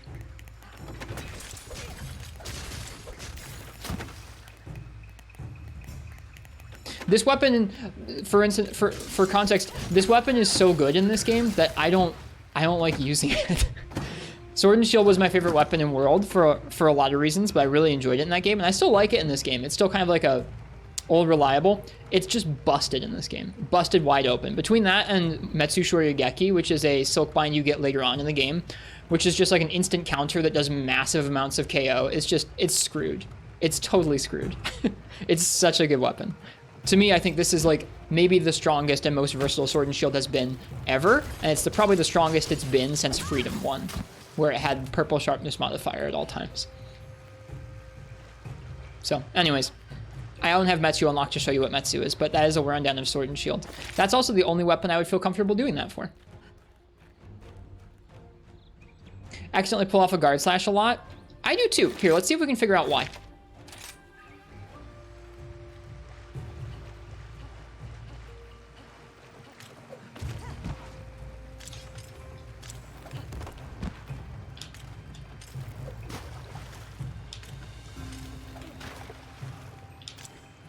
I'm trying to purposely press like R and circle too early and then the back. I think that's it, is like, I think you can probably, it really is, I think what it wants you to do, Brian, is here's if I press the stick back too early, I do like a turnaround guard slash. Here's if I press the back, if I pull the stick back too late. It really wants you to press all three of those all at once, R, circle, and back at the same time. You can also guard and then press back and circle, if it's a little bit easier. I think that's a little easier, and you have probably a little bit more lenient timing if you let it fully go into the guard, but it might turn you a little bit. I think pressing all three together is the best thing you can do. Actually, you know what? It's kind of a roll. You're kind of rolling first the R2 and then circle and left stick back. I think if you do them all exactly at the same time, it might be a little less consistent. I think rolling from R2 to then circling back is good. But circle and back can be at the same time. Anyways, like I said, that's the only weapon I feel confident enough about to actually do like a breakdown like that.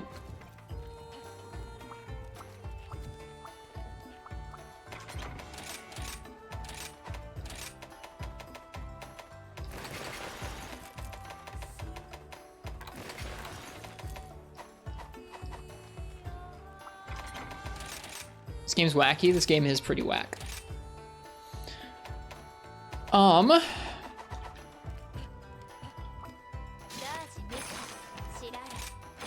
It's 2:15.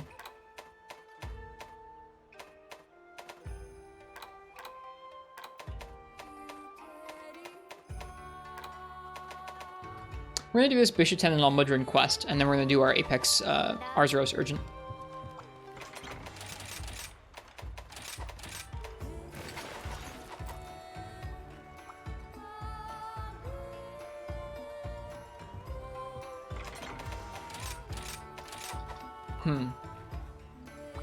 Trying to think about these two, about Bishaten and Almudron. I haven't done Almudron with Spinning Axe yet. I don't know if it's going to be better. I think, honestly, that Condensed Element Slash is going to be better for Almudron, but we're going to try it anyways. We're going to try Spinning Axe.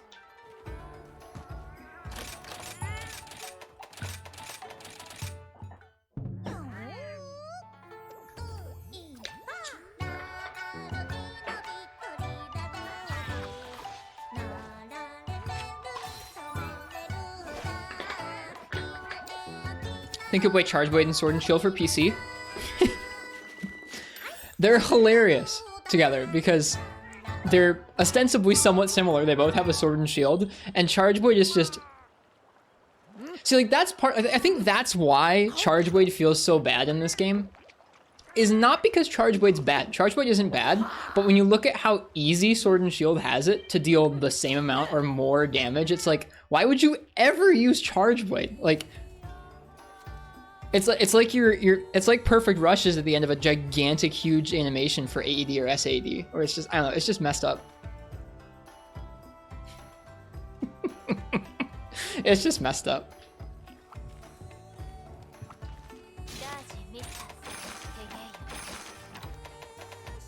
Tail to tail, hunt a Bishaten and an Almudron.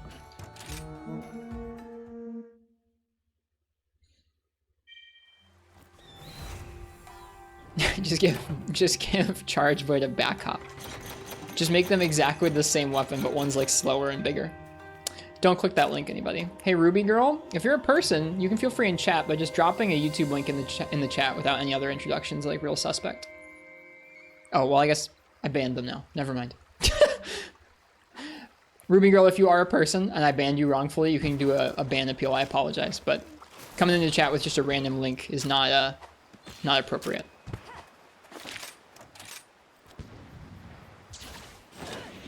I should have timed them out or just removed that message, I guess. But when I see someone just drop a link in chat like that, it definitely screams like phishing link, bot, click me please. So.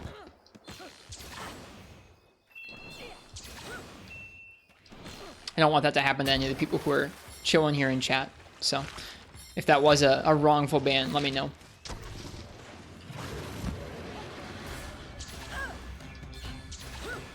We're gonna do Bishaten first.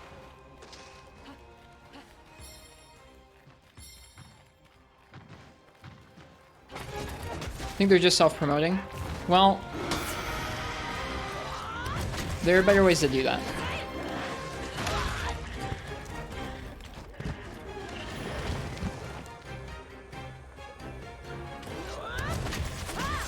I do feel badly for just straight up banning. I was thinking of it more like a bot. But like I said, if they want to get reinstated in chat, they can send me a message and it'll be okay.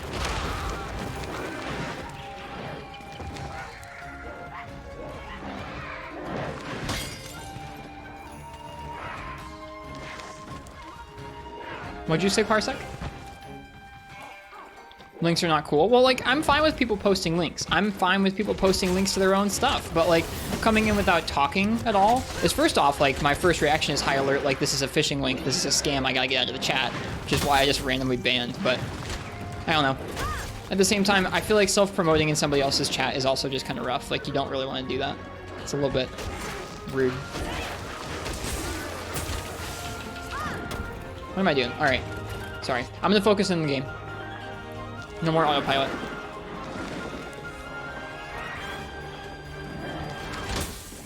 What?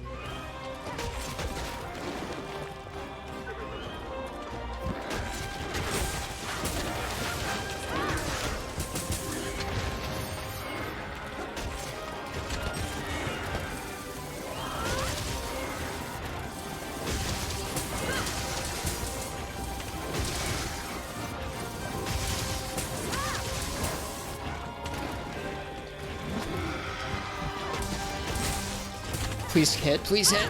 No!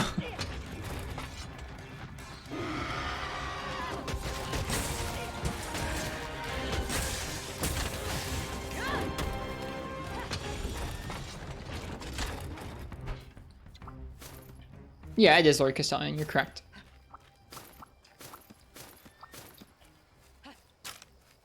I just want to make it clear that normally if I could tell that that was a self-promo link, like if someone came into the chat and they're like if instead of that message they'd sent, "Hi, here's a link to my YouTube channel," I would have just removed the message and I would have said, "Please don't do that." I thought it was like a phishing link or a bot link. When someone comes in and literally just drops a link with literally nothing else, that's banned. Because you look like a bot, 100%. And I don't want people to get scammed out of their, I don't know, whatever, from some phishing link. That's the difference.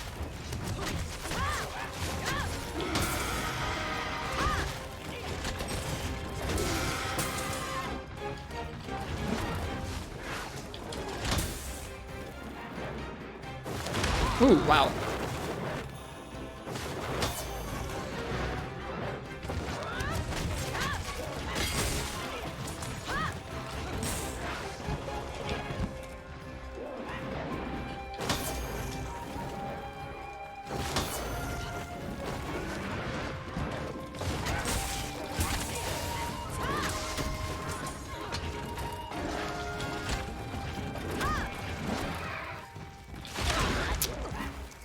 Didn't get the timing right for that.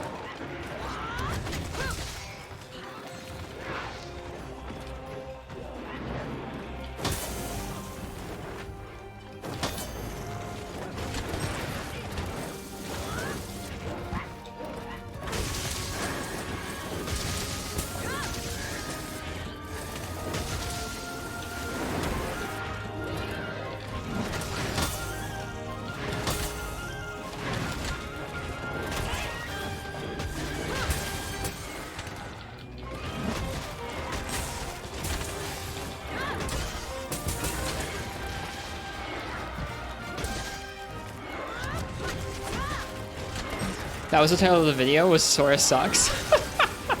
This isn't a Smash Bros channel, what? That's so weird.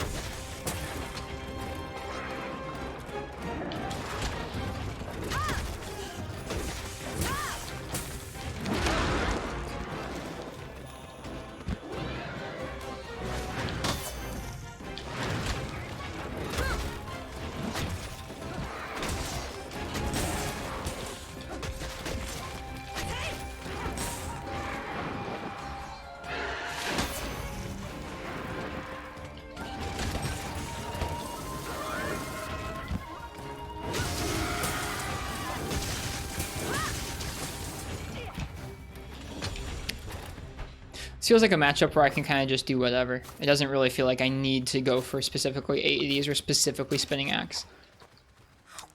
Thanks for the fruit, Bishaten. He's a cool fight. I hope he gets a really wicked subspecies.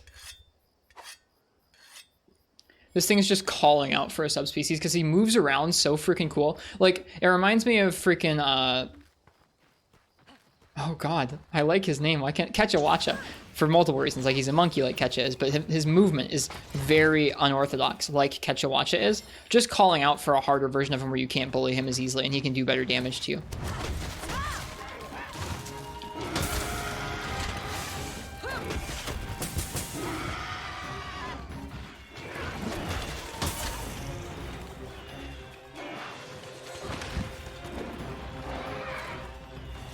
Ooh, that move is so wacky. I have a hard time telling the difference between that move and some of the other slams he goes for.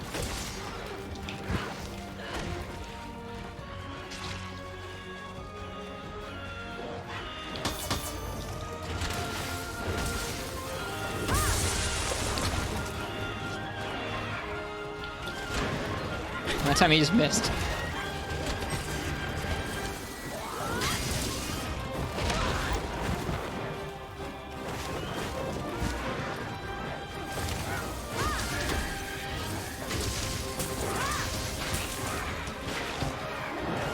That combo is mean. I wish he did that more.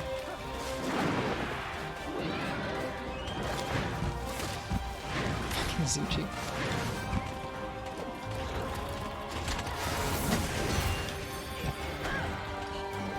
Whoops.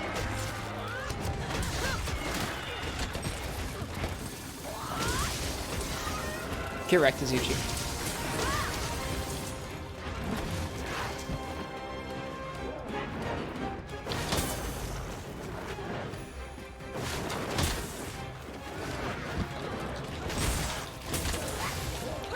Oh god, too much movement. Got it that time.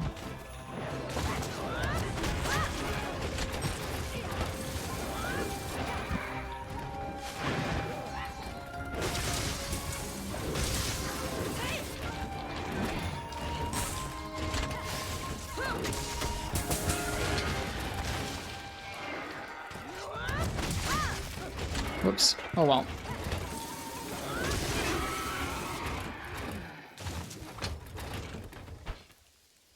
Almudron time.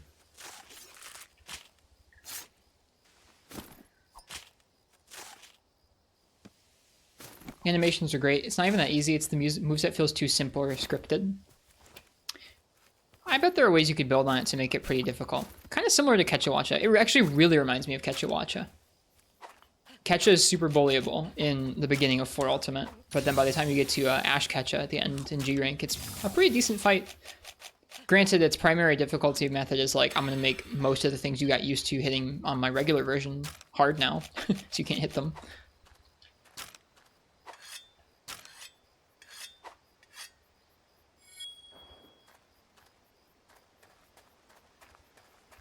Ash Ketcha is not a good fight with Lance. Yeah, I can see that. You'd be treating that one like Crit Draw Greatsword, that fight.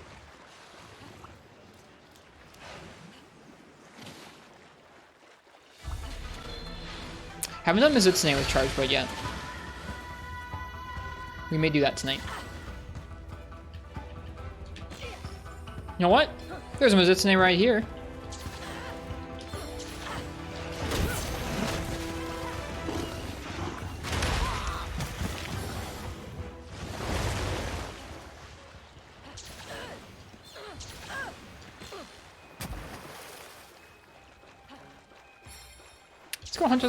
Let's go hunt us a bonus Mizutsune.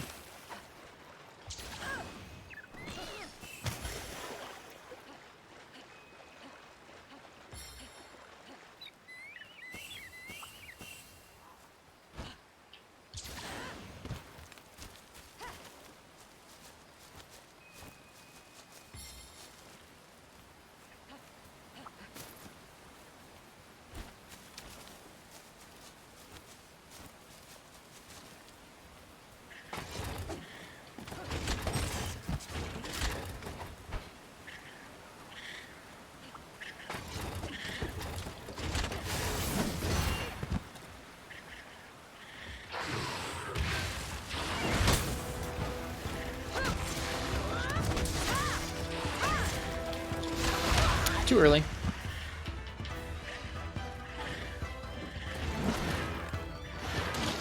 God darn it.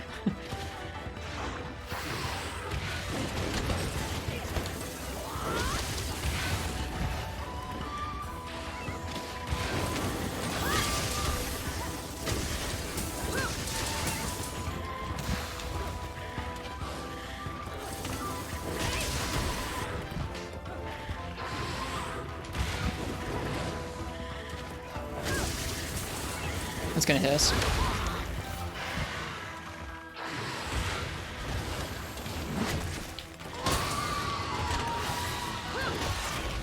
I was gonna say this should KO if it hits.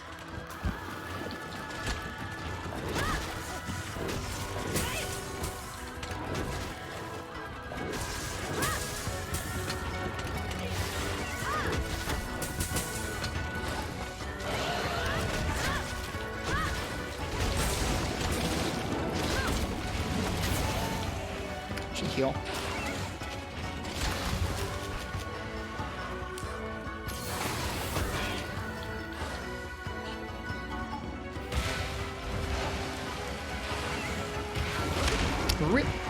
Really?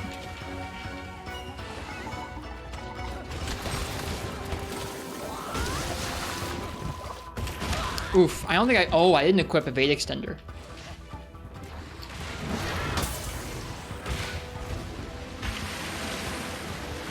Oop, I thought it was going to go right at me. Shoot.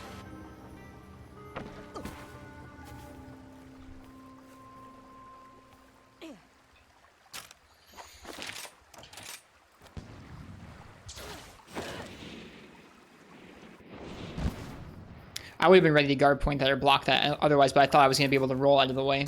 It does several different versions of that beam. There's one that just comes down right on top of you, but I think the Mizutsune won't be moving as much. Is the sliding beam even aimed? No, yeah. Mizutsune will be stationary if it goes for its like aimed tracking, just like single beam. I misread it.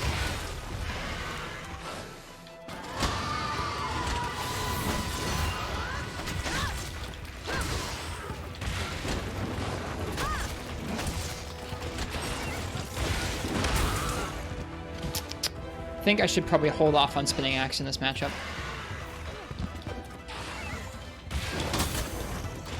Whoops. Spacing.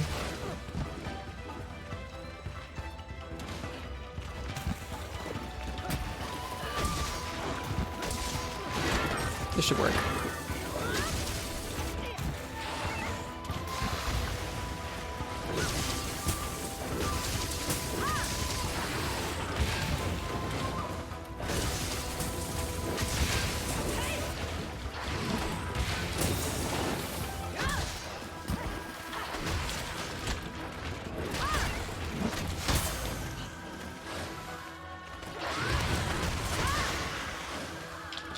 Whoops. Ugh. Didn't turn around in time.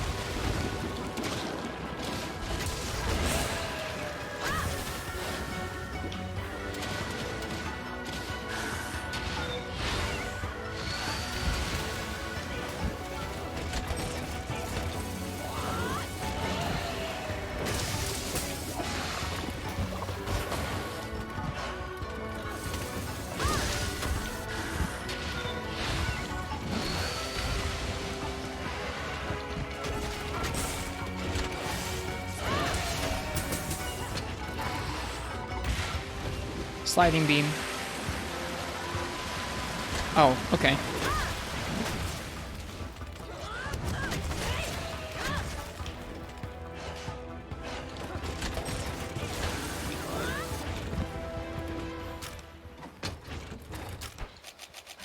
I was ready that time to block the sliding beam. I was actually positioning so I could get a guard point that would hit the head when I guard pointed the beam, but didn't come, or it came too close actually. If you're closer to him, if you're closer to Rajang, it's a little easier to roll off to his left or his right and not be within range of him aiming it at you. The further you are away, I think the more dangerous Rajang's beam is. What makes the sky blue? I think it has something to do with the ozone layer reflecting light. But I'm not really science-minded, or not science-minded. I'm not really well-versed in science where I could describe it to you exactly. I believe that's why, though. Some layer of the atmosphere reflecting light as it passes through.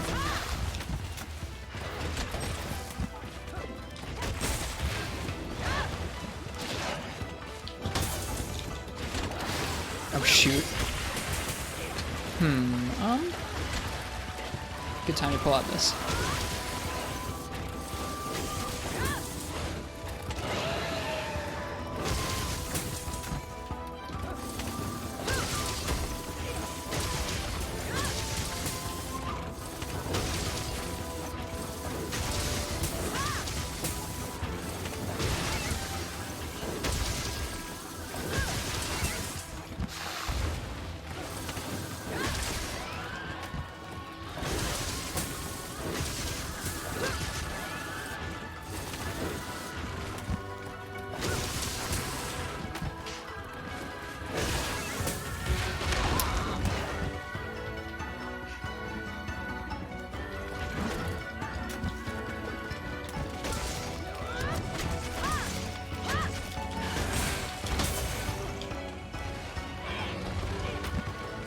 Whoops.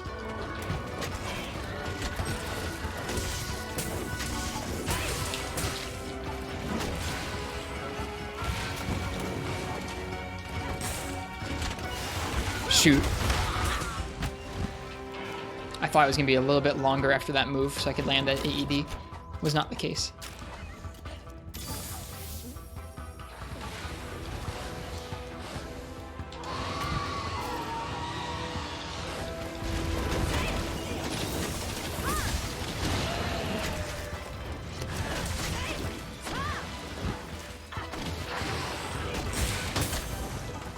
Whoops. That bubble's scary. All right.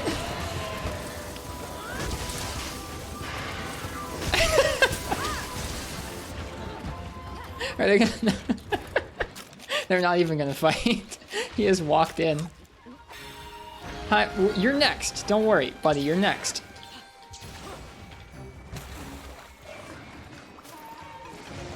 Your turn's coming.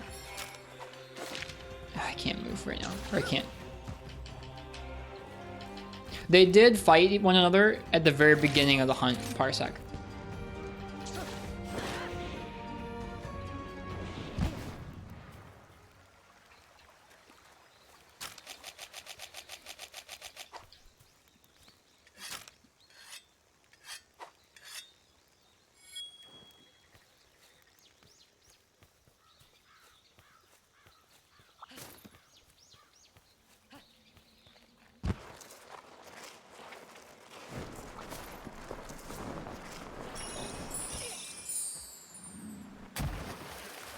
God, this game is really pretty.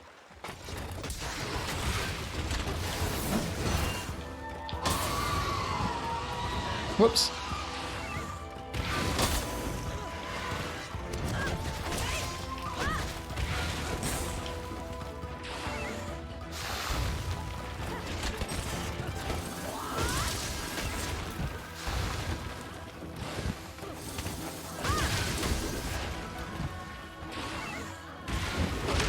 Still too far. Ouch. I feel like I get put in the corner more as charge with than most other weapons.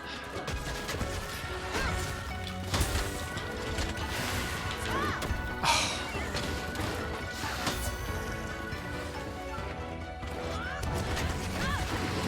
Let's get out of this corner. How about Mizutsune? Let's not fight over there anymore.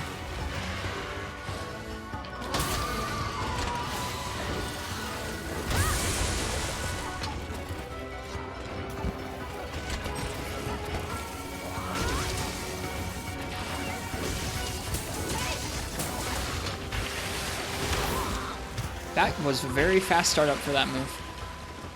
Was not expecting it at all. Woo!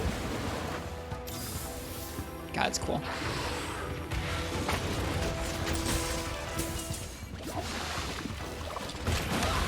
I think I failed the timing there. I think you can guard point that just fine.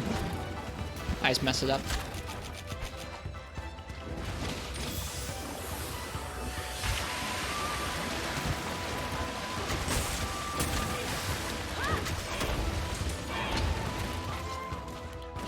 Whoops. Nope. That's okay.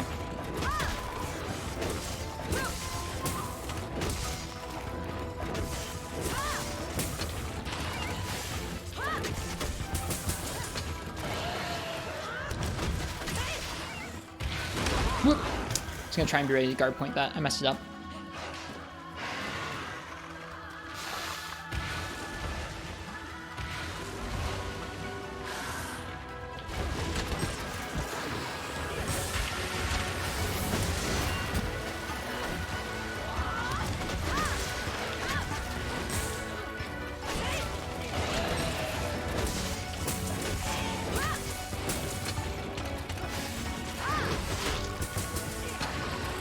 Stop it. Woo.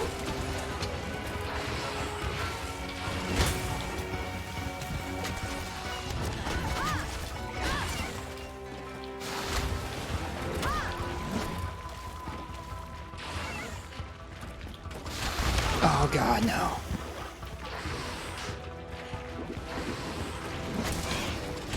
Oh no.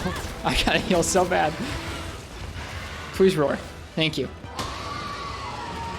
Do high rank monsters have anything different? High rank monsters will usually have 1 or 2 new moves, and more importantly, they'll have faster, different patterns than low rank. They'll string together existing moves and new moves in new ways. Oh. Whoops.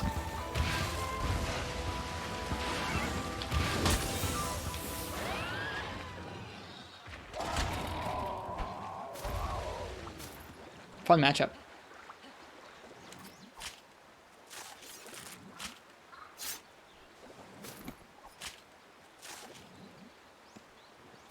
Don't remember which new moves high rank Mizutsune has. It's difficult to remember at first.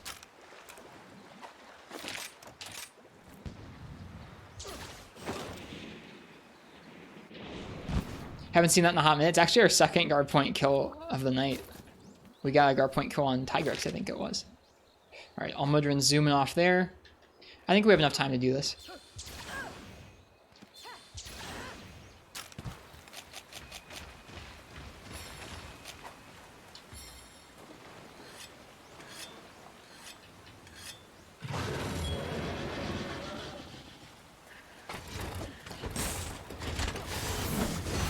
Now, this guy was made a lot better before by the fact that we didn't bounce once we had charged sword.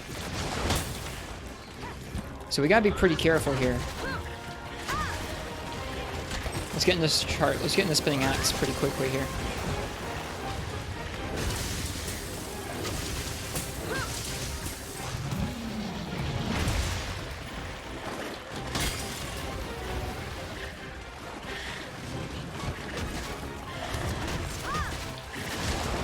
Too early on the guard point for that. Oh, I got one on Magna just last time? Okay, I forgot.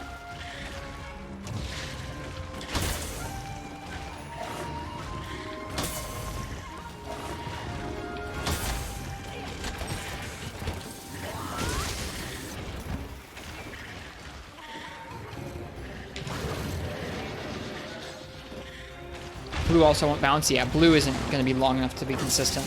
We're going to have to stay in axe mode a lot. That's okay. That's the reason I picked axe mode for this quest, because I wanted to try it out on Almudron, see what it was like.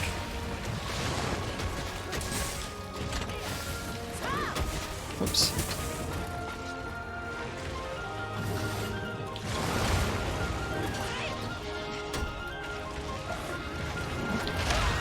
Not even fast enough.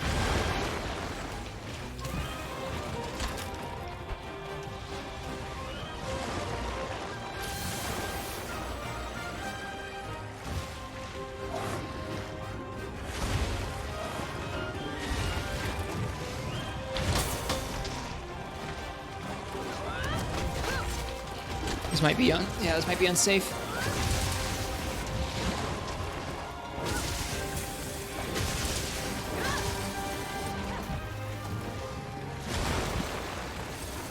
That was supposed to be an advancing slash.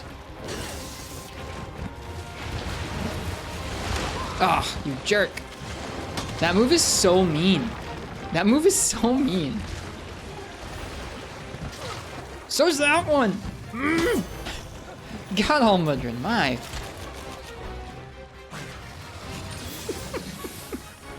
The mud combos of his are so mean. Ooh, mud bulb time.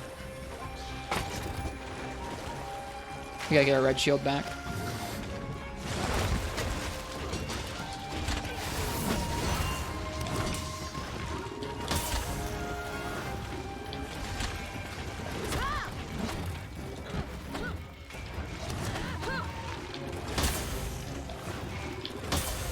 Okay.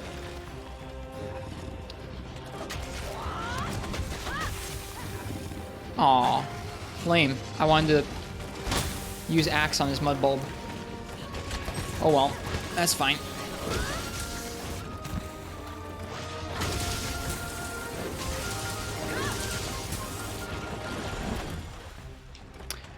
We gotta land an AED on his head. We still haven't gotten a KO. It seems like the amount of KO we're applying from our axe mode combos is usually kind of like piecemeal. It would be really difficult for us to get a full KO just from using our axe mode or our condensed axe combos. So it feels like a lot of the time, in order for us to get a KO, we need to get like 2 AEDs for this first KO, or we need to get like some Axmo attacks followed by a single ADD. I don't think I'm playing that well, Flowy, but I appreciate it. I'm trying to focus more than I have been recently.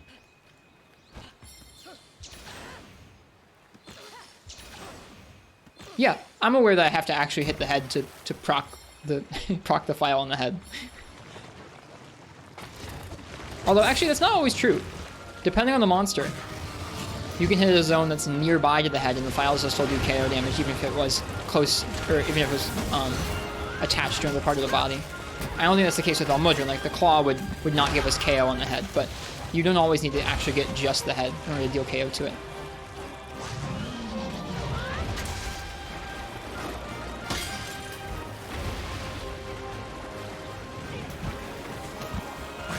You're agreeing with me? Oh, okay.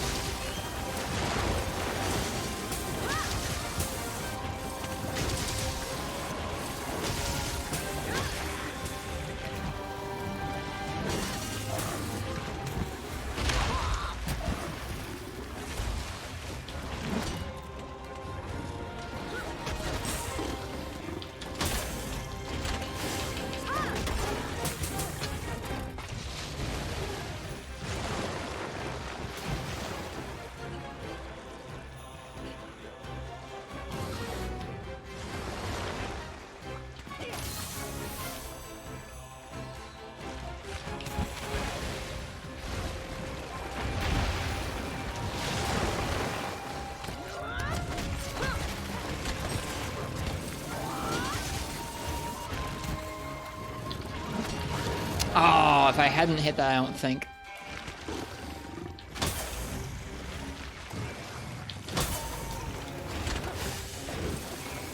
Nope. Big ol' whiff. Ow. Nope, we're good.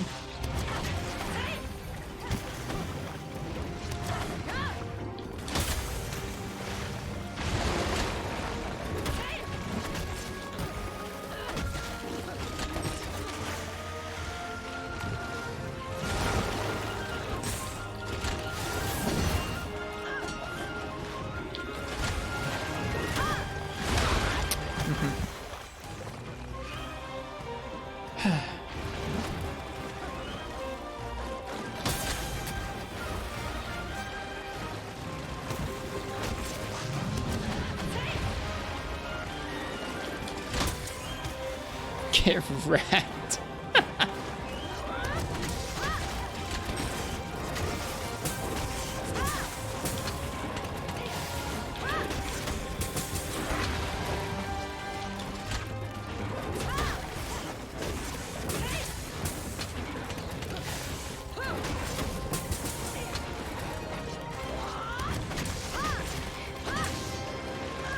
Whoops. Whoops.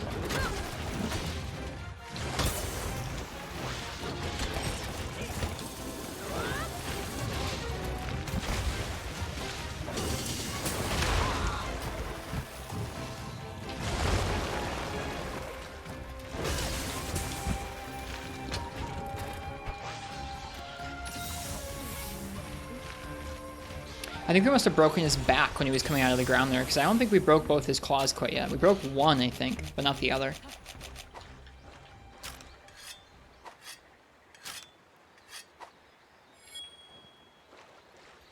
He's my favorite new monster in this game, I think.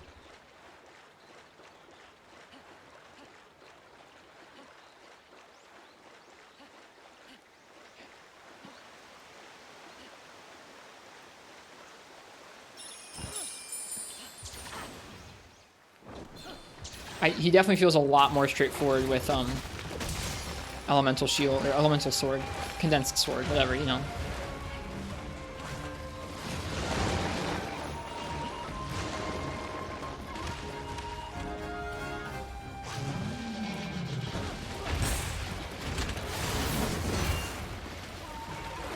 In terms of liking Almudron Parsec, you mean?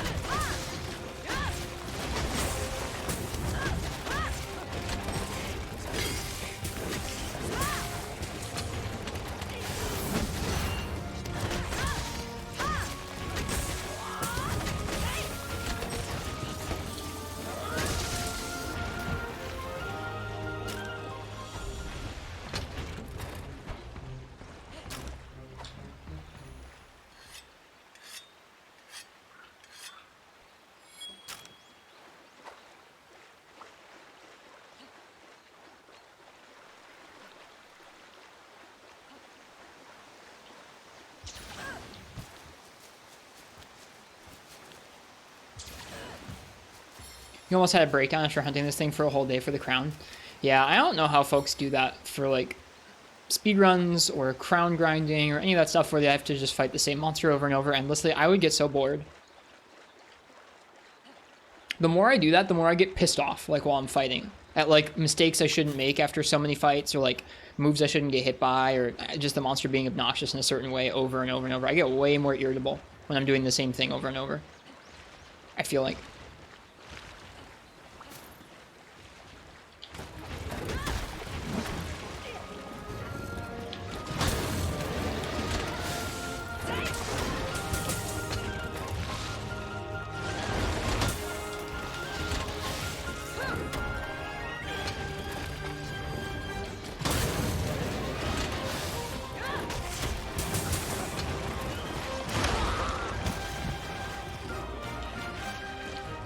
Well, props to you. Props to you, Kage. I don't think I could do it. Like, I don't think I could handle the crown grind. Alright. Let's get this freaking bulb.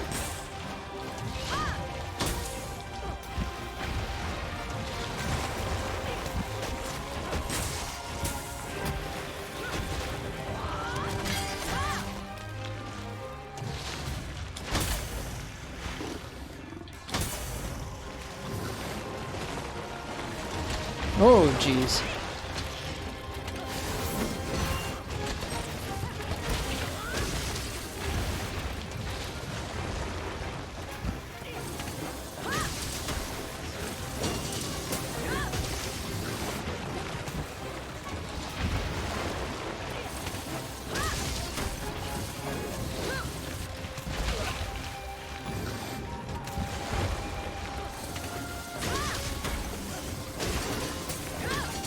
This is poor positioning. I don't even know what hit me there. Some part of his body. Oh god, no! We're good. We're not good. Man, I screwed up the guard point. Man, I really wanted to beat that. I wanted to blow up the mud bulb and get the mud bulb stagger. Oh well, he's weak. We just gotta hang on, we'll get this. Hit from behind, I think so too. I think the timing was pretty close to what it should have been.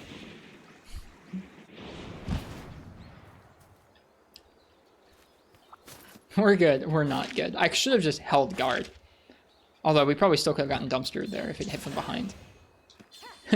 Nope. Hit stop on pizza cutter looks good in this. It is good. It's very comfy. Well, I don't know about comfy. It's very satisfying.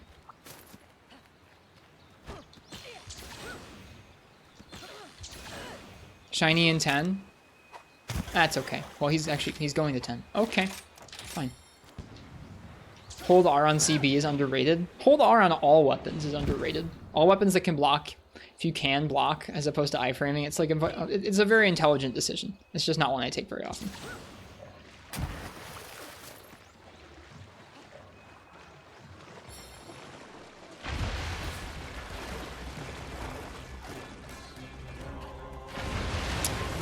Yeah, it wouldn't be this monster if we didn't see this special little bit of animation once or twice, right?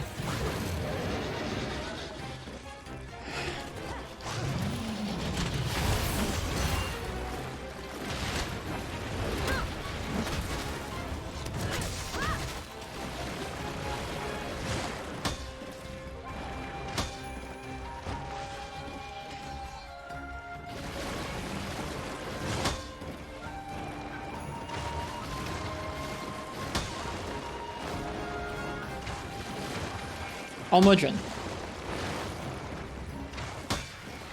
Almudron, what are you doing?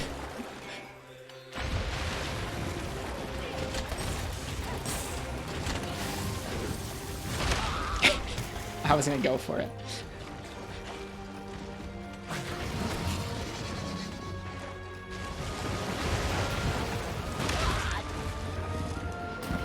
He is spamming. He's being a jerk.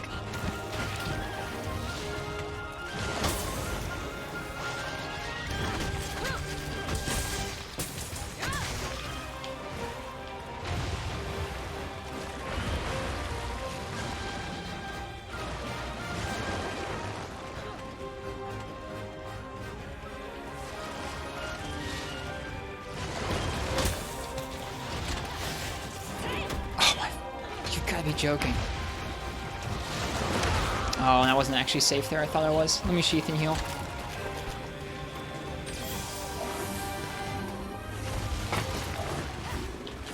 Whoops.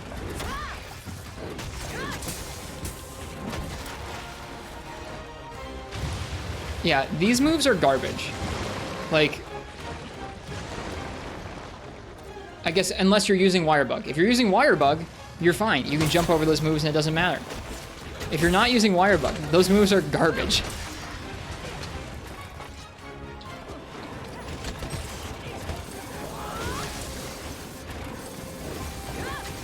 Just time wastes if you don't use the Wirebugs. There we go.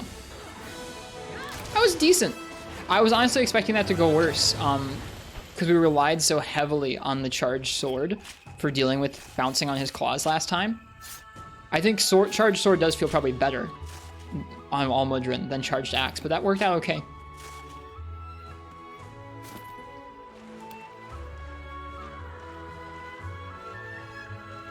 Actually almost timed out on a quest. We did a bonus monster. The quest was Bishaten and Almudron, and we did Mizutsune too for fun.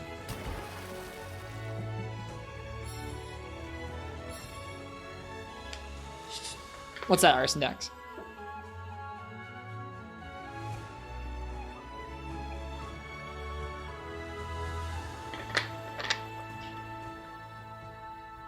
Monster Hunter World, but every monster has Jaggy AI? What do you mean? I resisted the lowball fish.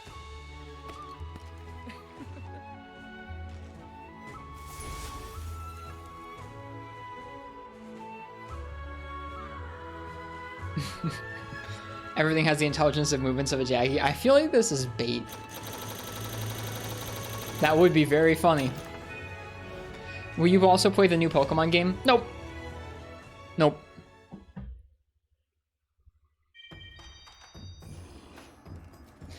It looks interesting. I'll watch some footage of it. I'll definitely watch some. I'm sure Digital Foundry will have a piece out on it, and I'll watch that.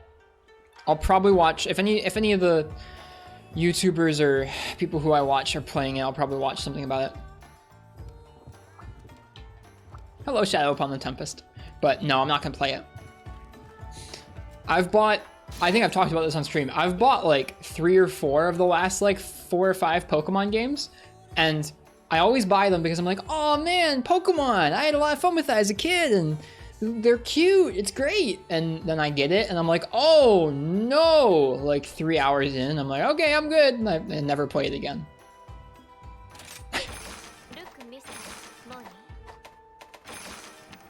The new one looks interesting because it's an open world, right? And it's got more active combat. Like, cool. I'm good. I have so much Monster Hunter to play. We're going to do this and then call it for the night. The Blue Apex. Our first Apex monster on this file.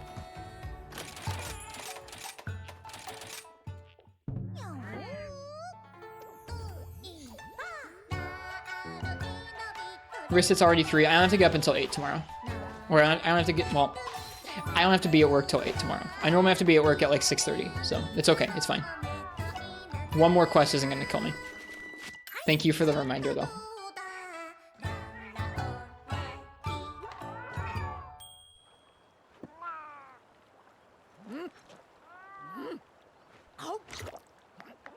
You're gonna move to your bed to take a quick nap before dinner and watch you on your bed? Well, cheers. Rest well.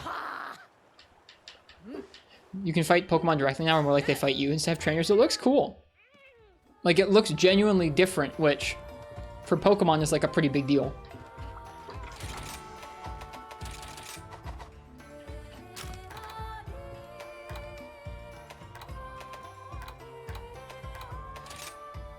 Inflict a status ailment. Repel using cannon. Gather drop materials. Set up hunting installations. Repel using weapon. There's no such thing as like a poison file charge blade, is there? That doesn't exist, right? There's poison with impact file. There's sleep with impact file. There's para with impact file. There's blast with impact file. Narga has poison. I think the Narga charge blade might be high rank. Yeah.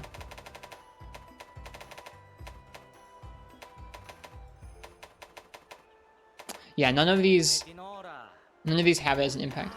I said I wasn't going to use any Magnamalo weapons, but you know what? I think we've earned it.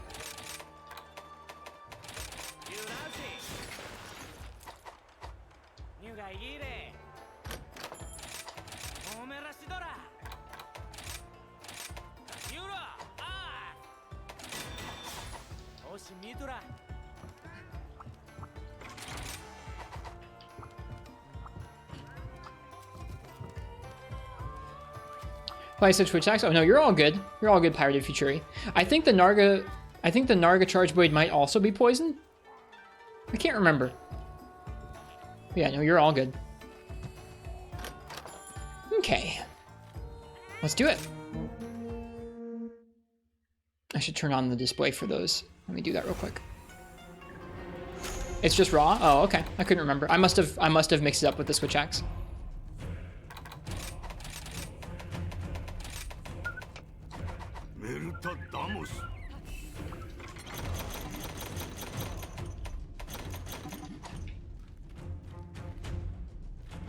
Cool. We didn't get a crappy layout for this.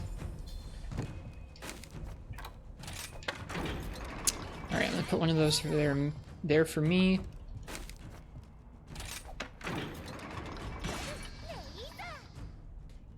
Excuse me. Okay, we do have setup hunting installations, so we gotta spam these.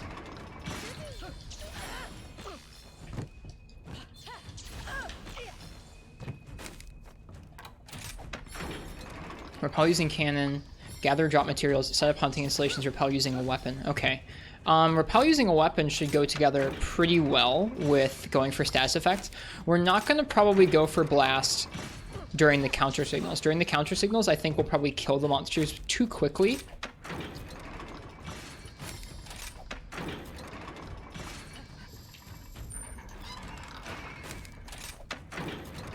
So we'll probably spend some of this first wave just going after the monsters with our weapon. Whoops. Hello, Hinoa. Welcome.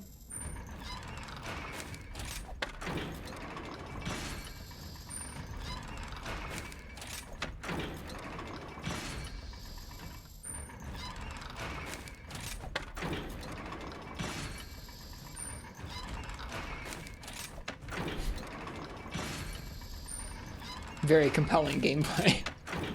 I can't believe that this is one of the objectives that they went with.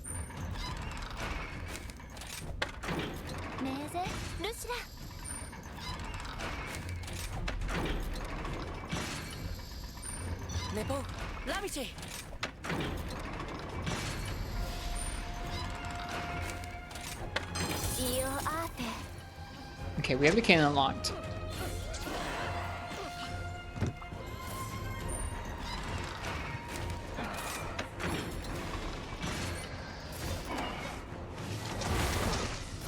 Oh, shoot. Actually, you know what? I am going to just go ahead and just mauled out.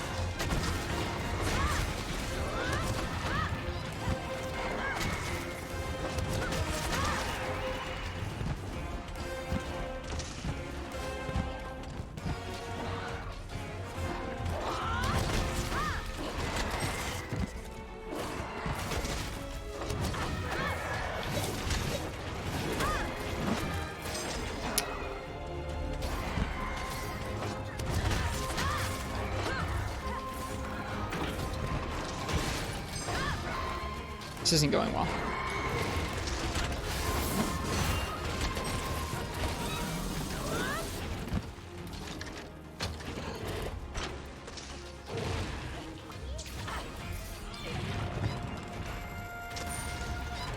New game plan.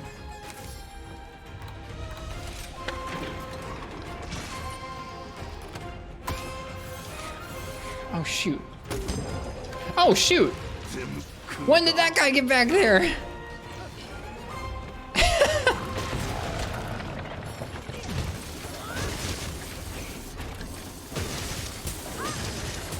Alright, we got status.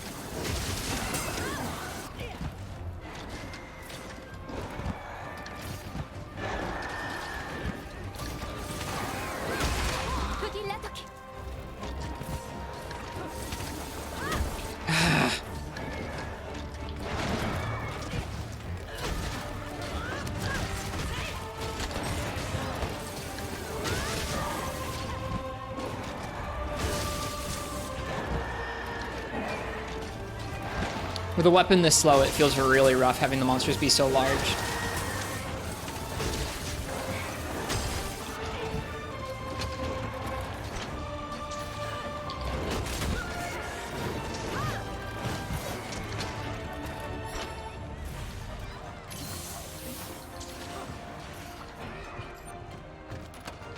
These are really rough objectives for solo.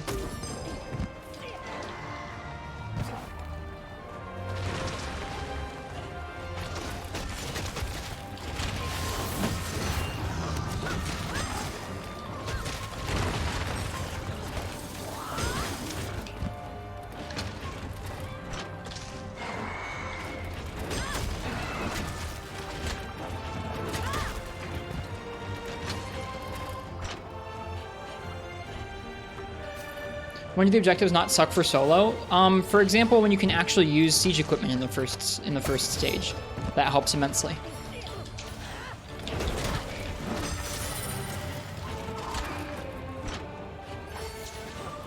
Okay, well that was all right. I wish I hadn't let that one Tetranodon get through. I didn't realize he was doing that, but that's what gate pushers are for. They're supposed to get past when you're not looking. All right, use a Dragonator or Splitting Wyvern Shot to repel monsters. Okay. We'll want to go ahead and... Is there... Okay, there's a Ballista over there. Here's a cannon. I need to get that status ailment one checked off immediately. Then we can worry about the repel using a weapon later on.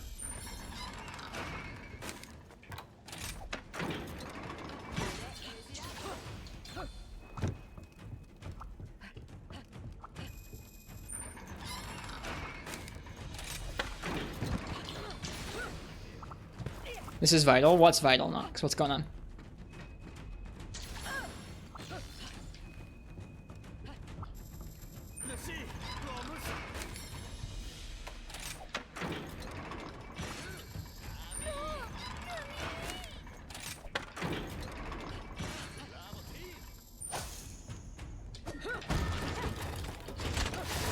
Double McSpicy or double Big Mac?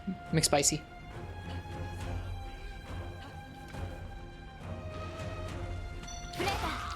You jerk. I heard the fireball before it hit me.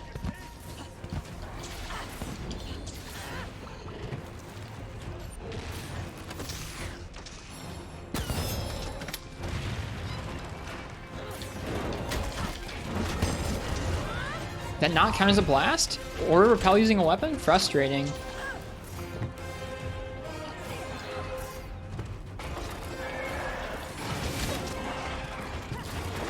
Shoot. Alright, I just need to get literally one of these dudes with blast. Stand still. Okay. Status ailment is done. Now it's cannon time.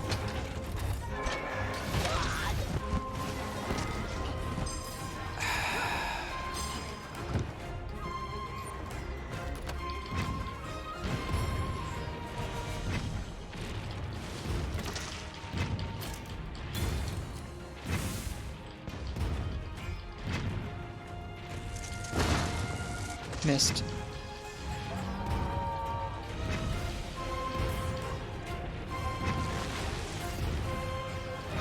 Yeah, this is rough. So a rampage like this to roll solo is really rough because there's not really a better way for you to deal damage. Like my installations are not dealing as much damage as they would otherwise. Just because we've gotten objectives that were kind of rough to actually complete.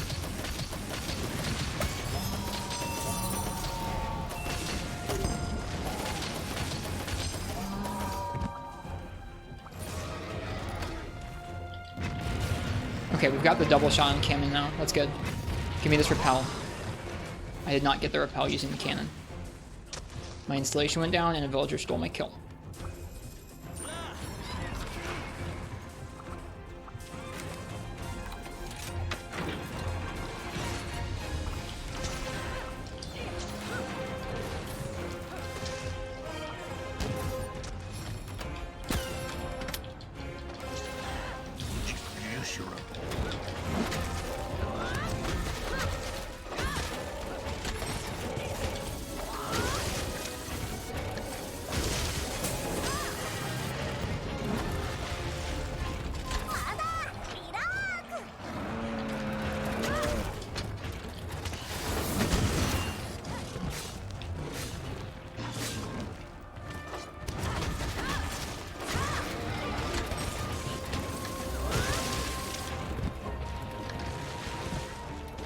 I really should have put in a bait extender.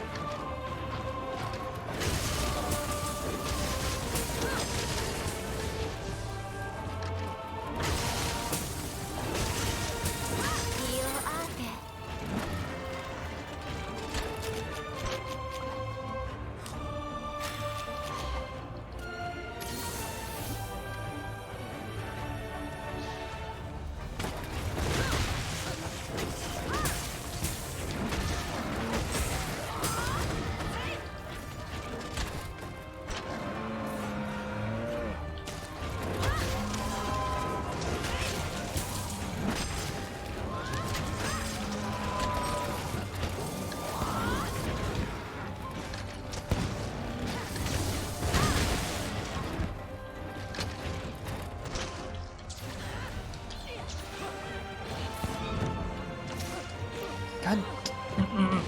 Monkasteer. No! Ugh! That's so frustrating.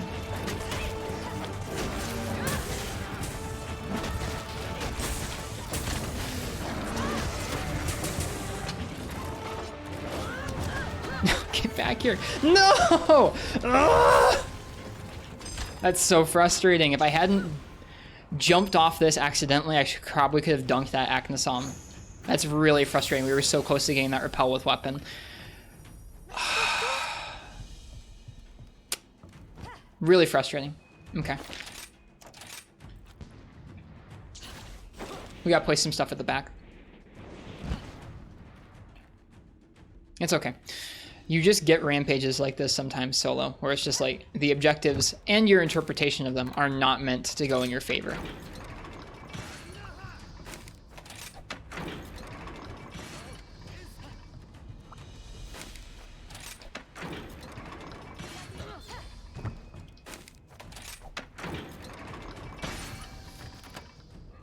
I think what I probably should have done is just mauled it out on cannons the first wave to get that cannon one out of the way, which I didn't do.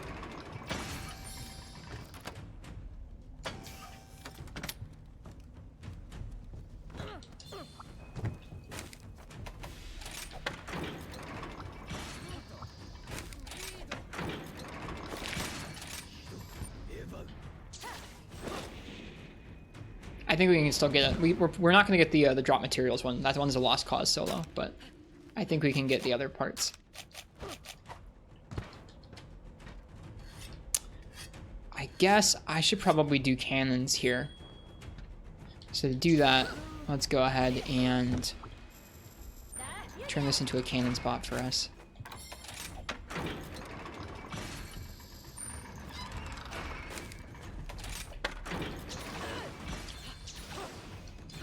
Why do I have two cannons next to one another?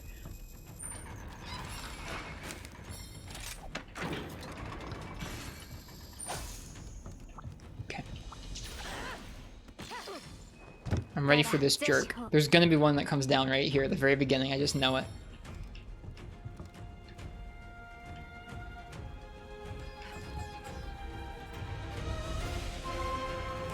Where is he?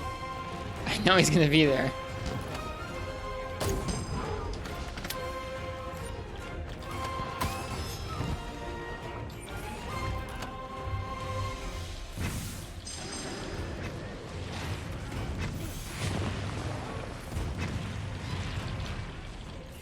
Come on, no! No!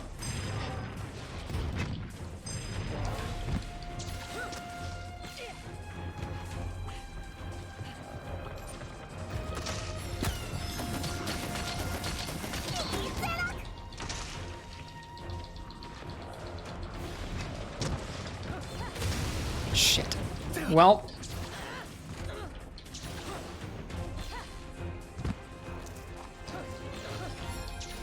This has not gone to plan. That was gonna happen with the Apex anyways, but not gone to plan.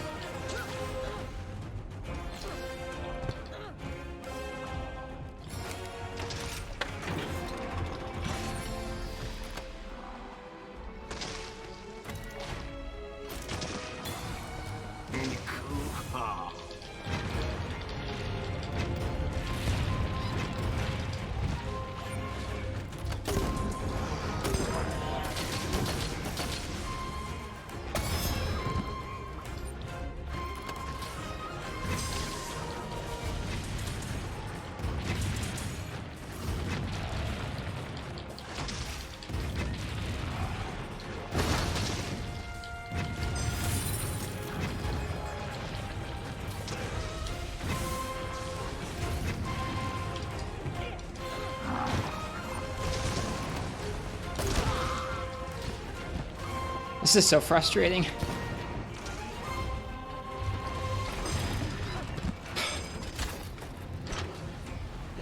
These Acnosoms are the biggest jerks this time around, man.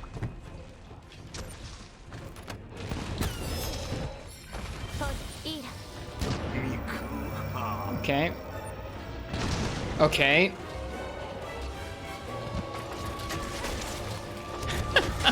What a mess.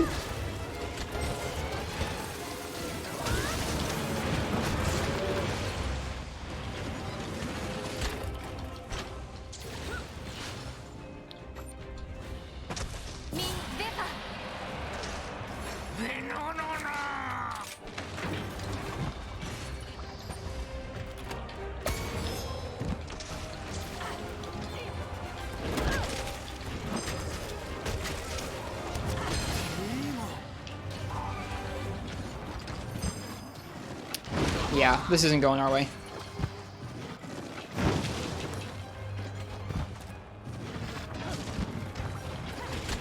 Should heal.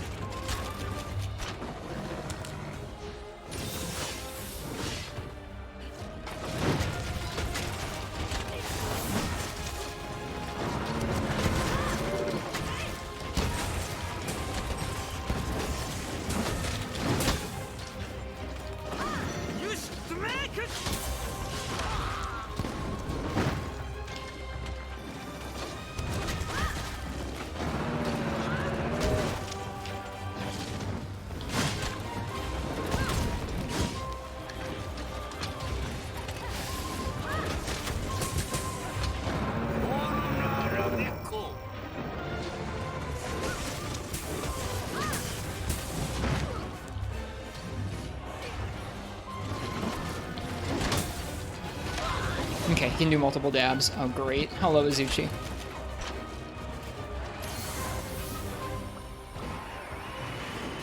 One. Just one that time. I didn't realize he had a boulder throw. Oh, wow. That's like a full 180 degrees around him.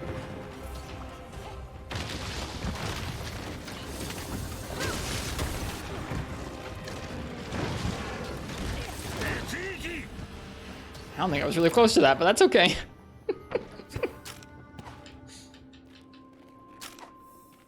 As long as we keep him off the gate, we'll be fine.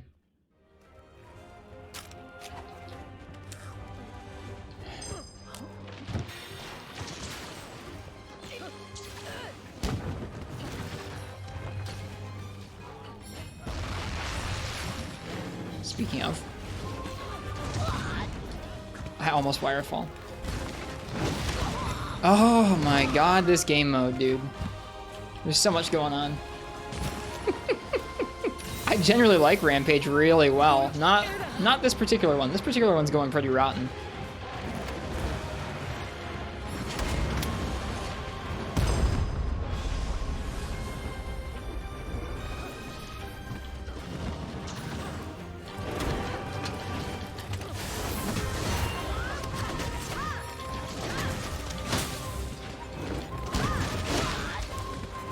Yeah, some hitboxes there.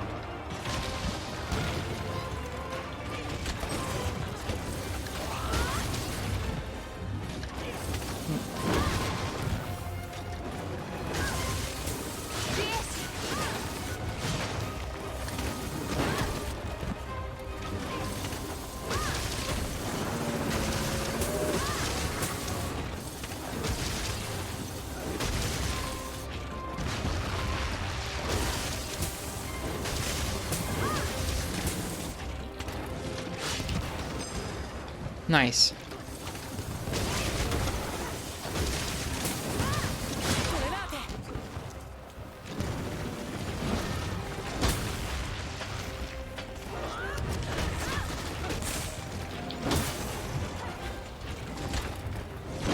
Oh, the hug of death. Wrong time to sheath.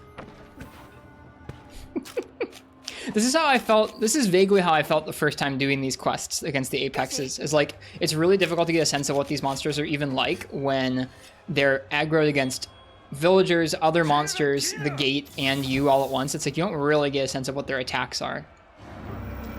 It's easier to recognize the attacks once you've actually fought them out in the maps. But those quests weren't in the game when the game first came out. It's a pretty big deal.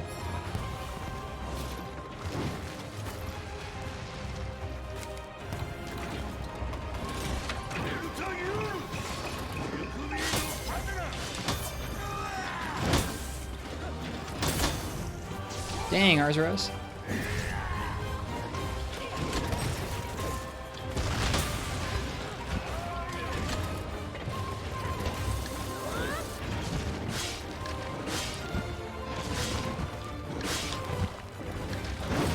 Goodness!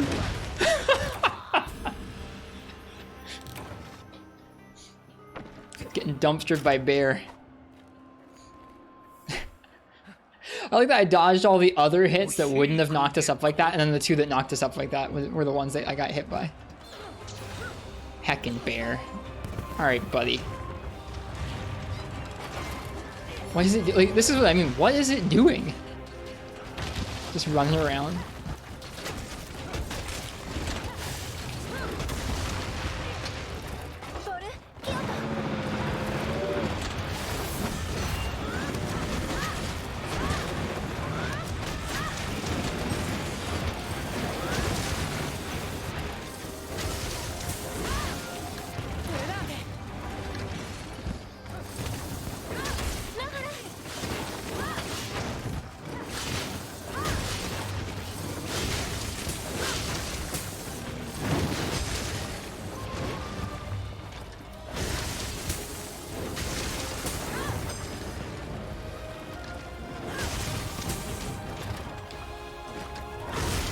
There we go. Scuffed Rampage, that one. Holy crap. Doesn't feel good, that one. But we did finish it just fine. The quality Arzuros carapace. The thick shell can endure bites from ordinary fangs. A splendid Arzuros pelt, sturdy enough to survive in harsh mountainous terrain. At least it's over. I normally really like Rampages. I think if we hadn't gotten such rotten objectives, I would have enjoyed that one a lot more. Like if I could have just focused on fighting the Arzuros at the end. Oh well. Sometimes that's just how Rampages work out, and it's not my fault.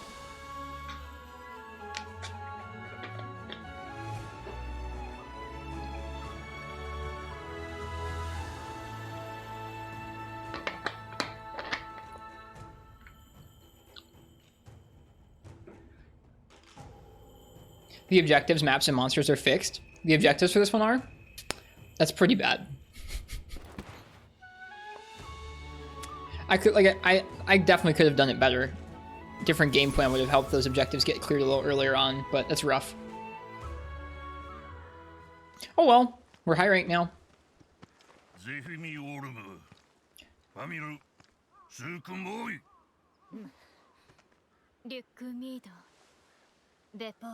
What will happen if you run out of time at the top left corner? I think it just spawns more monsters.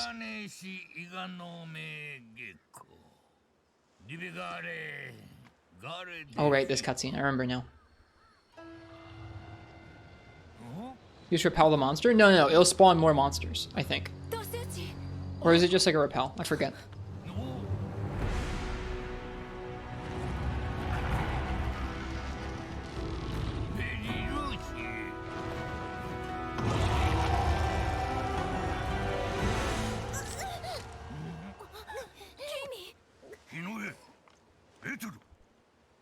They show you Ibushi? Yeah.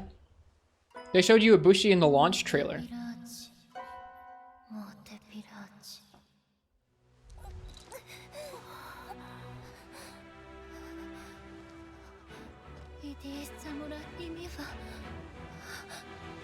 You skipped every cutscene.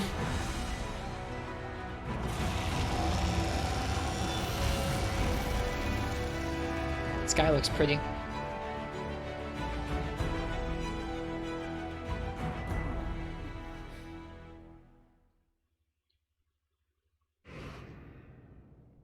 Still got an S. Meh. Wonder if we would have gotten S+ if I hadn't fainted. Oh well.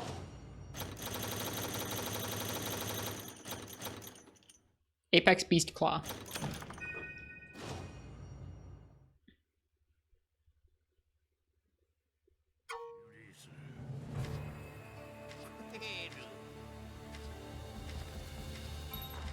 Alright. Does S+ give you a lot more stuff? Any of the higher ranks will give you more materials, more tickets, which you can sell or you can use for melding or you can use for actual ramp ups.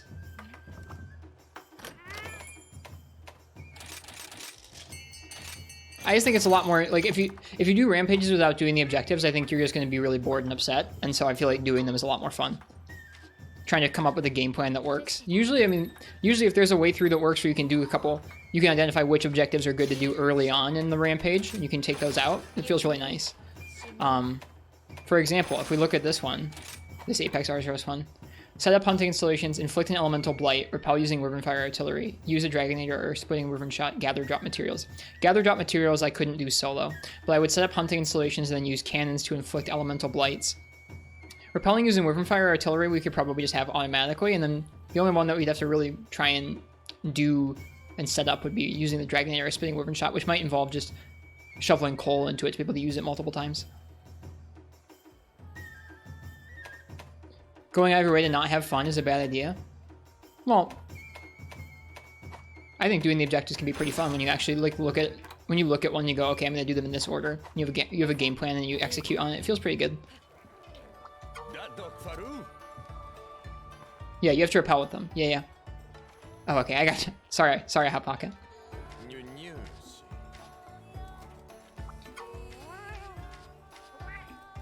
All right. Cool. So we have our switch skill quests.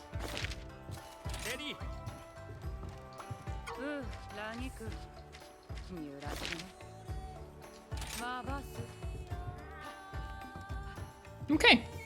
Well, when we come back tomorrow, I'll start dipping into some high rank quests.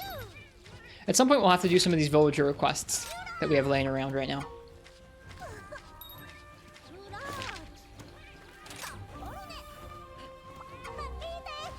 Thank you for the stream. It was fun to get to stream to you guys. I hope you guys enjoyed it. I'll grab this dialogue tomorrow. It was fun to get to practice some Charge Blade. It's funny to me that Barroth was the hardest fight of the night. Sometimes it's just how it is, though. You just get bodied by Barroth. If it was anyone's first time here, I'm Rist. I'm going to be streaming this game for a good long while. I think in the future, going forward, these next coming streams, we'll try and pick a weapon or some specific matchup or something to focus on and kind of do some learning about during the night. Something to work at. As we go through the game. It should be a fun time. In addition to our like no wirebug rules we're doing here. Let's see here. If you guys enjoyed, feel free to leave a follow so you can see when we're live. We do have a Discord and a YouTube and a Twitter that you can use to keep up with us when we're not live if you'd like to. The Discord especially is very cozy. And the last thing I'm going to do before I go and get some sleep is find someone else to give a raid to. Someone else streaming Monster Hunter.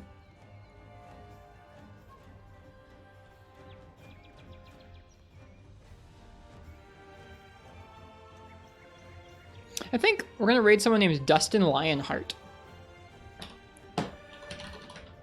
They're streaming Monster Hunter 3 Ultimate, and they're doing some co-op Elder Dragon hunts, it looks like, which is neat.